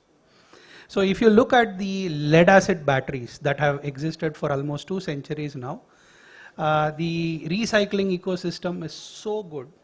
Any roadside or a street side vendor will take your battery and pay you some money for it. So the recycling, you can recycle about over 99% of whatever goes into the battery and reuse it. So we don't have such an ecosystem built for these advanced chemistry batteries, which is where, again, there is a lot of research going on. So I think that is some point where it would get to that level. Of course, lead acid battery, like I said, has existed for almost 2 centuries now. So, I mean, I cannot say that for this. The third one, I think someone in the morning mentioned about the DPPs or digital passports. Yeah, you did. I know. That is why I was looking at you. So that is something that, I mean, Niti Aayog also mentioned it in one of their reports. We want to call it battery Aadhaar, was what mentioned in that. So just like how we humans have a Aadhaar, I mean, this is a digital passport where the battery is not, it is not just for batteries, it is essentially for any of the electronics or consumables where from cradle to grave, it can be tracked on when it was manufactured, how it was manufactured, what it has gone throughout its life, and where it is currently. So that is kind of another way of ensuring a circularity in whatever is being built. These are some of my thoughts. Thanks. Fantastic.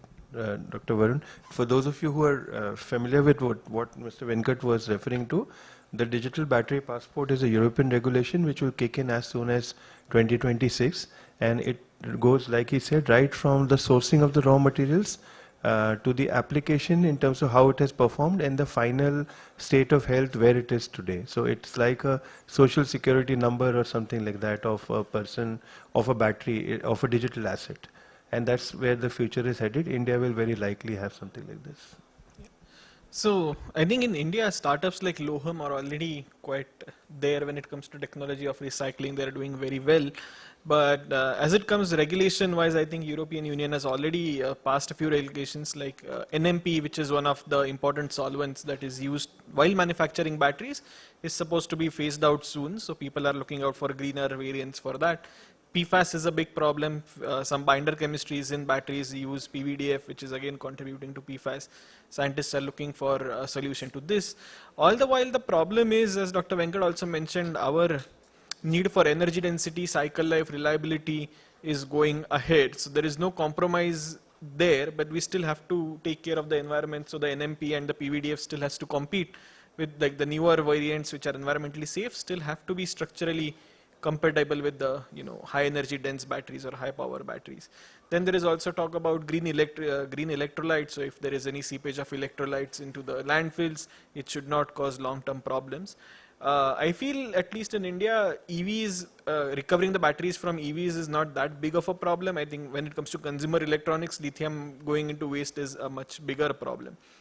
Coming to second life, we are still working with some companies. It has a very unique problem, right? So when you get batteries as of today, because there is no Aadhaar or social securities for batteries, I have no way of knowing how badly abused the cells were before they came to me. So what tests, what non-destructive analysis can I run on the cells to make sure that that battery is not going to catch fire after 4 cycles of putting it into the second application that I have? Sure, the potential might be okay. I might even be able to run it for 2-3 cycles to get the idea. But then how degraded the cathode is, or are there any cracks that are forming, or is there corrosion of the metal foils? I cannot find it until I open the cell. But then if I open it, then the whole second life meaning is gone. So now we are looking at CT algorithms, like can I do very fast X-ray basically of the cell to get some data, again aided by AI/ML image analysis. People are looking at terahertz analysis of doing that. Complex EIS, which is electrochemical impedance spectroscopy analysis, which is a very tricky one, right? Because everyone who has tried to do EIS knows that, from cell to cell or condition to condition, you get very vague, complex data. So all these problems need to be solved before we can go to a reliable second life, application of a cell. And of course, while in India, LFP also gets famous because we have a lot of iron and phosphorus that we can use. Similarly, we need to probably work with the ppm concentration of elements into the Earth's crust or in India's Earth's crust to target chemistries that are much more suitable for India. So recycling also becomes much more viable. So I heard a couple of things I would have probably said myself too, but certainly the focus on battery circularity is critical. And I love the comment made that you have to think about the end at the beginning. So that's wonderful.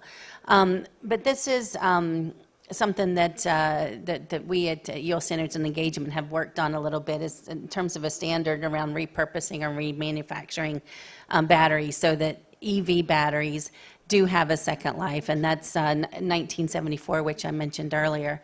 But I want to pick up the comment, too, that was made about consumer products, because even though I know this is e-mobility, I want to think about the e-bikes and the e-scooters that exist out there. And one of the things that we've done is really tried to take a look at consumer behavior when it comes to recycling and repurposing batteries. And so I think I want to share a few stats with you, and I think one of the things that we may find is the need for all of us to encourage that consumers change their behavior a little bit. UL Standards and Engagement has a group, Insights, that does look at consumer behaviors and does a number of consumer surveys. And we know that there's limited public awareness around recycling options, and that in itself can derail circularity initiatives that take place.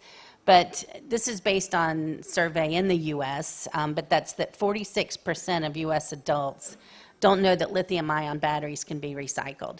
And that's, nearly half the population. I'm not sure how that really relates to the entire world. I imagine there's some similarities there. But I think even worse than that is that they're reporting bad behaviors. They're reporting throwing lithium-ion batteries in the trash can, having these end up in landfills, having them at times, in transportation spark fires, right? I mean, they're not dead batteries. They're just not usable at the time. And so this is certainly a concern, and something that I think we all can kind of help with encouraging changed behavior in consumers, not only with ourselves, our families and our friends, but to encourage to look for recycling opportunities. And one final stat here was an average of 3 lithium-ion battery fires per month. Based on batteries being thrown in the trash. And so that's a pretty big number when you think about it, especially as we consider everything we've talked about today, that the number of batteries is going up. The use of lithium-ion batteries is going up. And so, those numbers are something that we certainly want to look at. Thank you. So our country is facing a very typical challenge. One is maturing electric vehicle penetration, and other side kind of handling the wastes. The primary waste from the electric vehicle is about the batteries. Thanks to Government of India, they have now notified the EPR rules for the batteries. Now the pace with which electric vehicle is gaining momentum from nowhere to today 7 to 8%. So all these vehicles, 1.5 million, 1.5 vehicles a month and 1.5 million a year, that's going to see the end of life in say 7 to 10 years from now. So handling this waste also comes with a lot of challenges. So probably looking at the perspectives of members, speakers here, and the kind of audiences here, I can always place some requests for call of actions for us. Number one is about the circularity, how to see kind of reducing the rare earth availability in the magnets, number one, and the kind of chemistries what we use, how to maybe standardize to some larger extent. See that we end up providing the complete details of dismantling, which is what Professor highlighted rightly, that every battery today is watertight and nobody has got any means to remove it. So design for circularity is the first thing what we all have to put in our minds. Number two is on promoting the recyclability facilities. Again, the challenge is what rightly pointed out. Today we have kind of very limited sources for recycling. They all use, say, hydrometallurgy or pyrometallurgy, And lastly, I think direct recycling is what one I can tell Professor, where the direct recycling technology, which is very much in the nascent stage, where we carefully remove the cathode and anode and see that if we can improve it to a newer cell and then reuse the cell. So that could be a very promising, but in a very nascent stage today. So promoting the recycling ecosystem is what the second request. The third request is about second life and a kind of partnership what public and private have to join hands to improve the second life usage of the batteries. So we have to make sure that the batteries which are having a SOH of say 75 or lower, that is we consider as unfit usage for an automotive industry. So those batteries certainly we can see that they are all used in the second life. And lastly about the global collaboration on the policies, where we see the challenges across every region, and kind of sustainable value chain if at all we need to bring in. So a kind of collaboration amongst the key stakeholders globally will help to synergize the policies what every country might make for newer vehicles as well as for the used ones. So in a way we have to see that we responsibly utilize the resources what Mother Earth is providing. Thank you. So thank you, Anand Kumar, for that great perspective. Just 2 bits of information, just to Annette's point. WB29 is the Global Forum for Automotive Regulation, and they have a GTR 22, which talks about durability of batteries in light-duty BEVs and PHEVs, right? And they've put some standards, minimum performance standards on capacity, loss over time, distance, in-vehicle battery health, etc. And of course, the second regulation is UN Regulation R100, which comes under the 58 agreement, which is the electrical safety of EV powertrains, M and N type vehicles, etc., as well as the whole rechargeable energy storage system. So these 2 regulations, there are many more regulations are there. But I take all the points about sustainability, about this. One thing when we're looking at efficiency of the ICE vehicles, right? We talked of corporate average fuel efficiency. Now, if you were to look at an electric vehicle fleet, what will be the equivalent? What will people push on the automotive industry to improve our efficiency of using lithium or sodium or whatever it is, lightweighting of vehicles, because just like now, the electric vehicle industry is looking at 0 to 100 and X amount of sections, range anxiety, right? These are the current challenges. But going forward after 2 years, the whole sustainability thing, other than recycling, battery passport are easy wins. But what would society in all demand of the auto vehicles equivalent to our CAFE standards, equivalent to productivity, etc., which might be something which we need to look forward, there. And it's very interesting. Technically, an EV could have, no end of life. You could keep on, replacing. There are very few parts to replace, etc., improve efficiency. Are there going to be motor efficiency standards that are going to be in place? Are there going to be battery efficiency standards that are going to be in place? So these are things that we as a community need to reflect on and actually be proactive. And maybe India could lead in this whole exercise. So yes, as has been mentioned before, the European battery regulation, where really one main goal is the sustainability. So this is really one important topic. And the battery passport, which will soon be mandatory for several battery categories, is also one important element of this. Because through the battery passport, you will have updated values on, for example, the state of health or the harmful events which the battery has seen during its life. But at the same time, the battery passport is basically the forerunner for the digital product passport. So there's also still a lot to clarify on this topic, and I see quite a lot of challenges also because the standardization on the IT infrastructure is also ongoing. So I think it's really a step in the right direction, but we have a lot of challenges related to this.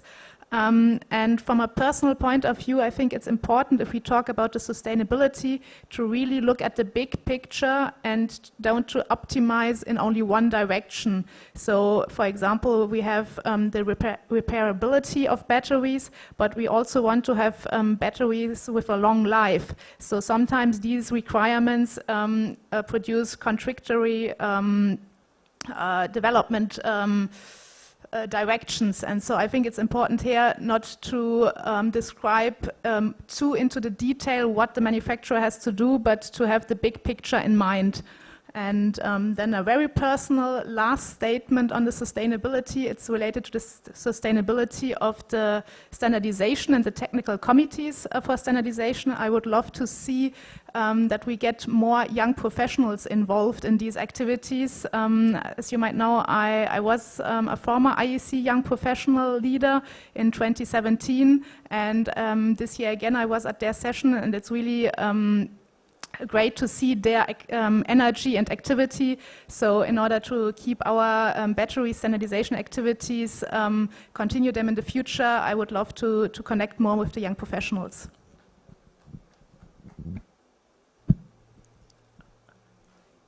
Yeah, thank you very much. For our sustainable circular economy, I think there are representative 2 points. One is to use the batteries as long as and as safe as possible. And the other one is to secure the material or resource risk to mitigate the resource risk. We will apply selectively which recycling process is more appropriate. That is either conventional recycling or direct recycling, as he mentioned. And especially to use batteries as long and as safe as possible. So-called state estimation and life prediction and also life extension strategy is very important for us. And fortunately in Nissan, because we have launched Leaf for more than 10 years, we have a lot of big data base which can be using these big data, we can analyze what kind of customer they like to use in each region, and how what kind of operation is better for in terms of life expectancy, and also we like to extend the battery life as much as possible to finally reduce the CO2 as well. And also, in terms of which recycling process is better, also the state estimation is also very helpful for us. Just in general, in my cases, if the cathode SOH becomes lower than 70% or something like that, it can be used for the conventional recycling. Whereas even though apparently the cell SOH is 70 or 80 or something like that, in some case, cathode SOH is around 90% or more due to the SEI degradation. In that case, we don't need to apply conventional recycling, but the direct recycling is better in terms of the cost and CO2. So in such kind of 2 points, what we are tackling so far. Fantastic. Thank you to all the panelists for their valuable views on this. There's a lot of talk about something called megawatt charging, which is very high powered charging. So this session has almost been like a megawatt charging for me. I'm not sure whether we have some time for taking audience questions. Can we? We don't have time, so I'm sorry, audience, you don't have an opportunity. So thank you to the esteemed panelists. It's been a master class. It's been a wonderful learning session for me, and I learned a lot.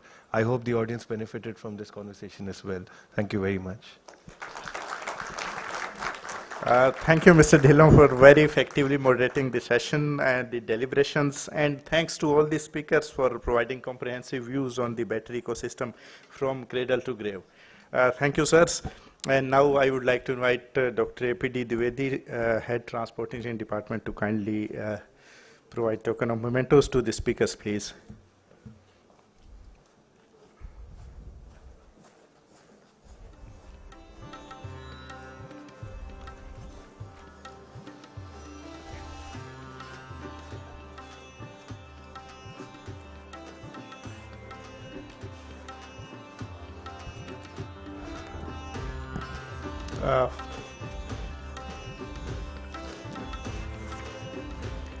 First, Mr. Atsushi Ohma.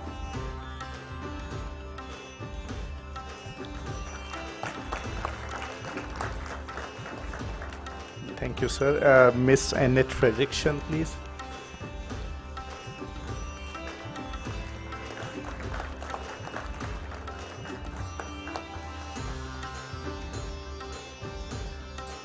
Thank you.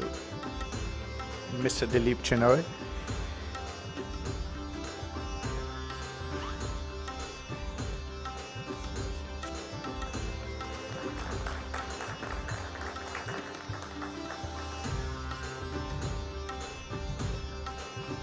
Mr. M.S. Anand Kumar.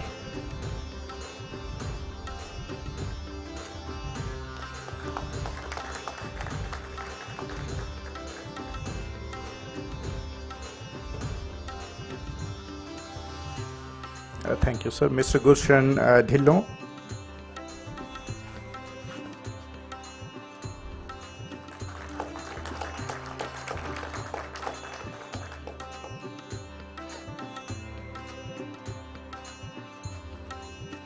Thank you, Miss Sonia M. Bird.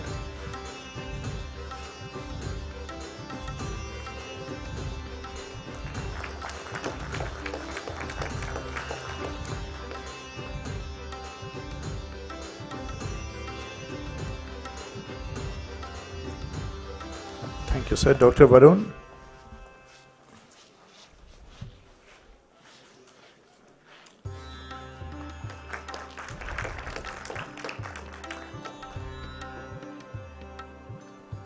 And Professor Venkat.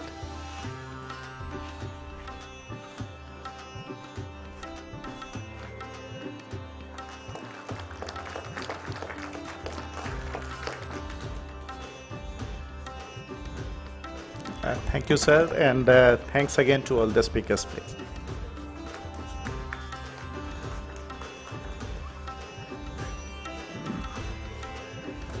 We have heard the views about the power source, the comprehensive views of the speakers about the battery ecosystem, and from the power source to of e-mobility to now move to its lifeline, the charging infrastructure. So our next session is based on the theme of EV charging and infrastructure standards and ensuring compatibility and efficiency in the charging infrastructure. And we will have the speakers from TVS, BEE, TI Clean Mobility, UL Standards, Ather Energy, and Schneider Electric. We'll be starting the session in a couple of minutes.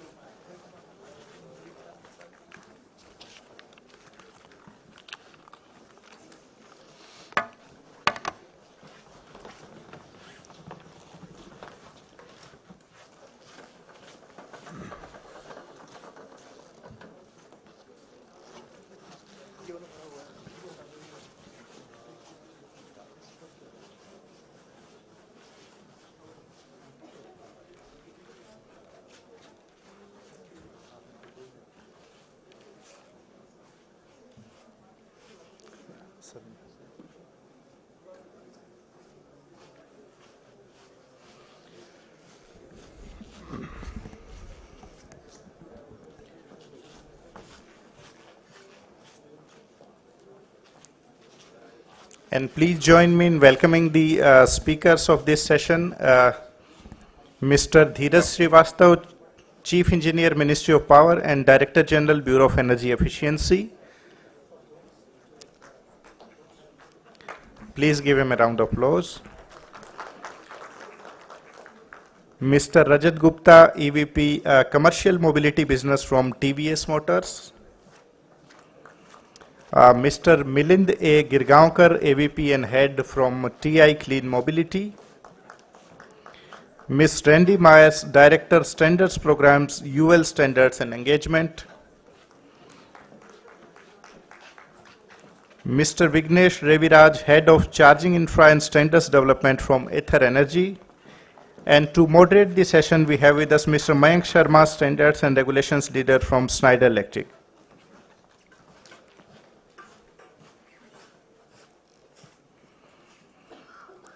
Over to you, Mr. Sharma, for the session.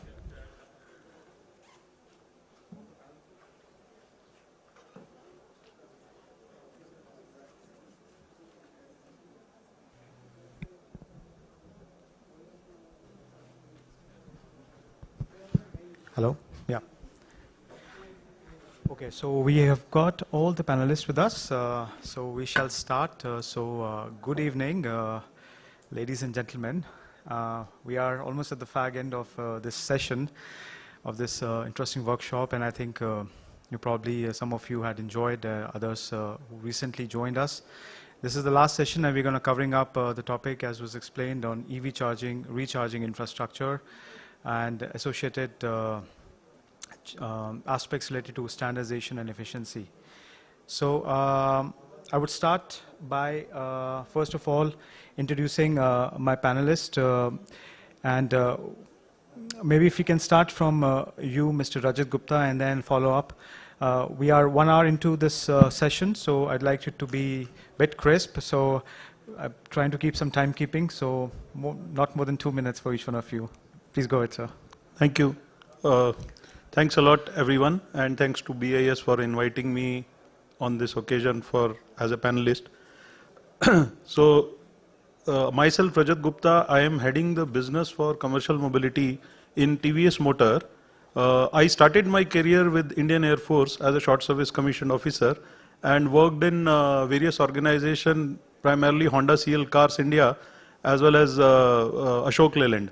And then from 27-wheel to 3-wheel, now I am in TVS Motor, heading the commercial business. So today topic is very important to all of us, as we are seeing a lot of adoption, EV adoption in the industry, and ICE is slowly going away. Since morning we have heard many panelists, many people talking about how the EV adoption is getting pace in India, and China is obviously leading. Why China is leading is something which has come out in many of the discussion.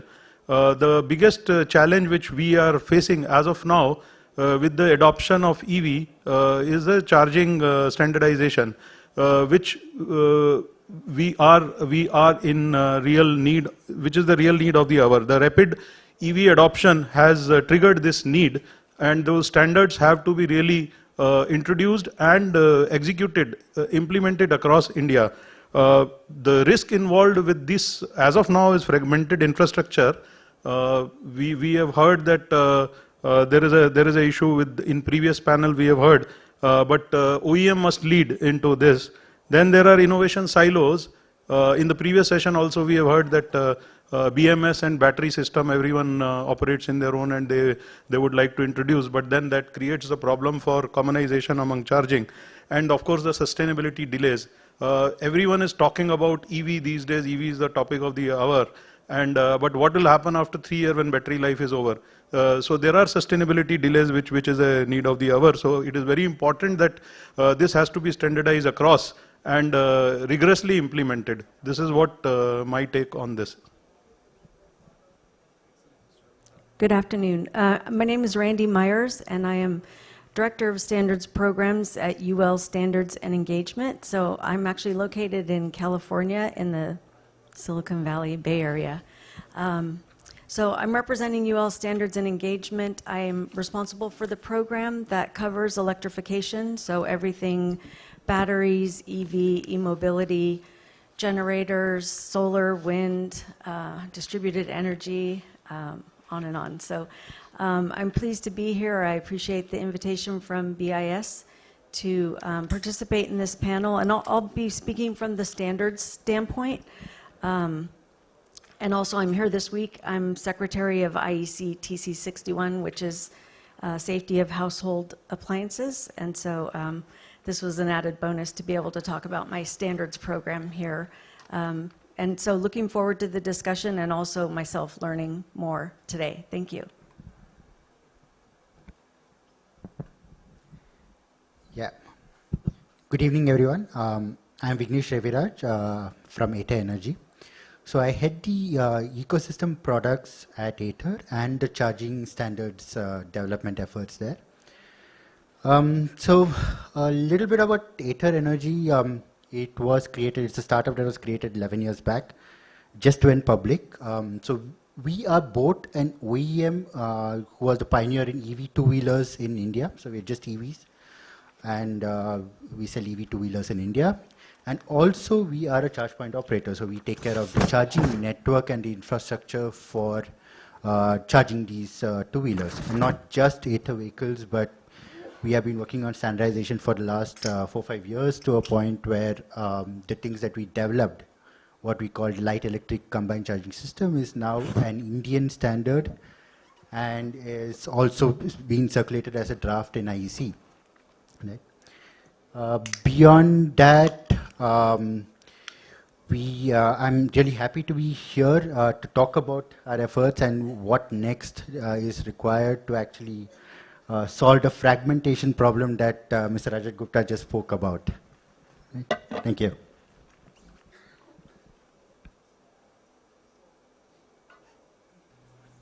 Thank you very much, and thank you to BIS for inviting me here. So I have been in the power sector for directly for the last 28 years, and indirectly, if you say, then I have been in 32 years. So I have seen the sector growing also, and the sustainability part of the transport, which is now being talked today. So, you know, as part of the emission measurement, if you see, immediately after industry, almost transport is the biggest contributor to the emissions, global greenhouse gas emissions. So naturally, this thrust will be required to control emission from the transport. In transport itself, if you see the large segment, when most of the affordable level are two-wheeler or three-wheeler, they are already covered under India. A large chunk has been converted to electric, and there is such no big problem in the charging, neither to the grid, neither to the local grid, as well as the larger size. For the transport, which really impacts is the big size trucks and buses. So they contribute around 40 to 45%, more than that also, to the emission outcome of the transport. So the charging requirement and the conversion of that segment is still, work is in progress. Passenger cars, we have already achieved starting inflection point, and we hope that it will increase to 11, 20, or 12 or 15% in the upcoming years. So far as charging requirement, which is the requirement of the Ministry of Power to provide the power to the chargers. So first of all, there is no dearth of power. We will discuss further. There is no dearth of power. There is nothing fear on that side. The charging network is coming up. We have a very good charge point operators here. So these are my starting points. I can talk later, but thank you very much for starting points. Thank you.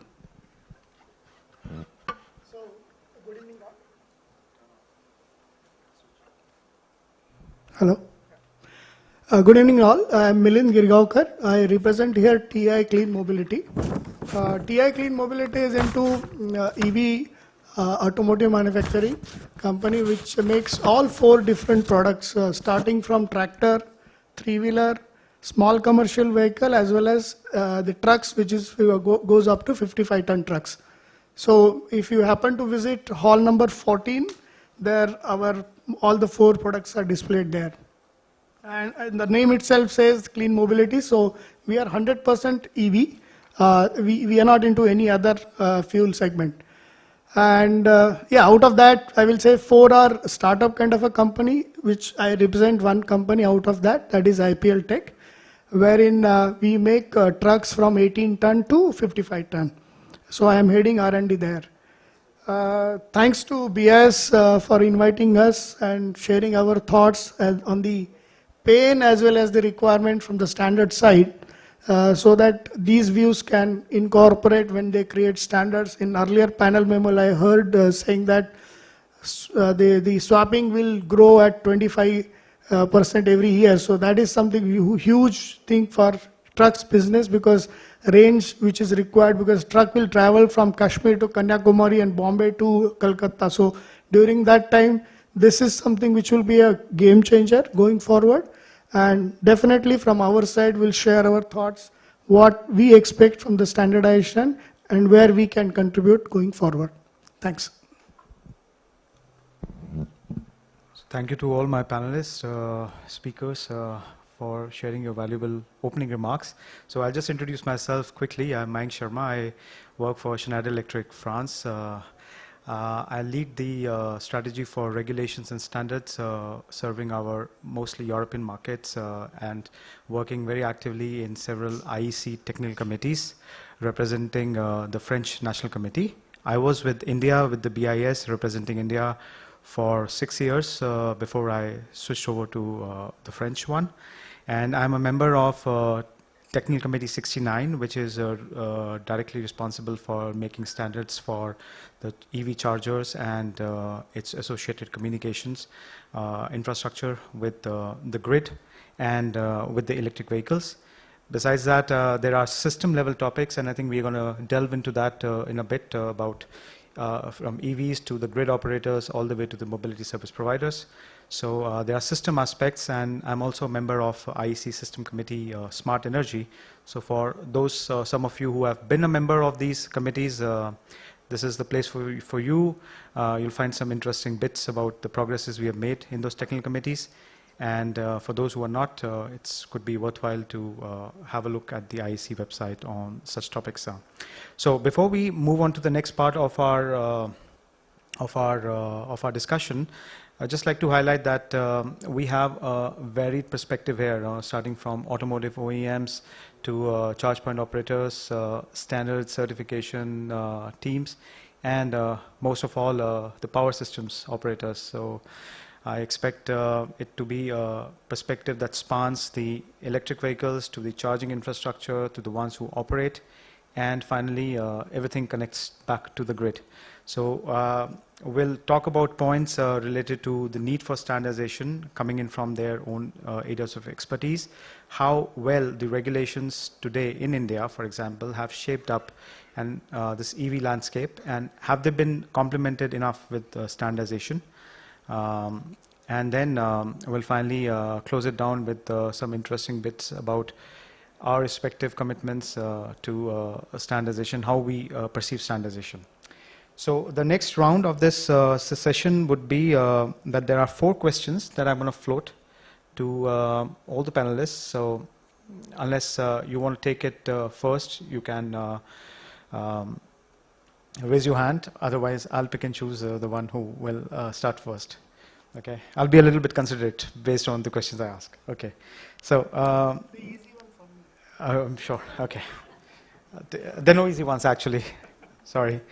Okay, so the first question I have for our panelists is that, first of all, we are in the BIS organized event. So, is standardization necessary? And if yes or not, please share your challenges and opportunities as you have experienced over the vast amount of experience that you've had in your career. Right. Please go ahead, Mr. Gupta. Yeah, with your permission. Okay.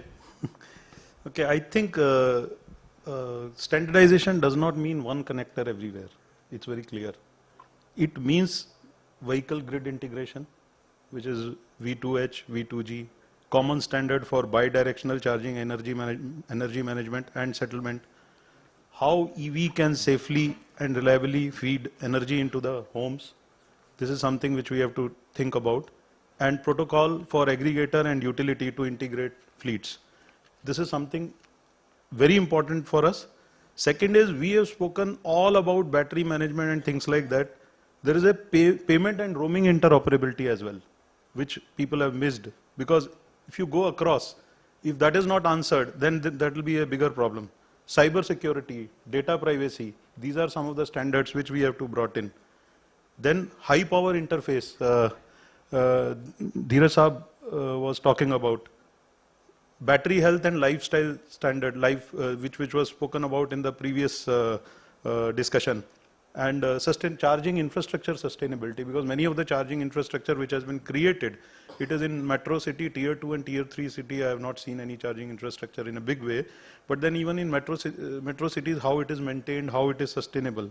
And one of the most important part is user experience. So if user is not getting it as friendly as it could be, then this would be another problem. So these are some of the points which has to be standardized, and more than standardization, you can define all the SOPs or documents, but actually how it is executed and how it is maintained is my next point. So this is my take on the standardization, and it is very, very, very important in today's context. So I take this as a yes. Okay. Okay. So I'm going to answer this in the context of a closed ecosystem versus an open ecosystem, with standardization fostering an open ecosystem, right? And I'll just talk from my experience at 8 Energy. So when Atos started making its vehicles about 8 years back, we were the pioneers in EV two-wheelers, and it had to create a charging infrastructure network for itself.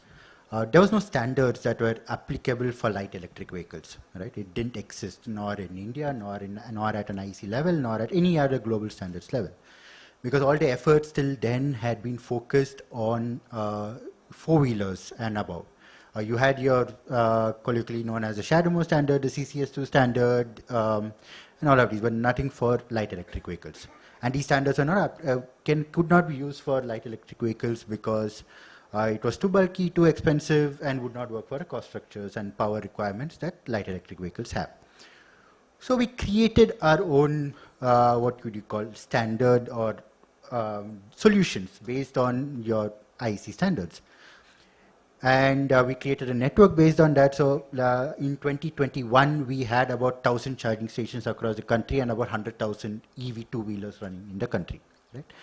And at that time, this was a closed ecosystem. And it was one of the major advantages that our OEM had in terms of customer preference because we had a fast charging network. But at that point, we were discussing, do we actually go further along with this closed ecosystem, or do we make it a standard and make it an open ecosystem, right? And what we realized is just talking about how many two-wheelers exist in the country. In India today, it's about 250 to 300 million two-wheelers in the country today, right? With about 20 million two-wheelers added every year. And if all of this become electric, or even half of these become electric, you're talking about 100 million plus. And you want customers to be able to charge everywhere without fear of whether the vehicle will die on them. You want them to replace their ICE vehicles with EVs. So if you go down the route of a closed ecosystem and every OEM goes down that route, you will not have enough land, you will not have enough resources, enough power, you will not have enough investment to solve for charging needs of the customer for each of these OEMs. So we had to think of an open standard. We had to talk about it becoming a standard under a standards organization, right? And luckily at the time it was great that BIS took it up and made it an BIS standard in 2023. It's called the Light Electric Combined Charging System, IS 17017 part 2 section 7, right? And once it became a standard, we had a lot more people adopt it, and now you have about 4,500 chargers out there, of which there are about 5-6 OEMs, CPOs, who have set up chargers. Again, about 10 plus OEMs who are selling vehicles based on this charger. And now the customer wins. So from all of this experience that we have seen, right, where we had this choice to make, I strongly believe that standards are necessary. Just maybe a follow-up, just a follow-up to you, Vignesh. So this is a classical example, as you say, that you started a work because there was a lack of certain standards available. Yeah. You started your own story. It it was a success, and then BIS and the National Standardization provided the platform to make it as an IS standard. Yes. And if I just may ask, has this been now pushed as a proposal for an IEC standard? Yeah, there's been a NUAC proposal that was pushed. Last year in the general meeting that happened in Edinburgh, it was presented, and it's been circulated in SC23H, okay, which is a sectional Connector committee standard. for EV connectors and plugs. Okay. Yeah. Very good. So I represent India in SC23H and TC69. TC69 is the parallel for the chargers and infrastructure. Yeah. Good luck. Yeah, thank you. Yes, Mr. Girgaonkar. Yeah.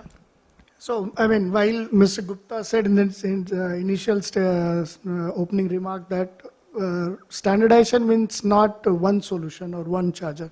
So, keeping that in mind, standardizations are very much important in terms of scale of operations, because today the EV fraternity is struggling with the cost, initial cost, which is very, very high.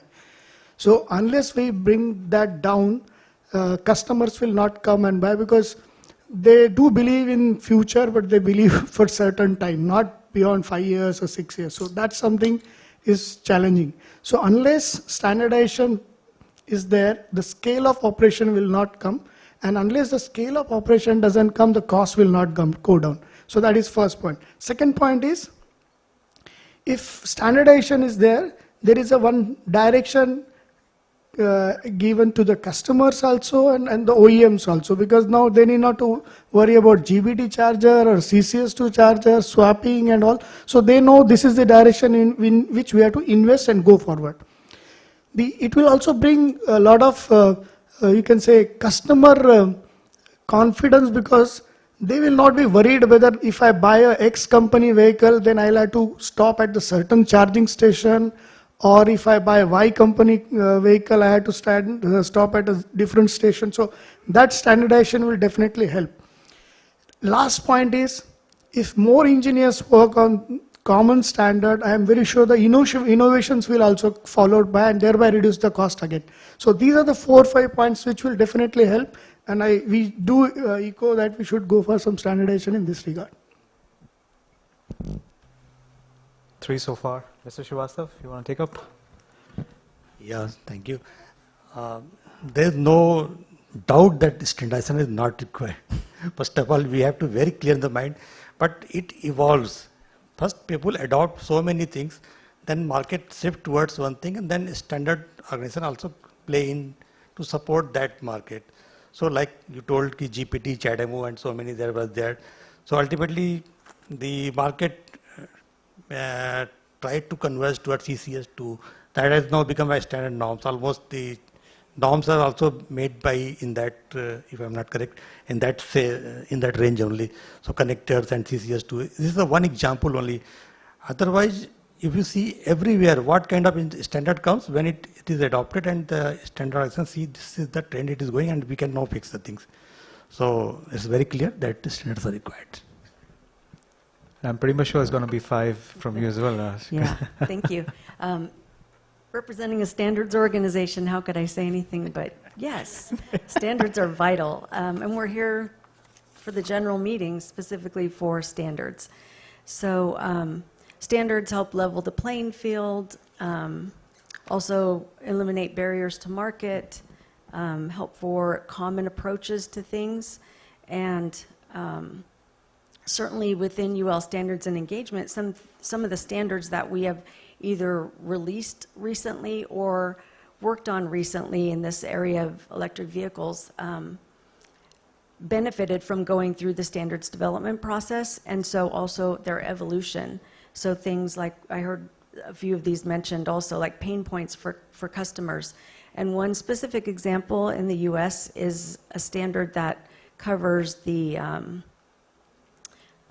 connectors, the adapters for EVs.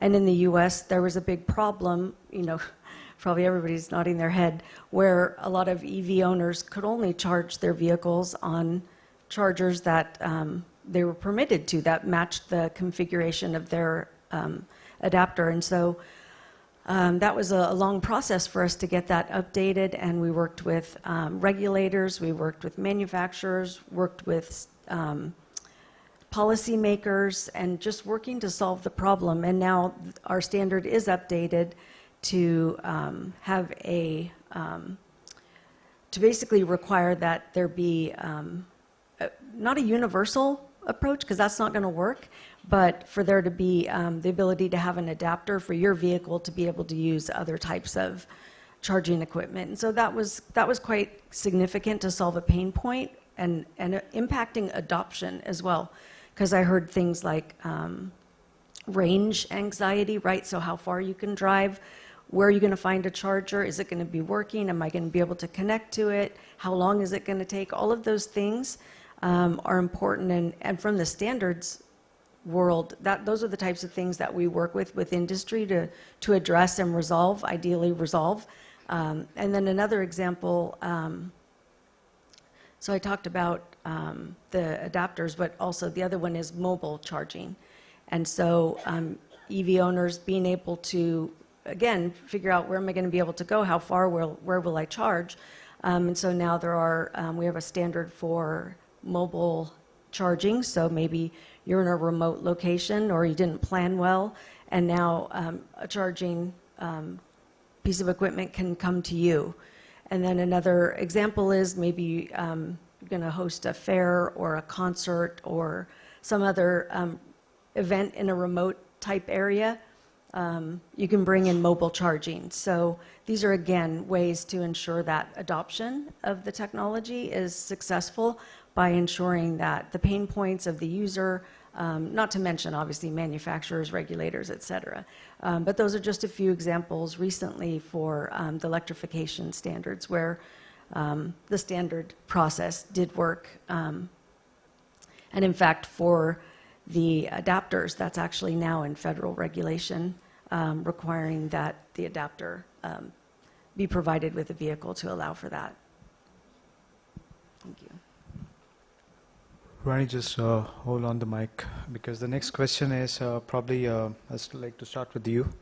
So being a member of the technical committee on power grids for quite a long time, because in my previous role I was in the grid automation side of the business, and more recently over the last 2 years on e-mobility infrastructure, I've seen that there has been quite a significant amount of stability when we see the larger ecosystem of standardization, especially for four-wheeler vehicles connected to the charging infrastructure, all the way to the mobility service providers, and on that side towards the grid, and then the future emerging roles of flexibility operators, aggregators that could use those batteries in those EVs together with the storage batteries and smart home energy management to provide flexibility to the grids.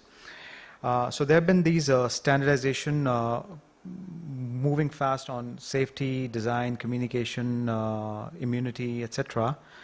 But looking forward from the next 2 to 3 years onwards, especially at a global perspective, how do you see the role of sustainability and efficiency? Because we haven't talked about efficiency and sustainability a lot in those electric vehicles ecosystem. And it's most recently also in Europe, we start to see the classical eco-design directive. So there's one such law in Europe that exists that's now been revised to progressively include batteries and EV chargers in the next 2 years under its ambit of making sure that they are designed with the economic, environment, and efficiency sensibilities inside them. So do you think this is going to be the next frontier, Randy, from a global standardization point of view, that we should focus upon? I do agree, but I think there are several different priorities on the horizon. Definitely sustainability, circularity, so again, like repurposing EV batteries. Maybe it's not suitable for that purpose any longer, but exploring how else could it be used.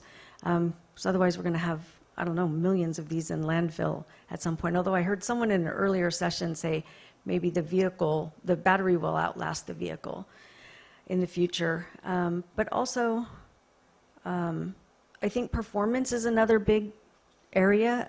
So enabling manufacturers to differentiate themselves in the market is another area where I could see there being a lot of activity. So once you have that infrastructure, you have the standards, you have the technology, it's becoming mature, then, obviously you want to start differentiating yourself. And so that could be not so much a safety certification, but more of a validation or verification program that's offered and a standard for that.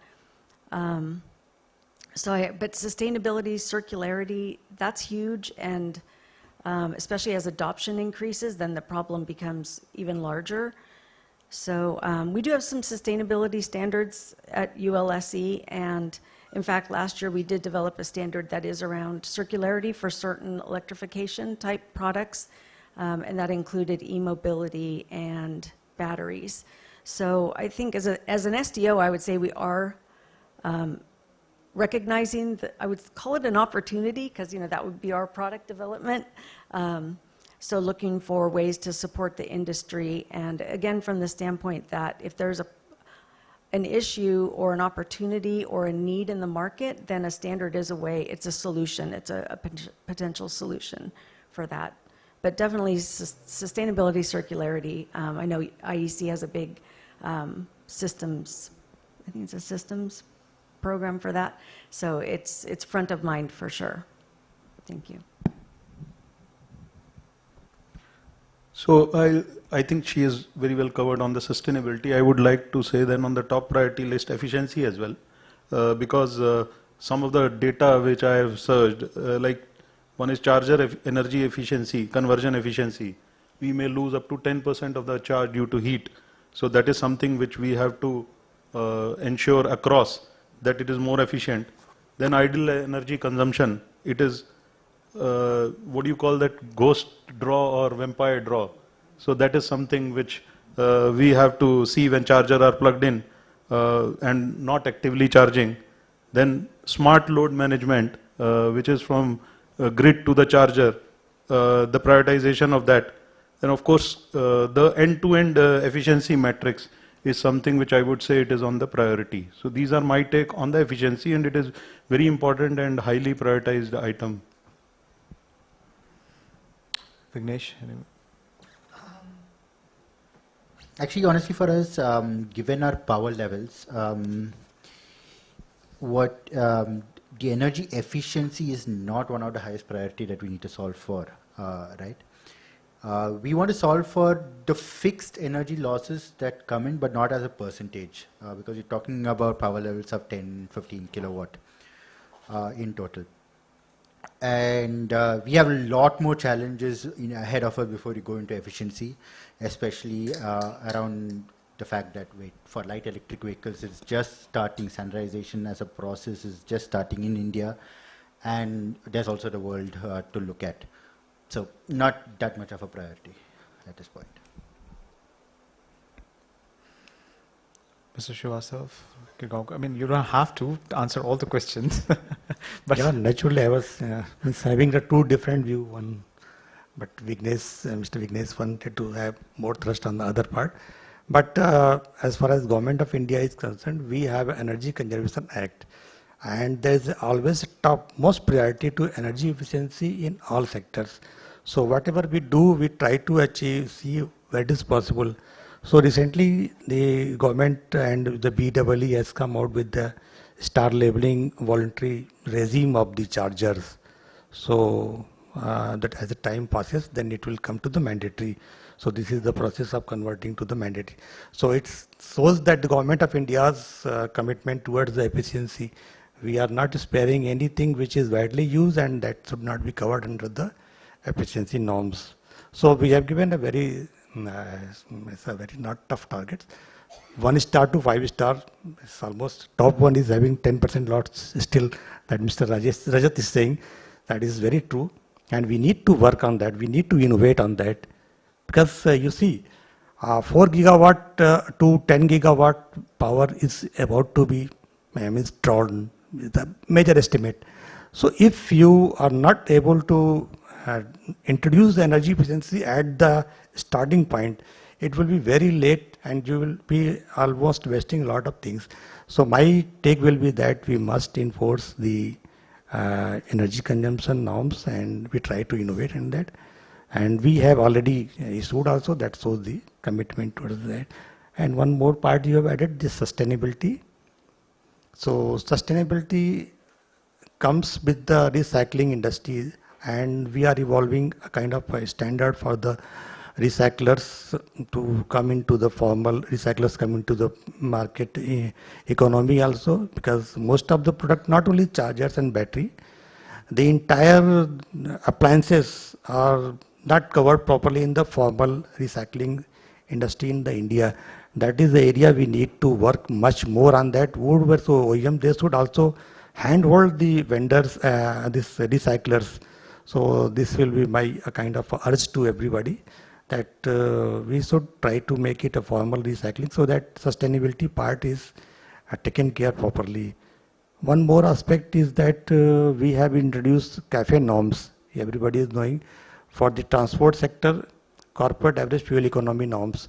So not only the chargers and other thing, the vehicle consuming energy is also covered under this norm. So you can go the details, and all over the globe it is followed the CAFE norms. So we are also reviewing the CAFE norms for the next cycle. So these are my initial points. So for my thought is, it's a midway, like efficiency is important, no doubt. Maybe for the higher kilowatt vehicle, where the efficiency will impact the overall duty cycle of the product, or so that costing. Maybe we can for now stop for a small commercial vehicle, not small, even two-wheelers or three-wheelers, where if you expect a lot of efficiency there, the cost will go up, which is very difficult for them to bear that. But because the kilowatt is also small, so the impact of that less efficiency will not be much higher. So for higher tons trucks, for us, it should be there. As far as sustainability, I think that should not be discussed at all, because the entire EV is for sustainability, correct? So how come we can remove charger out of that? So for sure, it should be part of there. So we should have actions or our progress in that direction as far as charger is concerned, charging infrastructure is concerned. So what you're saying, Mr. Girgaonkar, is that for efficiency part, based on the power capacities of the different vehicles, there should be a kind of a gridded responses of targets for the efficiency. Yeah. Correct. Because more efficiency means you need to improve the design, improve the manufacturing. That will increase the cost. So at this moment, that segment may not be able to bear any additional cost impact. So that's what I think. It's my. It's a very kind of impression that always energy cost, right? Okay, but you see the total cost of ownership that reduces. With the higher efficiency, your TCOE reduces. Well, I think we will certainly discuss that point with the dedicated regulatory calls. But I think it comes to me the question on the regulations aspect, and I think I'll start with you, Mr. Srivastav. Given the context that, of course, we know that in terms of the global uptake of electric vehicles and the charging infrastructure capacity that we have, we are at an emerging or a rising scale when we compare to the markets like the European Union, China, and the US. But not to discount the fact that there have been policies, at least in application, since the last 15 years or so. I remember starting with the National Electric Mobility Mission, then to the FAME, which played out in stages 1 and 2 with several allocations. And then the last one, the most recent one, is PME, Pradhan Mantri E-Drive, I guess. So, according to you, from the federal government, how do you think these regulations have been adequately complemented or supported by the timely availability of standards? And the second question is that, do you think those regulations are actually binding, but do they have the enforcement? Has it been a bit weak over the last 15 years? And how do you see this coming from a government point of view? Thank you. Definitely you have loaded too much questions, and I will try to address. If I not forget anything, you can recall me again. First of all, you asked about the government policy framework since last 15 years. So, you see, like standard, it also evolves. Government cannot come out of blue that one regulation will come and it will be implemented. Government also see the baseline status, then it keeps on adding. So, my analysis will go back to 2015 when we started CAFE norms. So CAFE norms was one push that from part of the OEMs, they are making the vehicles, suppose some ICE vehicles, some diesel, then naturally if you put the corporate level target on the efficiency, naturally they will try to add some vehicles which are having a zero emission so that they can meet the sales target as well as the emission targets. So that was the one push, that was the energy consumption. Then the government also came, another ministry came with the FAME regulation to support and incentivize those who are buying upfront cost, loading the, helping the buyers. Then when the 2 phases of FAME covered first adoption of manufacturing of electric vehicle, so that was converted to the PM E-Drive. Now the PM E-Drive, with that we have more focused on the upstream and charger, as well as focus to the area which requires hand holding, like trucks and then smaller segments. 4-wheelers upfront cost is left, seeing the development of the market. So that was one ministry. Then this is CAFE ministry. Then transport ministry is also helping with the roadside development. So different parts of the government are coming out with the different regulations, seeing the development of the global situation vis-a-vis the country's local requirements. Also, certainly we cannot switch over to electric vehicle because we have a large ecosystem, the ICE and diesel vehicles. So that was a part of that. Next question you asked about the power requirement, I think.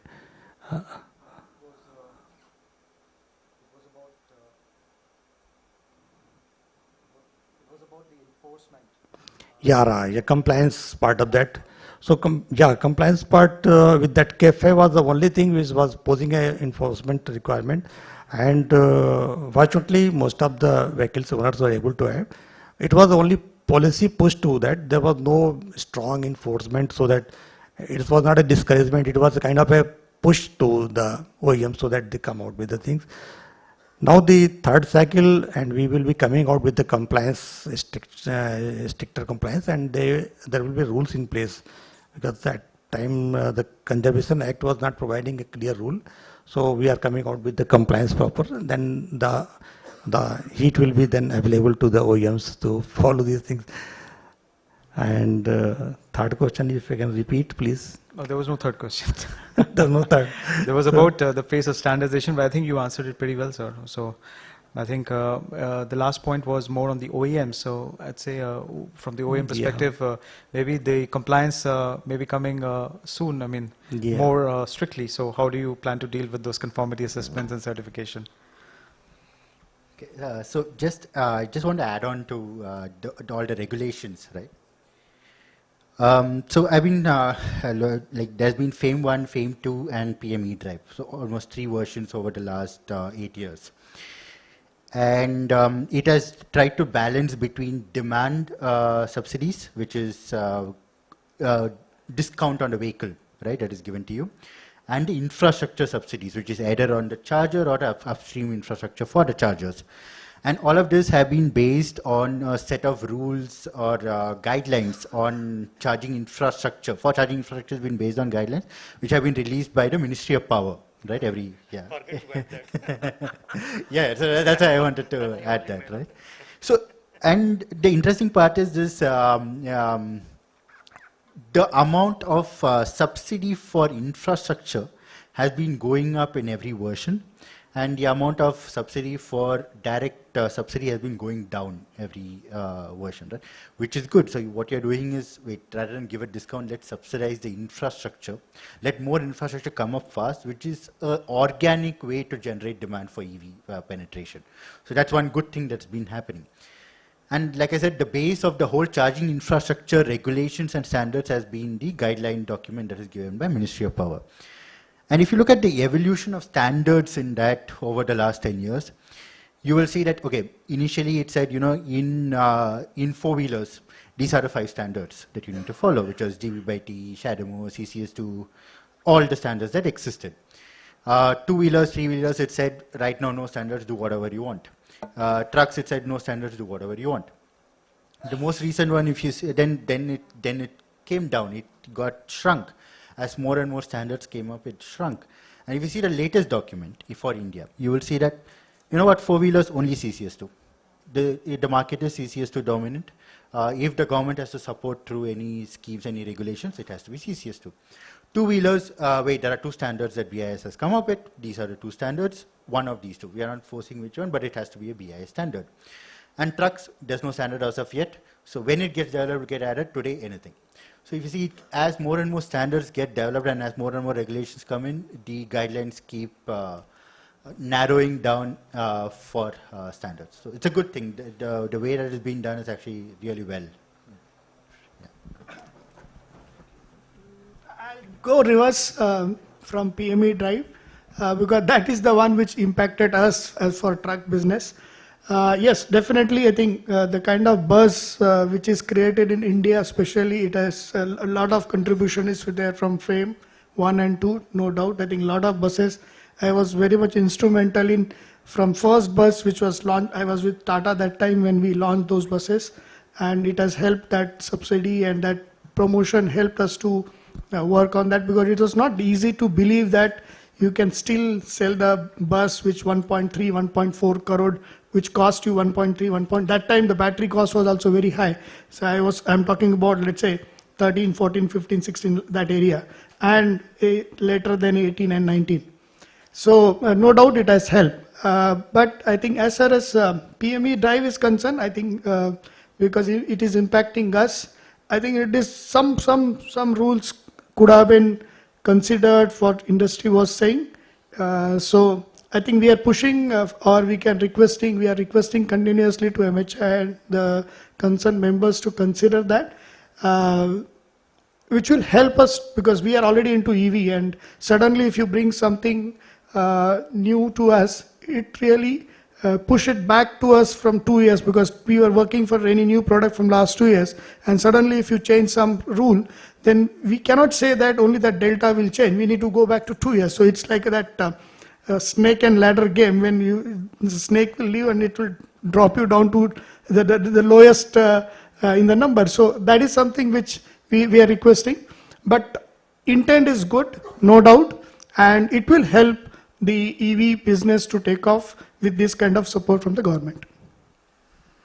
Randy, from the US, it's a state of the states, so 50 states, each one have their own, they're authorized to have their own laws, regulations. California is one such example.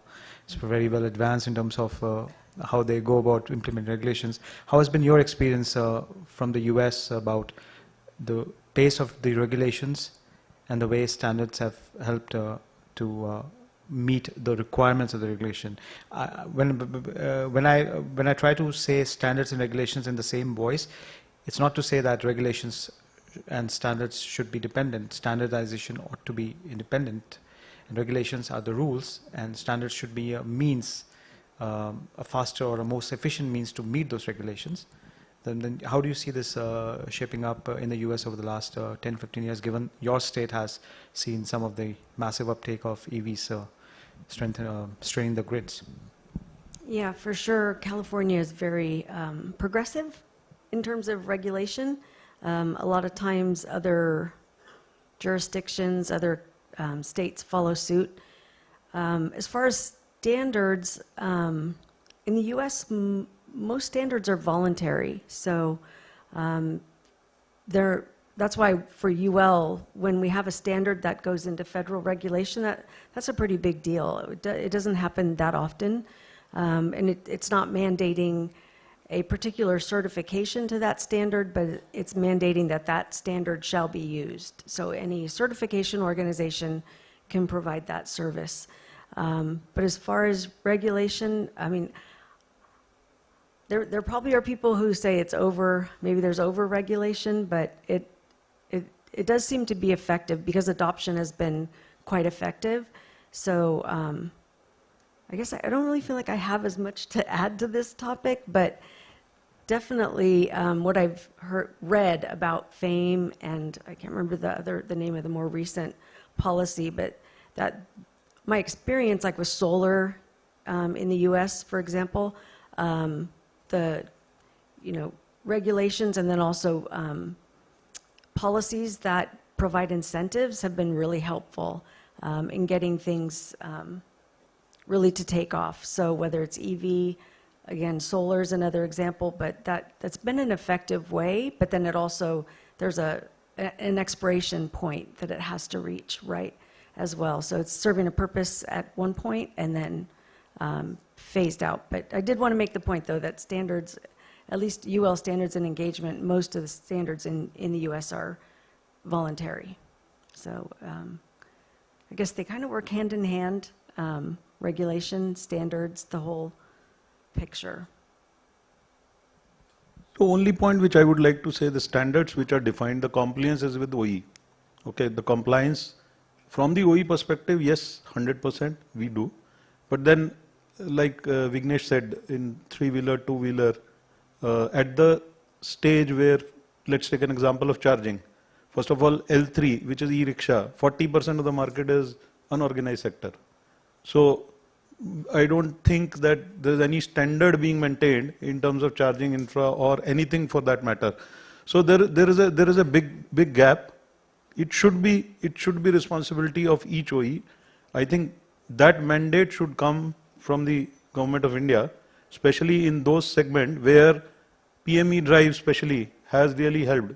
Three-wheeler, you see 32%, L5 category, 32% adoption EV.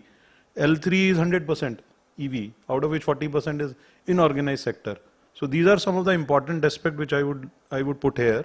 But yes, compliance is mandatory. When you define the standard, it is a responsibility of an OE to make sure that whatever he is producing, it is compliant to the standard which is given. This is my take. Seems to stop intermittently. No, I think I would certainly agree to that point, because back in the days, we have to be also apprised of the realities of each geographies and regions. So we can't just copy and replicate the models that have worked in other regions, because we don't know from where did they come from and how was it. So we have to be mindful of what context we are in, and then apply the instruments of regulations and standards likewise. I think we are almost out of the time. So do we have some time for audience Q&A? No? Is there anyone who wants to ask 2 questions? Anyone? Because we haven't had any questions. I want to make this session a success. So please ask, give your presentation about yourself. No? All right. So I'm just going to close this session. But before that, because we are in the context of standardization, one question to all of you. Please give an answer in 2 sentences, not more. As leaders in your respective areas, from OEMs to grid operators to CPOs, what is that one expectation from and one commitment to standardization community, BIS and global, that you want to make in relation to scaling up India's EV infrastructure growth? And Randy, you can always skip it if you want, but I was ready to speak. Yes, go ahead, please. Well, yeah, 2 sentences. So in terms of commitment, just obviously not being from India, but in terms of the international community, ULSE has submitted a couple standards to IEC, and they've become IEC standards. So that would be my commitment, is that we look for more opportunities to do that, because without a plan, it likely won't happen. And the other piece was expectation. Are we doing I just like what we talked about, some of the future, what we see being priorities, like circularity, sustainability, efficiency. Great. Thank you. For me, commitment is enforce CCS2 as common standard and phase out Bharat standards. So that is one commitment which I would say from the OE perspective.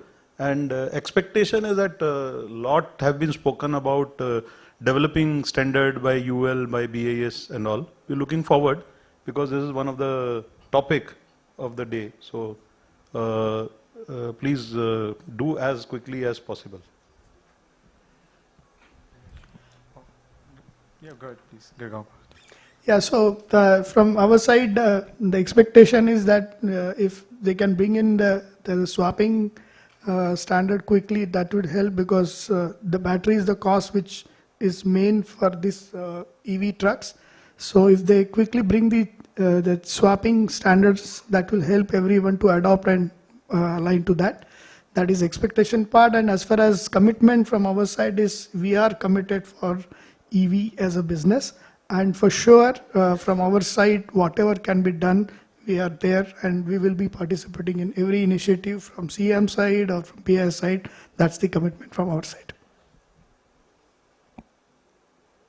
Yeah, so commitment is, see, we have always stood for an open ecosystem, and we will stand for an open ecosystem and development of that ecosystem, especially for light electric vehicles in India and the world, right?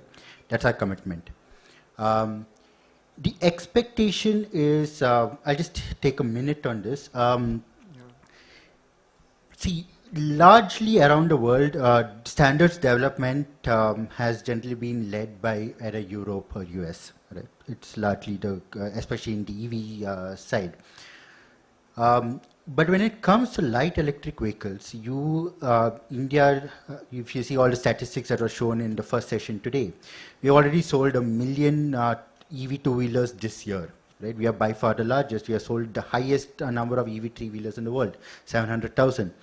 And India is far ahead in terms of developing charging infrastructure, swapping infrastructure, every kind of infrastructure for itself, for light electric vehicles in the world, right? By far, there's a lead that no one else has come close to.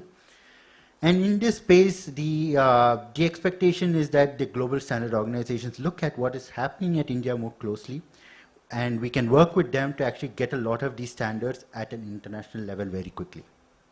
And it will help a lot of, especially the global south, right? Your Latin America, your Indonesia, Southeast Asia, all of these, where today lack of charging infrastructure is what has stagnated their growth, their EV growth over the last 5 years. All these places have stagnated, India is growing. So one of it was investment in infrastructure, and that's my expectation. Yeah, last word to you, Mr. Schwartz. Thank you. So my expectations from the range of the panelists here. So from the OEM side, I will expect that they may innovate more and more so that the people get the cheaper product at the better quality. And other expectations may be larger, but my commitment will be that wherever the policies are made, the people will always be engaged. There will be no isolation from the public consultation. So I will ensure nothing comes out without consultation. This is my commitment. And I would say, closing it down to all of you, thank you very much for your participation. Standardization is not a blocker for innovation. It helps structure innovation. And if rightly mated at the right level with the regulations, it can really work wonders. It's seen in the past, and I think Vignesh was saying about the amount of things we have done on certain categories of vehicles. If you get adequate government support and proactive initiatives at the national standard body, the processes are very well defined to take up those works from countries back to the IC and make it a global impact event. So with that, I would like to close off this session. Thank you very much for all of your interest and for sharing these diverse perspectives. And good luck with your respective journeys in your respective areas. Thank you very much. Thank you, Mr. Sharma, for nicely moderating the session, and to all the esteemed panelists for shedding light on ensuring compatibility and efficiency through standards and regulations, and further sharing your expectations and commitments. Thank you. I would like to invite Dr. APD Dwivedi, Head Transport Engineering Department, to kindly present mementos to the speakers, please.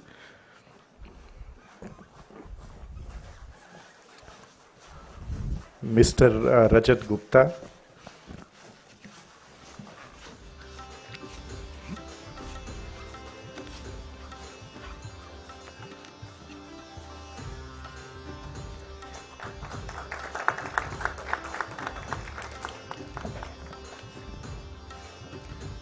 Thank you, sir. Ms. Randy Myers.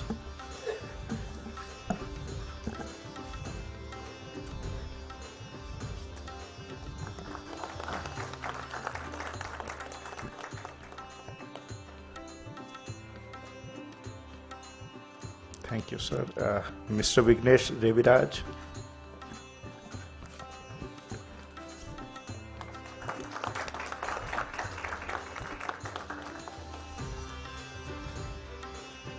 Thank you, sir. Mr. Dheeraj Srivastav.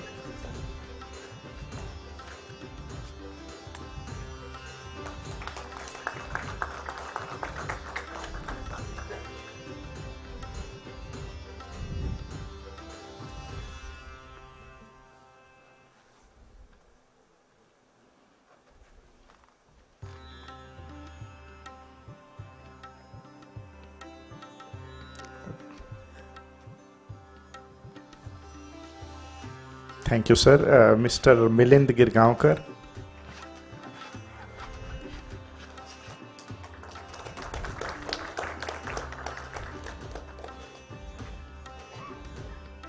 And to moderator, Mr. Mayank Sharma, please.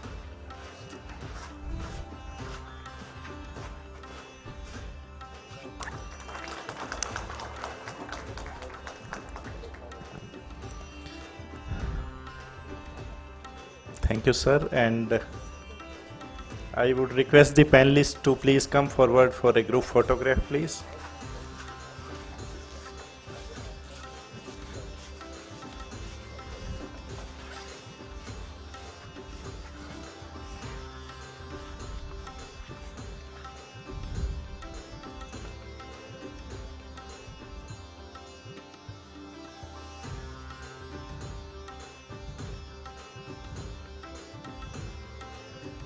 Thank you, sir.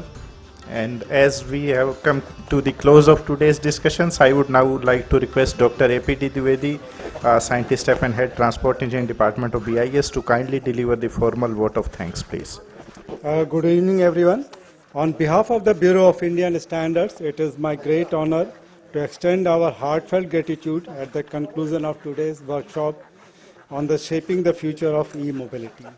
First and foremost, I wish to thank our distinguished chief guests and keynote speakers, Sri Sanjay Garg, Sri Sushant Nayak, and Sri S.J.S. Pasricha, whose inspiring words have set the tone for today's deliberations. Your vision has guided us to look beyond the present and think of e-mobility as a pathway to a safer, cleaner, and more sustainable tomorrow. To our eminent panelists and presenters from government, industry, academia, and international organizations, thank you for sharing your expertise and experiences. The discussions today on policies, testing infrastructure, battery innovations, charging stations, and supply chain resilience has given us valuable insights and practical direction. We are equally grateful to our moderators who steered the sessions so thoughtfully, ensuring that every voice was heard and every idea was valued. I would also like to acknowledge the efforts of organizing team, colleagues from BIS, and our partners whose dedication behind the scenes made this workshop possible. Your hard work has translated into a platform where innovation meets collaboration. Finally, to our participants, the government officials, industry leaders, researchers, students, and all attendees, thank you for your active engagement. The true success of this workshop lies not only in the session we held, but in the conversation you will carry forward, the collaborations you will nurture, and the actions you will take after today. As we conclude today, let us remember that e-mobility is not just about technology, it's about shaping a future that is safe, sustainable, and inclusive for generations to come. With that thought, I once again thank each one of you for your presence and contribution. Wish you all a safe journey ahead. Thank you. Thanks a lot.